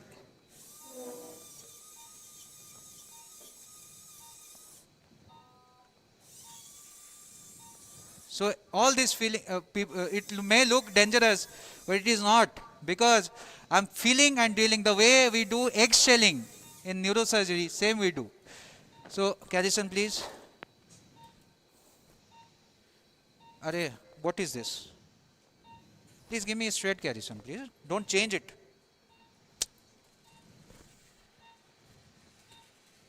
Anurag. So you see, I have drilled. Once you drill, then you go and cut it. Carrison though, na? What is normal? Normal Carrison.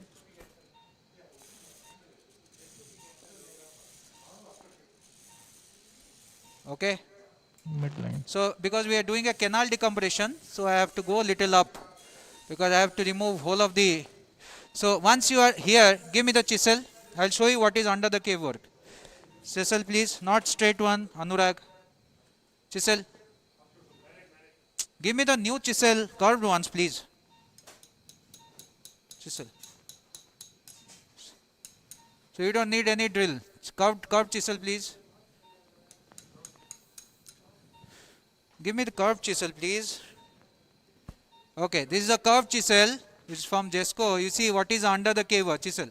Saline please. Whenever you see some, just 2 puffs. Okay, you see we are doing under the cave work like cavers go.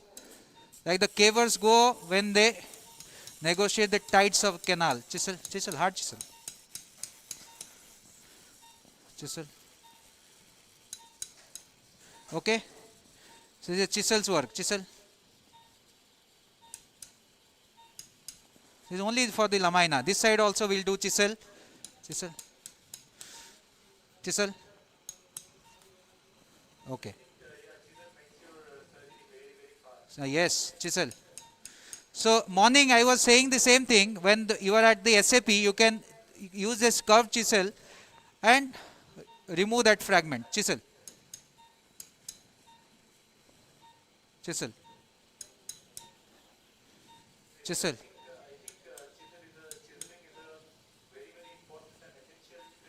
Chisel. Drill, ablator please. So once you are done with the upper part, you move to the lower ablate.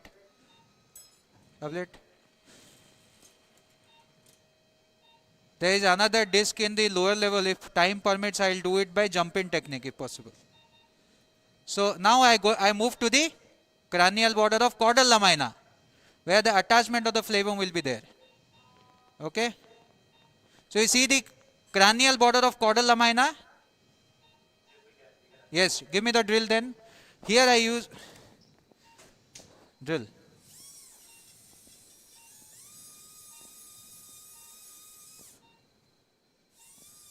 You feel I am driving a bike when I drill.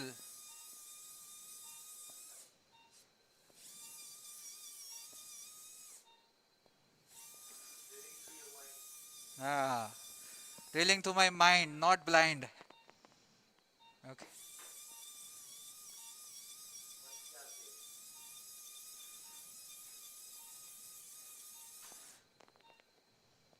Okay, chisel please now.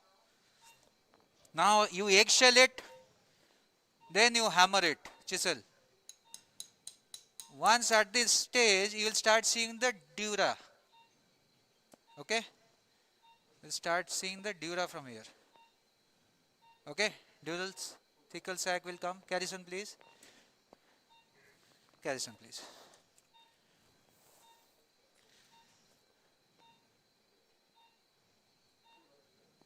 So now you see the thecal sac? You see it? Okay. So now my job is to go to the contralateral side now. And I will remove the flavum completely.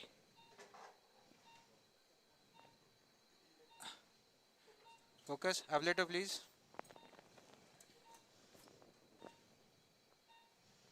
Okay. Ablator please. Coagulation. So with me, Dr. Anurag is here, who was my fellow, and Dr. Anjar, coagulation. So now I've changed my plan. From here, I'm moving to the contralateral side. Can you see? This is the caudal contralateral side. Coagulation. Can you see? Caudal contralateral side. Stop. Give me the drill. This is the spinous process of inferior lamina. And I have drilled the base of the inferior lamina. See?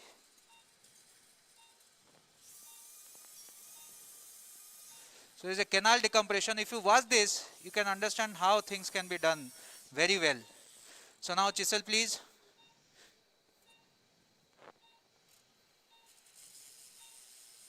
Chisel. Saline please, chisel please, saline please, chisel. So see, I've gone to the contralateral J point, chisel. So you see, this is the ipsilateral J point and that's the contralateral J point, okay?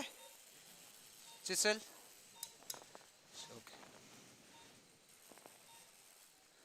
Okay.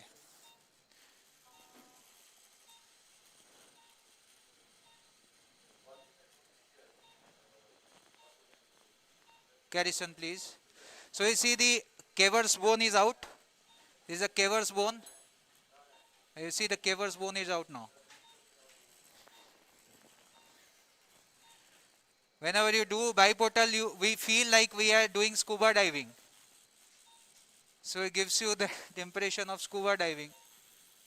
When we, saline please, a little more saline.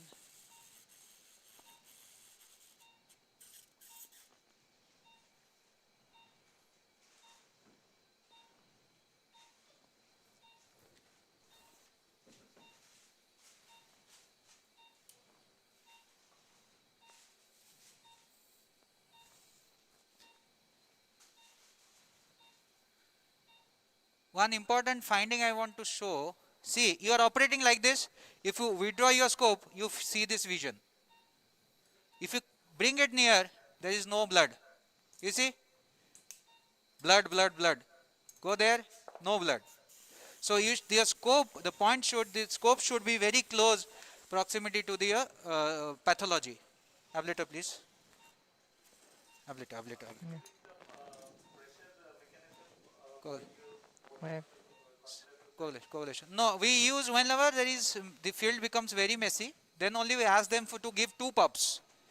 2 puffs of the TURP pump is enough. So sometimes these are soft tissue will come and poke to your field. Try to shrink it so that the field below it remains very good. Okay. Curate please. Very good, very good. Whoever is working on the TURP pump, many thanks to you. You're doing a wonderful job. So now we're lifting it. You can see the thecal sac very well while I'm lifting the flavum from below. Garrison please. Did you see any muscle poking into my field? No. Because this surgery is done below the multifidus.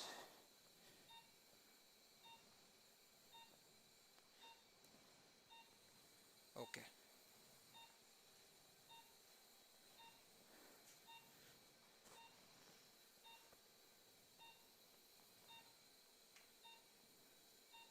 So whenever you pull something, try to see underneath. You can very well see the thecal sac here, but I am not going to the lateral recess now. I have to work in the center first. Saline please.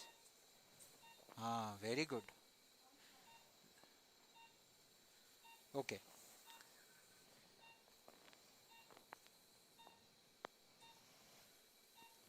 So I am removing the flavum layer by layer, not going underneath the flavum.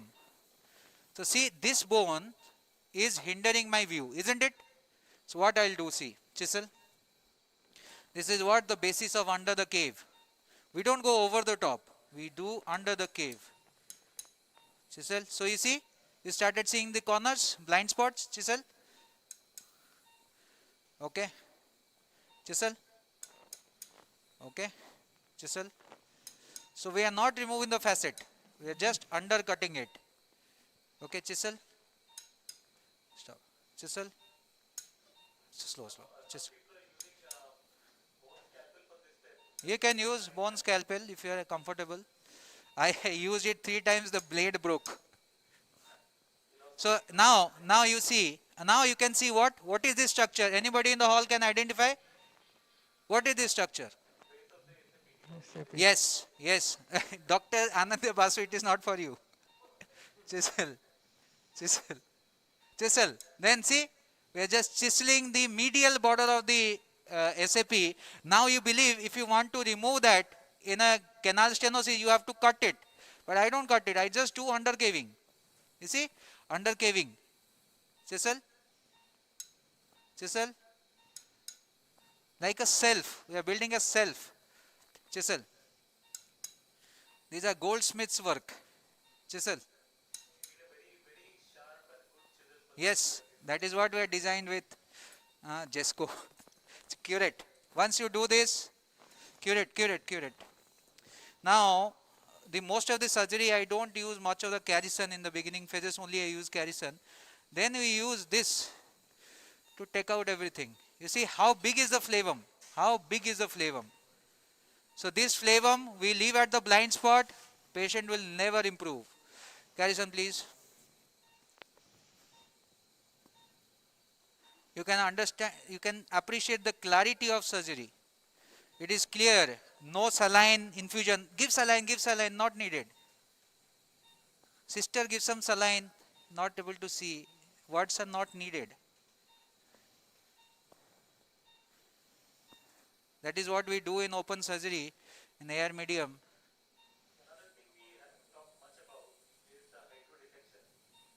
Yes.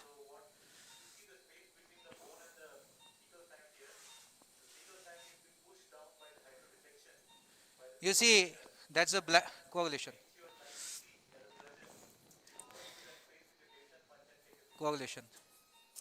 Now you see this area which you are seeing is after the under the caves work. You cannot see this because this bone was hindering. So I removed it. That's why you are able to see it. Carrison, please. You can very well closely appreciate all the structures for the surgery. The saline is continuously flowing, very easily it is flowing.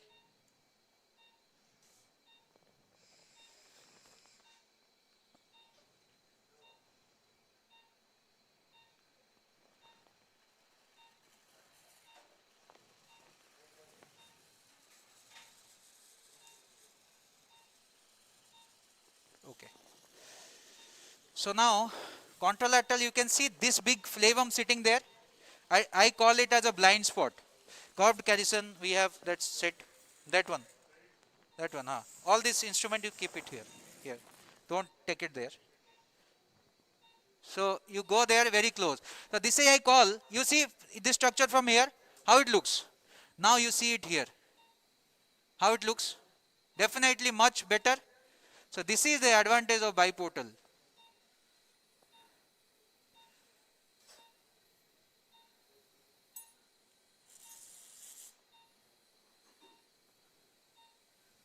Okay.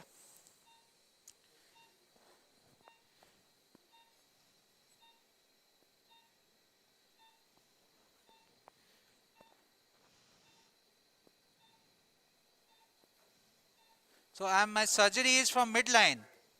You can see my surgery is from midline.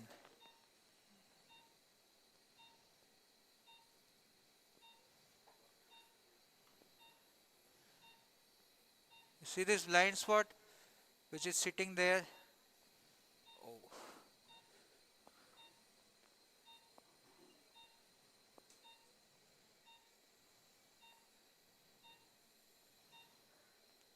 Still, you can see, still flavum. So much of flavum remains at the bigger Carrison, please. So much of flavum remains near the exiting root. You can never imagine once you see it. We always take it for granted that we have removed all. But it is not true. The patient will tell whether we have removed it all or not. How? Just look at this fragment, big fragment. Still fragments remaining. Can you see? without removing this, without or the under the cave work, you can never see it. Now still see how much flavum is there. So I have to do some more drilling to reach at that level.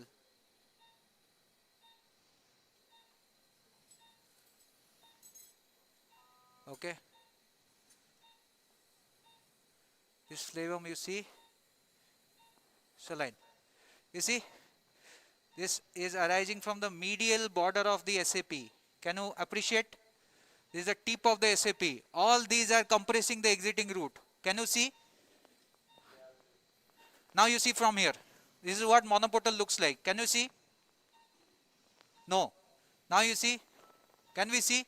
So this is what I was explaining, the advantage of biportal. The scope is smaller. The imaging quality is better. So you can go closer, coagulation.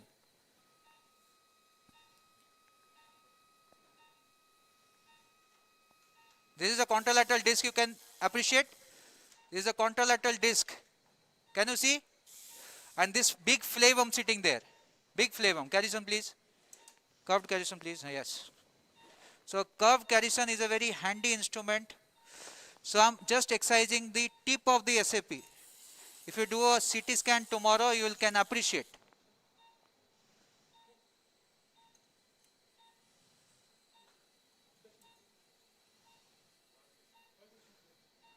Okay.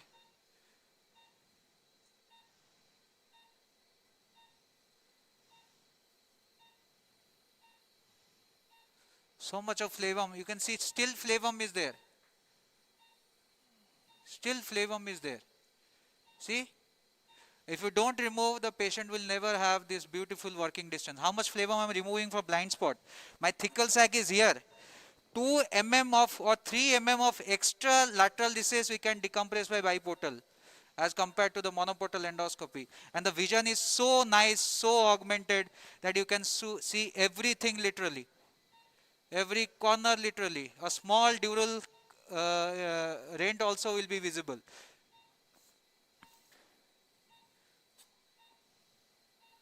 Okay.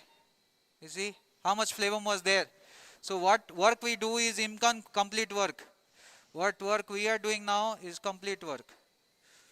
Now we go to the contralateral side, the ipsilateral side, sorry. Remove the ipsilateral under the cave work.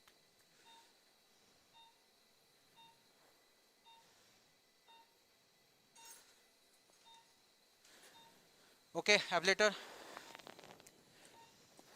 Wide decompression is the key without sacrificing the integrity. Coagulation. Coagulation. Coagulation. Coagulation. Coagulation. Drill, please. Now, as the contralateral roots are decompressed well, I am going to the ipsilateral side.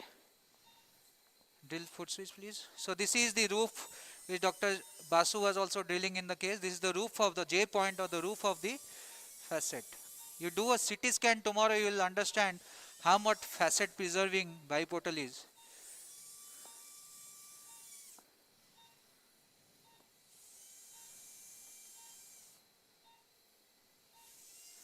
This technique, wait for 5 years, with revolutionized canal stenosis treatment in all places of world. Ablator, please. Chisel. So I'll J point also, I'll chisel.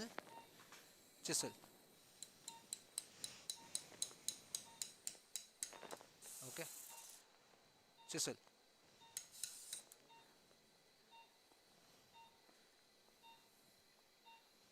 Garrison. Normal garrison. So my instruments are not hindering at any place. See, now we are going lateral.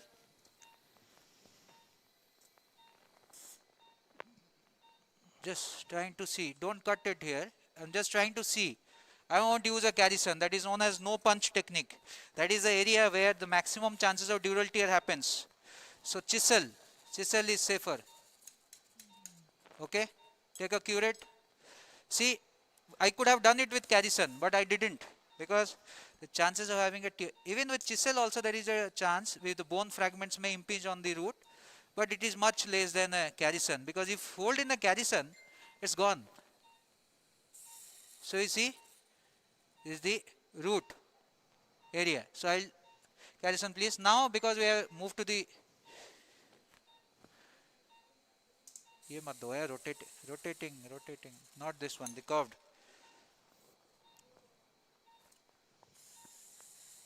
So my vision is very close. So I don't need to see structures. Okay. Chisel please. So this area also, see what's wrong and how I manage. I'm trying to put my Carrison here, it's not going. Is it going? Not going. So what I'll do, see, chisel. No need to push your Carrison there, just chisel. Okay, now you see, I removed it. I don't need a Carrison now, curate.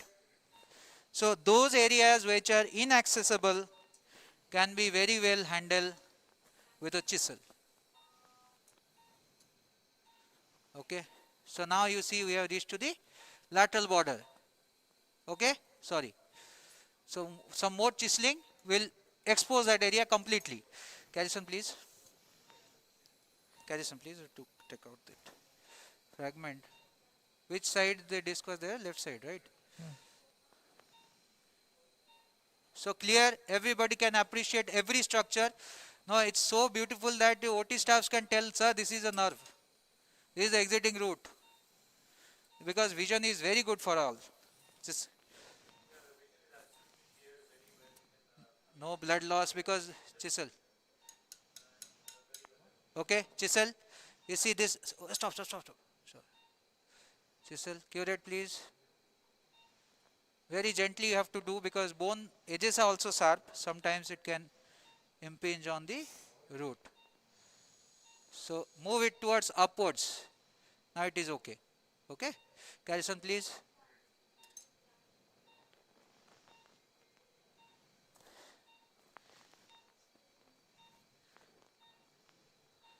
Once the surgery is over, all will feel that there is no extra work needed.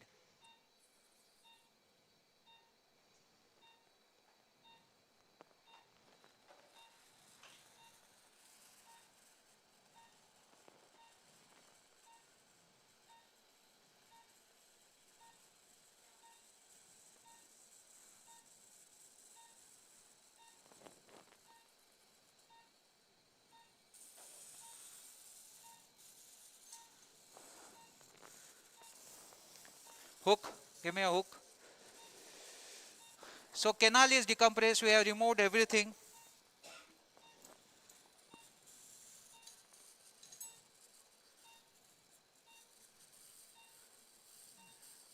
Now there is a disc. So I'll approach that. So I believe in these cases we need to have a little of extra bone work. Carrison please. Normal. Take it.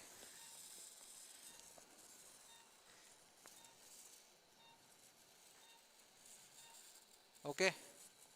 So give me the drill. Metronic drill please. So see, what additionally we'll do like this. I'll drill a little part of this bone. It is hindering my view for the discectomy.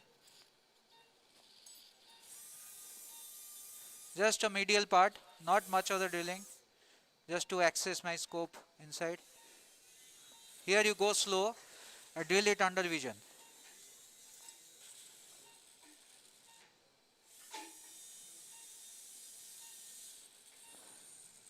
Okay. Okay.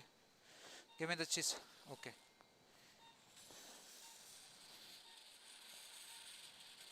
Carrison, curved Carrison please. So in these cases when you have a tight disc, big disc, do not approach it from the near axilla area. Go to the shoulder, up in the shoulder. So this is up in the shoulder. Okay. So from there, trace it down to the shoulder. Then you can do peri-axillary work. Okay.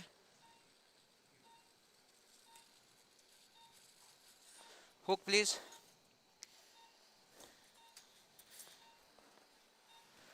root retractor from Jesco sheet.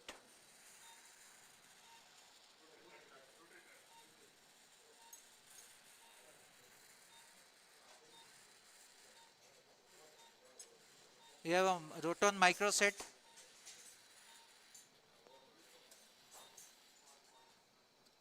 So this is the disc area. Can you see? There's the disc area. Garrison rotating.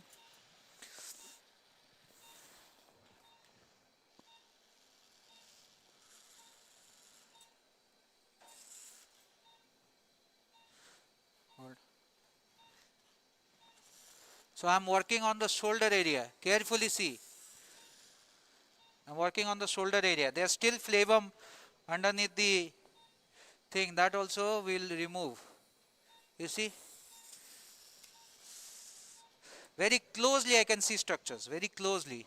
So all can see I am not very less chances of damaging or misunderstanding anatomy. So I am just making a space there. Chisel please. Curved chisels is very handy for these situations. Chisel. So I am not destabilizing anything, I am just undercutting it, making some extra space there. Okay, some extra space, millimeters of extra space. Chisel. Huh? Okay. Millimeters of extra space. Garrison please. Is central or migrated disc? Slight inferior migration. Paracentral.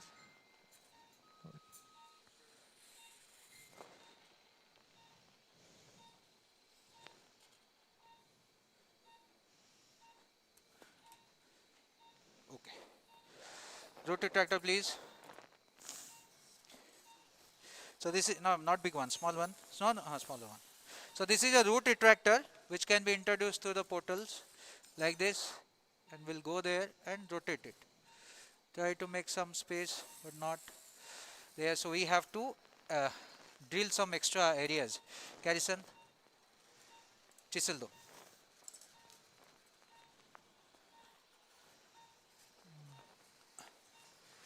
Chisel. Drill.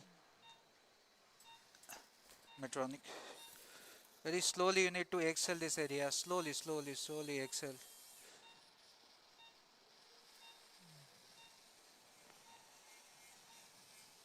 I have understood the limitations of the diamond drill because we drill it near the, for drilling the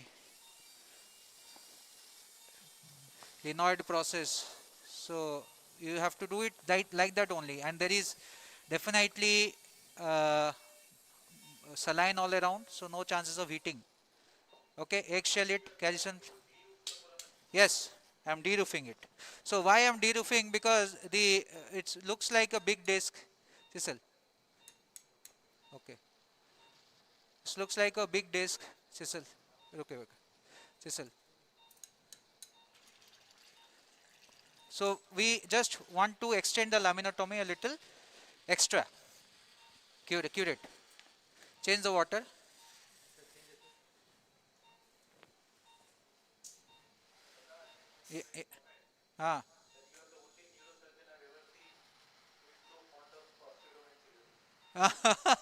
Maybe I wanted to be orthopedician, who knows.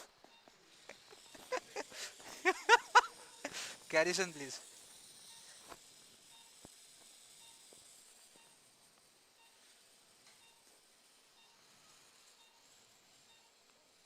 So clearer vision will allow you for precision. Okay, you can see how smoothly I am able to cut these structures very nicely from a close perspective. Okay, so we'll free some extra millimeters of canal, because sometimes if we are not able to completely remove, so this bowstring effect of the compression will be gone.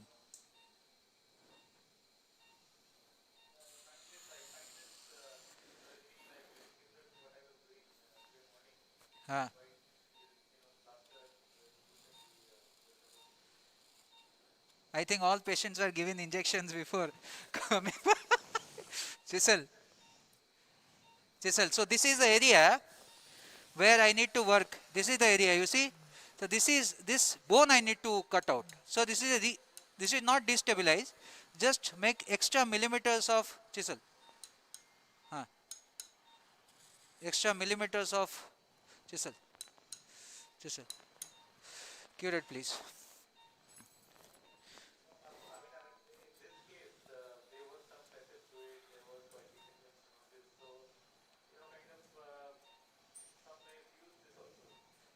That depends on surgeon. Whether there is no fragment, it looks like a hard calcified disc.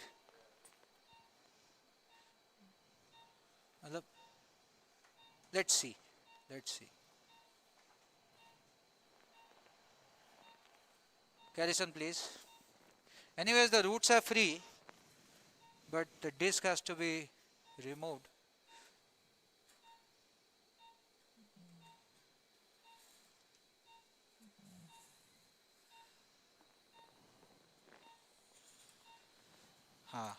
Ablator, please. Root retractor, please.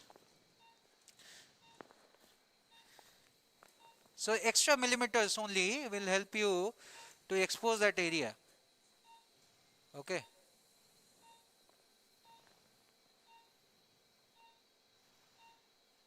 So I don't find any disc. Okay. Hook. Well, maybe we have to extend the ligament. Left sided, na? So hopefully I'll make a laminotomy here. Shoot.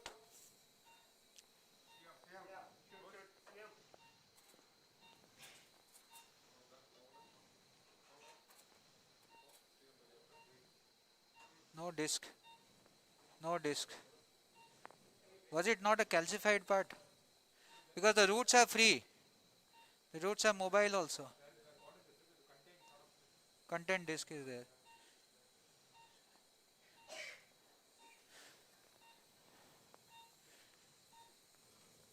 Let's see. This is a contralateral disc, which is, I believe. This is a right-sided disc, I believe. See? Is it left-sided or right-sided disc? Okay. Left-sided. Left-sided. Ablator, please. I'll remove it from right side. Let's see. Central disc or paracentral? Coagulation. So see, this is the contralateral disc. I believe the disc bulge is here. Coagulation. Stop. Indian knife. Let's see, let's see. I'll try to remove it from that side. Okay, shoot.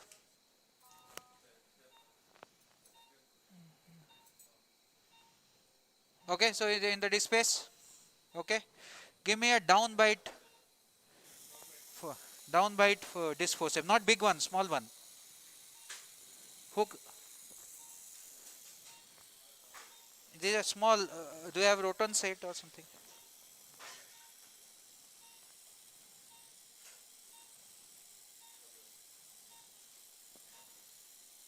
So I believe this disc was on this side, because you can see the fragments are coming here. Garrison a bit. Garrison, please. Garrison, small garrison, please. Small garrison, small garrison. 2 mm garrison.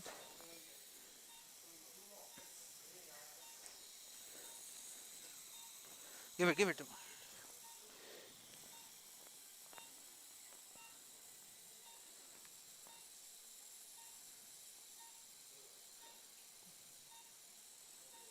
Okay, the bulge looks here, looks to be here. Okay, down bite. Down bite, Carrison you don't have. Down bite disc punch. Do Jesco people have a down bite disc punch? We need a down bite one. Down bite, down bite. Up bite is fine, up bite is fine. Up bite is fine. Up bite is fine. Give me the up bite. Give me a small up bite. So I'm removing the disc from this side. Then give it to give. Just big one. Small one I need. Small one. Small one, please. small disc force. You should have a small disc force, upright or downright. Anyways, we're trying to remove it. See the disc. Okay. So, can you see the disc? So I'll remove it from here, and you'll see, because I believe it's not an extruded fragment, so all will come through this.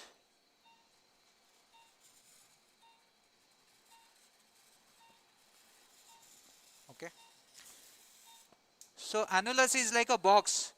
So anywhere, if you have a content annulus, you can remove all the discs from that side. Almost we are at the end of the procedure. So I have some vancomycin powder.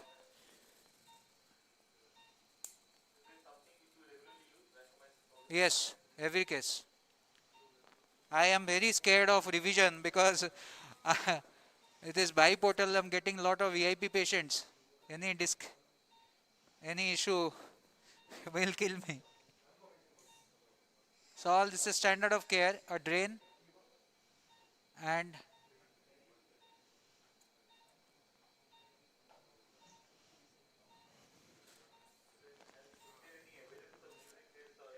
we don't know, but my infection rates are 0 now, because I believe coagulation. Huh? Yes, I had, and mostly the infection are from. That is why we keep all the camera system, everything sterile. So we cannot afford an infection. Very scared. Open, it happens, it's fine, but biportal coagulation. This is on an annuloplasty.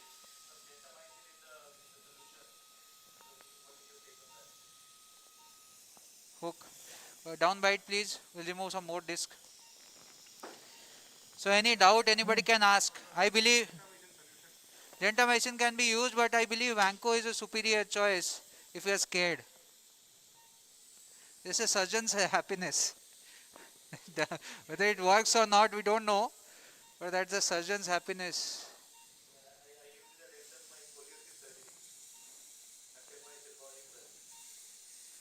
So there is another disc below. Do you want us to remove? So we can do that. Is there time? We'll check for any extruded fragment here. I will look for the axilla. Let's expose the axilla. So Anjar wants to see some extruded fragment is there or not. So for him, I'll try to now expose the axilla. So I believe this looks like to be axilla. Let's see. Chisel please.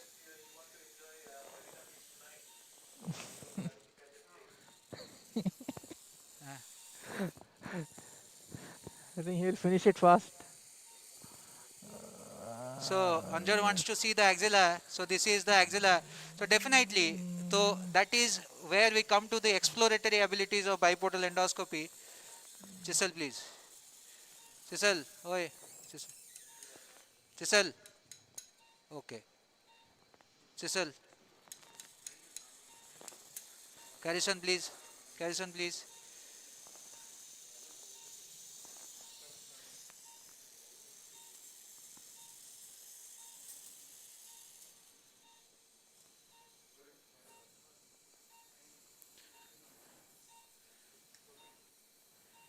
Chisel please, curate please, chisel coagulation.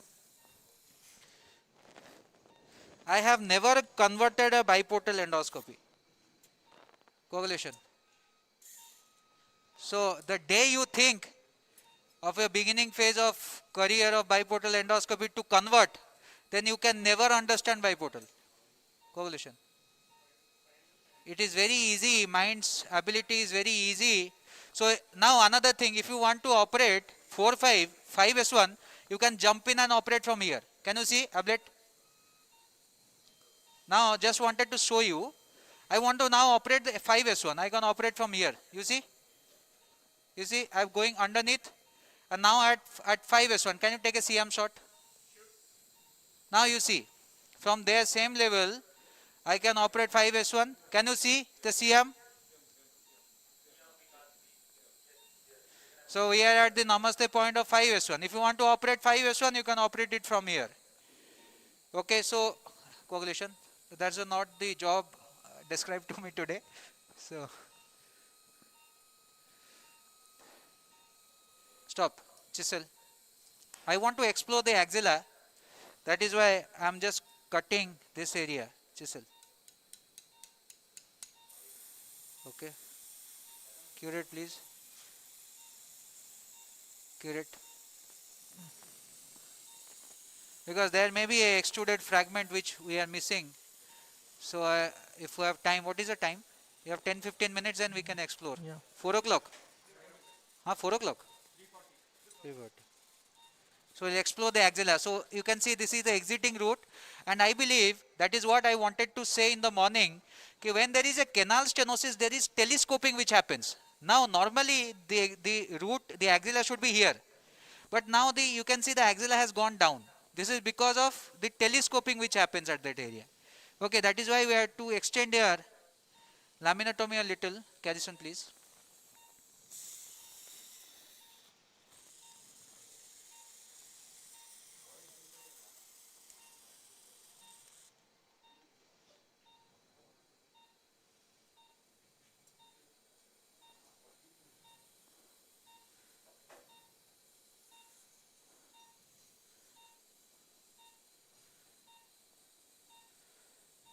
So this is looks like to be the axilla. Drill. I'll expose the axilla because I cannot take chances.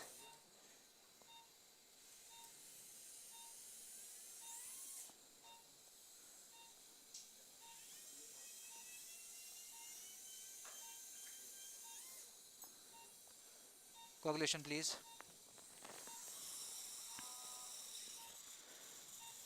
So just extra work I am doing. I don't know whether this extra work is not needed, but anyways just wanted to see the axilla well, because Dr. Anjar is very fond of axilla. So coagulation.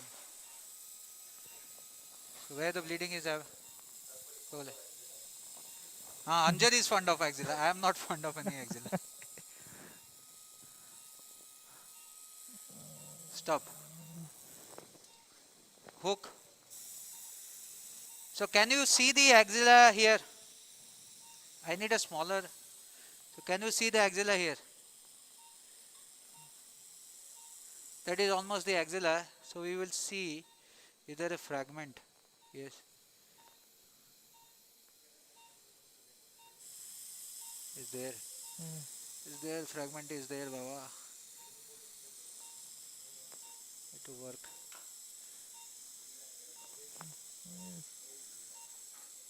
Slightly more of No, we'll go to the axilla. Carrison? Yeah.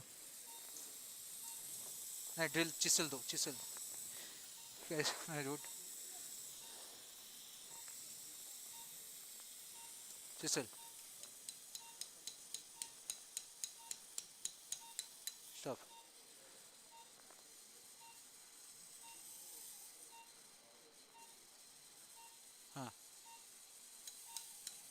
Okay, cure it.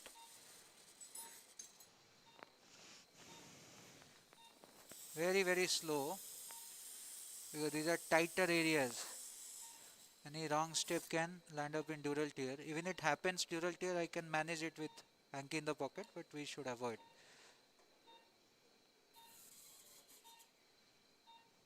So this is the axilla area. Axilla, yeah.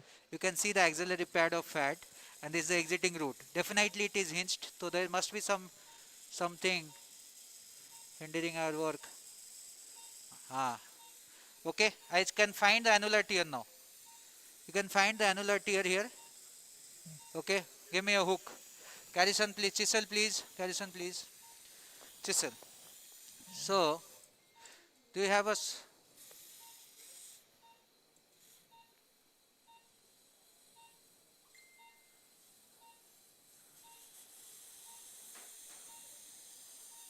smaller, do you have a roton set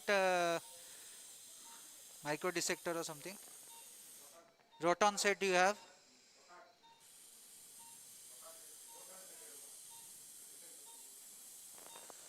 Coagulation.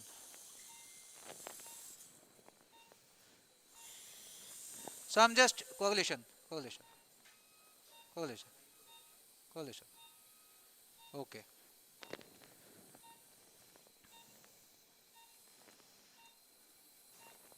Coagulation. Okay. Garrison, please. Chisel, please. So this work takes a little time. We're almost done with the work, but we're just exploring. Chisel. Okay. Chisel. Okay. Curate, please. Curate. Chisel. Okay. Curate.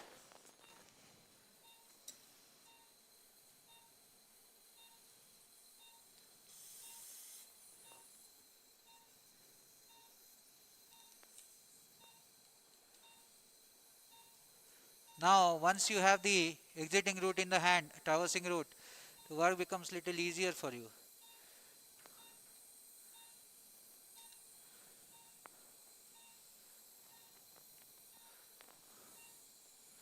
Bone wax you have.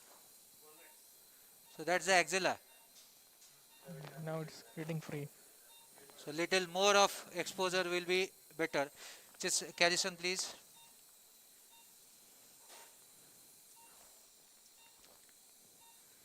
So you can see how hinged the roots are at that point. Yes. Coagulation, please. So you can see the vessel, how it is bleeding like a snake. Snake mouth. Coagulation. Snake coagulation. So it is safe to have coagulation on the dura. Carrison, please. Little more of the bone removal will help us.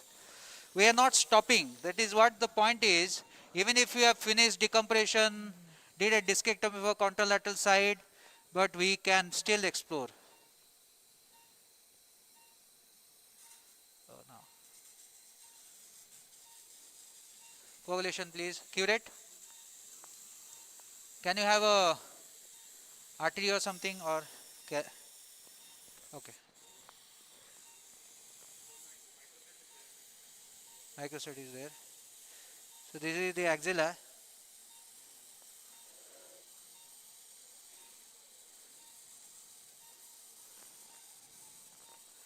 Okay.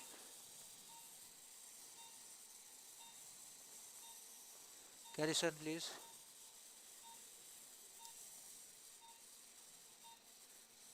Hook.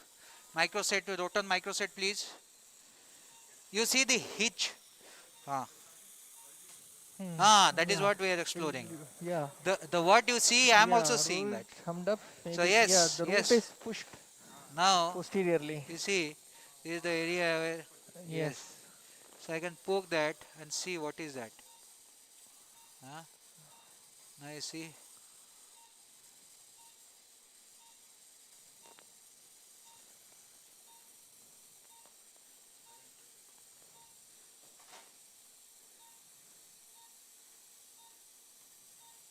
Okay, root retractor, please. It is there. The fragment is there. Disc forceps.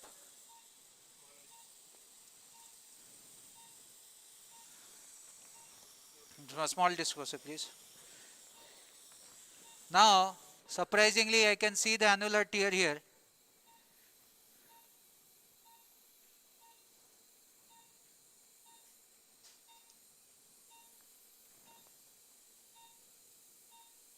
The tail is coming out. Root retractor, please. So now we are exposed a better length of the root so that we can manipulate it a little. Okay. This forceps, please. Hold it like this. Don't move it, huh? This sponge. Upbite.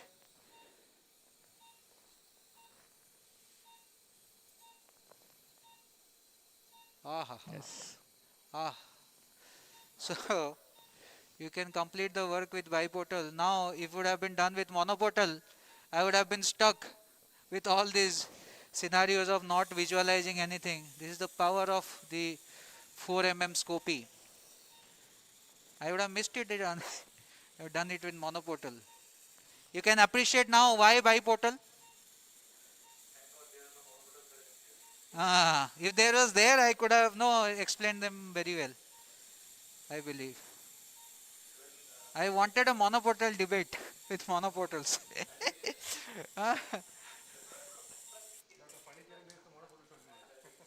Oh my God. So complete work. Go home happily. Your patient is safe. You can counsel the patient relative.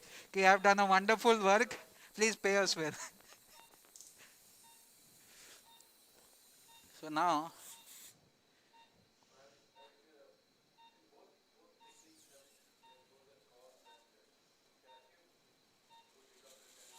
abide please. Abide.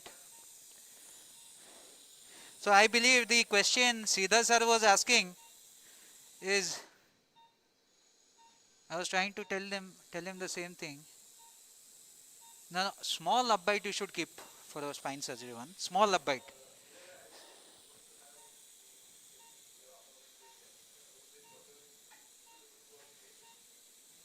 Okay.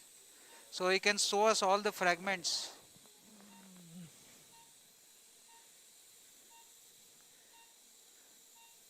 Now I believe till now the hitch must have been gone. Shoot. Remove. Now the hitch is better, you see. Okay, another hook, roton one. Roton one. Roton, this tip is very good. Yeah, now the root is free. Even if there is something also, I will fish it out. Nothing. So we are all clear that we have removed it. Some more fragment if it is there. Remove it that also. This forceps.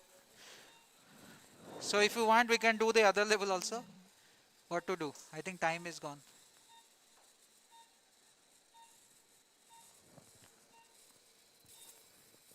Other level? More fragments are there. So any doubts, please ask. I believe I have removed all queries from your mind of incomplete work. So completely we are done. Oh. Very nice. Lot of fragments.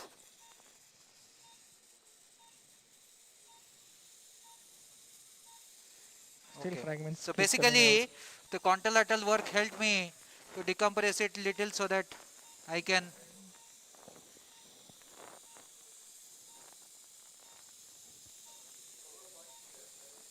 take a video of operating panoramic one.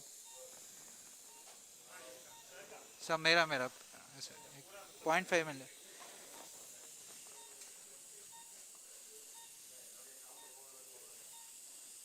So is it okay? All are convinced?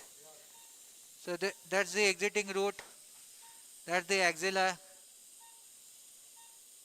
Oh. Can you see? Can you see? Anjar, I believe you should give me a treat. Or I should give you a treat, I don't know.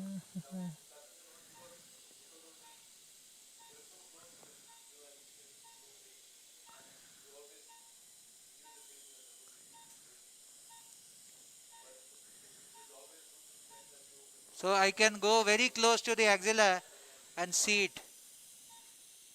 Okay. Fragment. Hook.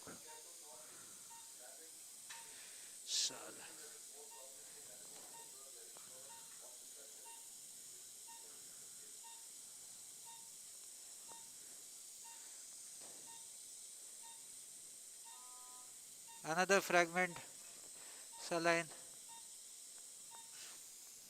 Yes. Another fragment is there, I believe. Coagulation, please.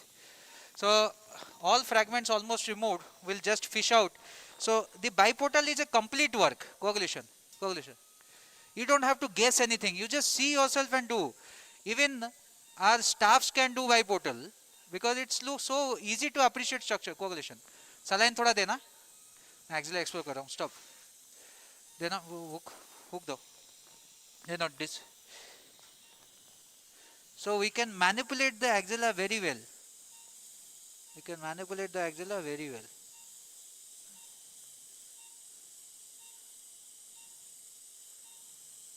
Again fragments, this forceps please.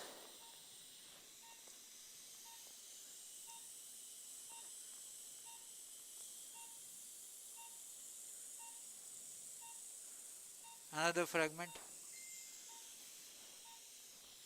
Okay.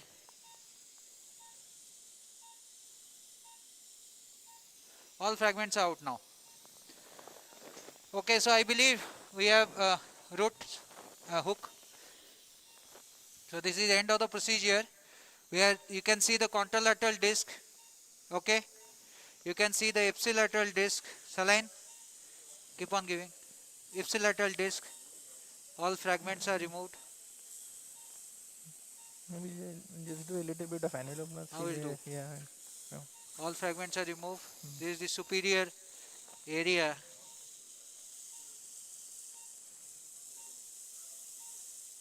चलो इसको annuloplasty अनुराग कर देना. थोड़ा do annuloplasty. So we can call it a complete procedure. इस तरफ से थोड़ा shrink कर देना. At the end of the procedure we do annuloplasty with RF. So bones is a wonderful RF system, coagulation. So we do annuloplasty to shrink the annulus at the end of the procedure. The pain originating from these nerve roots and vessels from annuloplasty is taken care at the end of the coagulation. This is annuloplasty.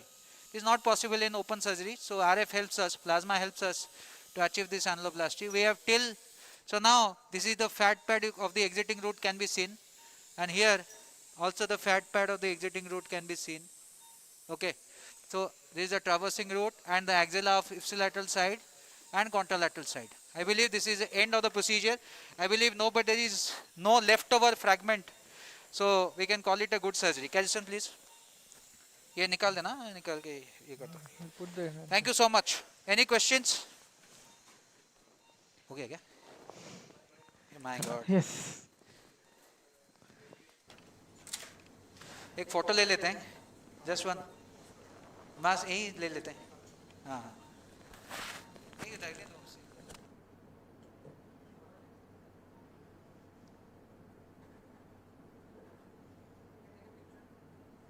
So Dr. Das, no drain. Usually you don't keep any drain. Oh yeah, drain is a must in all cases because this is water medium surgery. So once you remove that water pressure, there is a chance. So drain.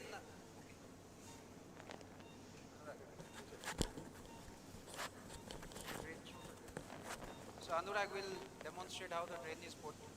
First, take. So now we put the drain like this. We take care, usko hinge karke portal mein le aave. So see exactly how we do.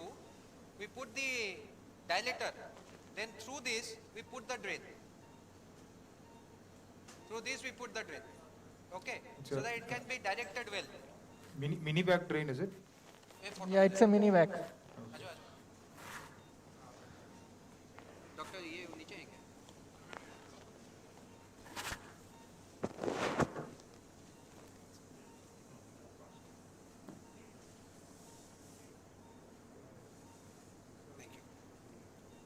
I think पूरा निकल गया और सीधा sir मैंने वो clear किया. कर दिया.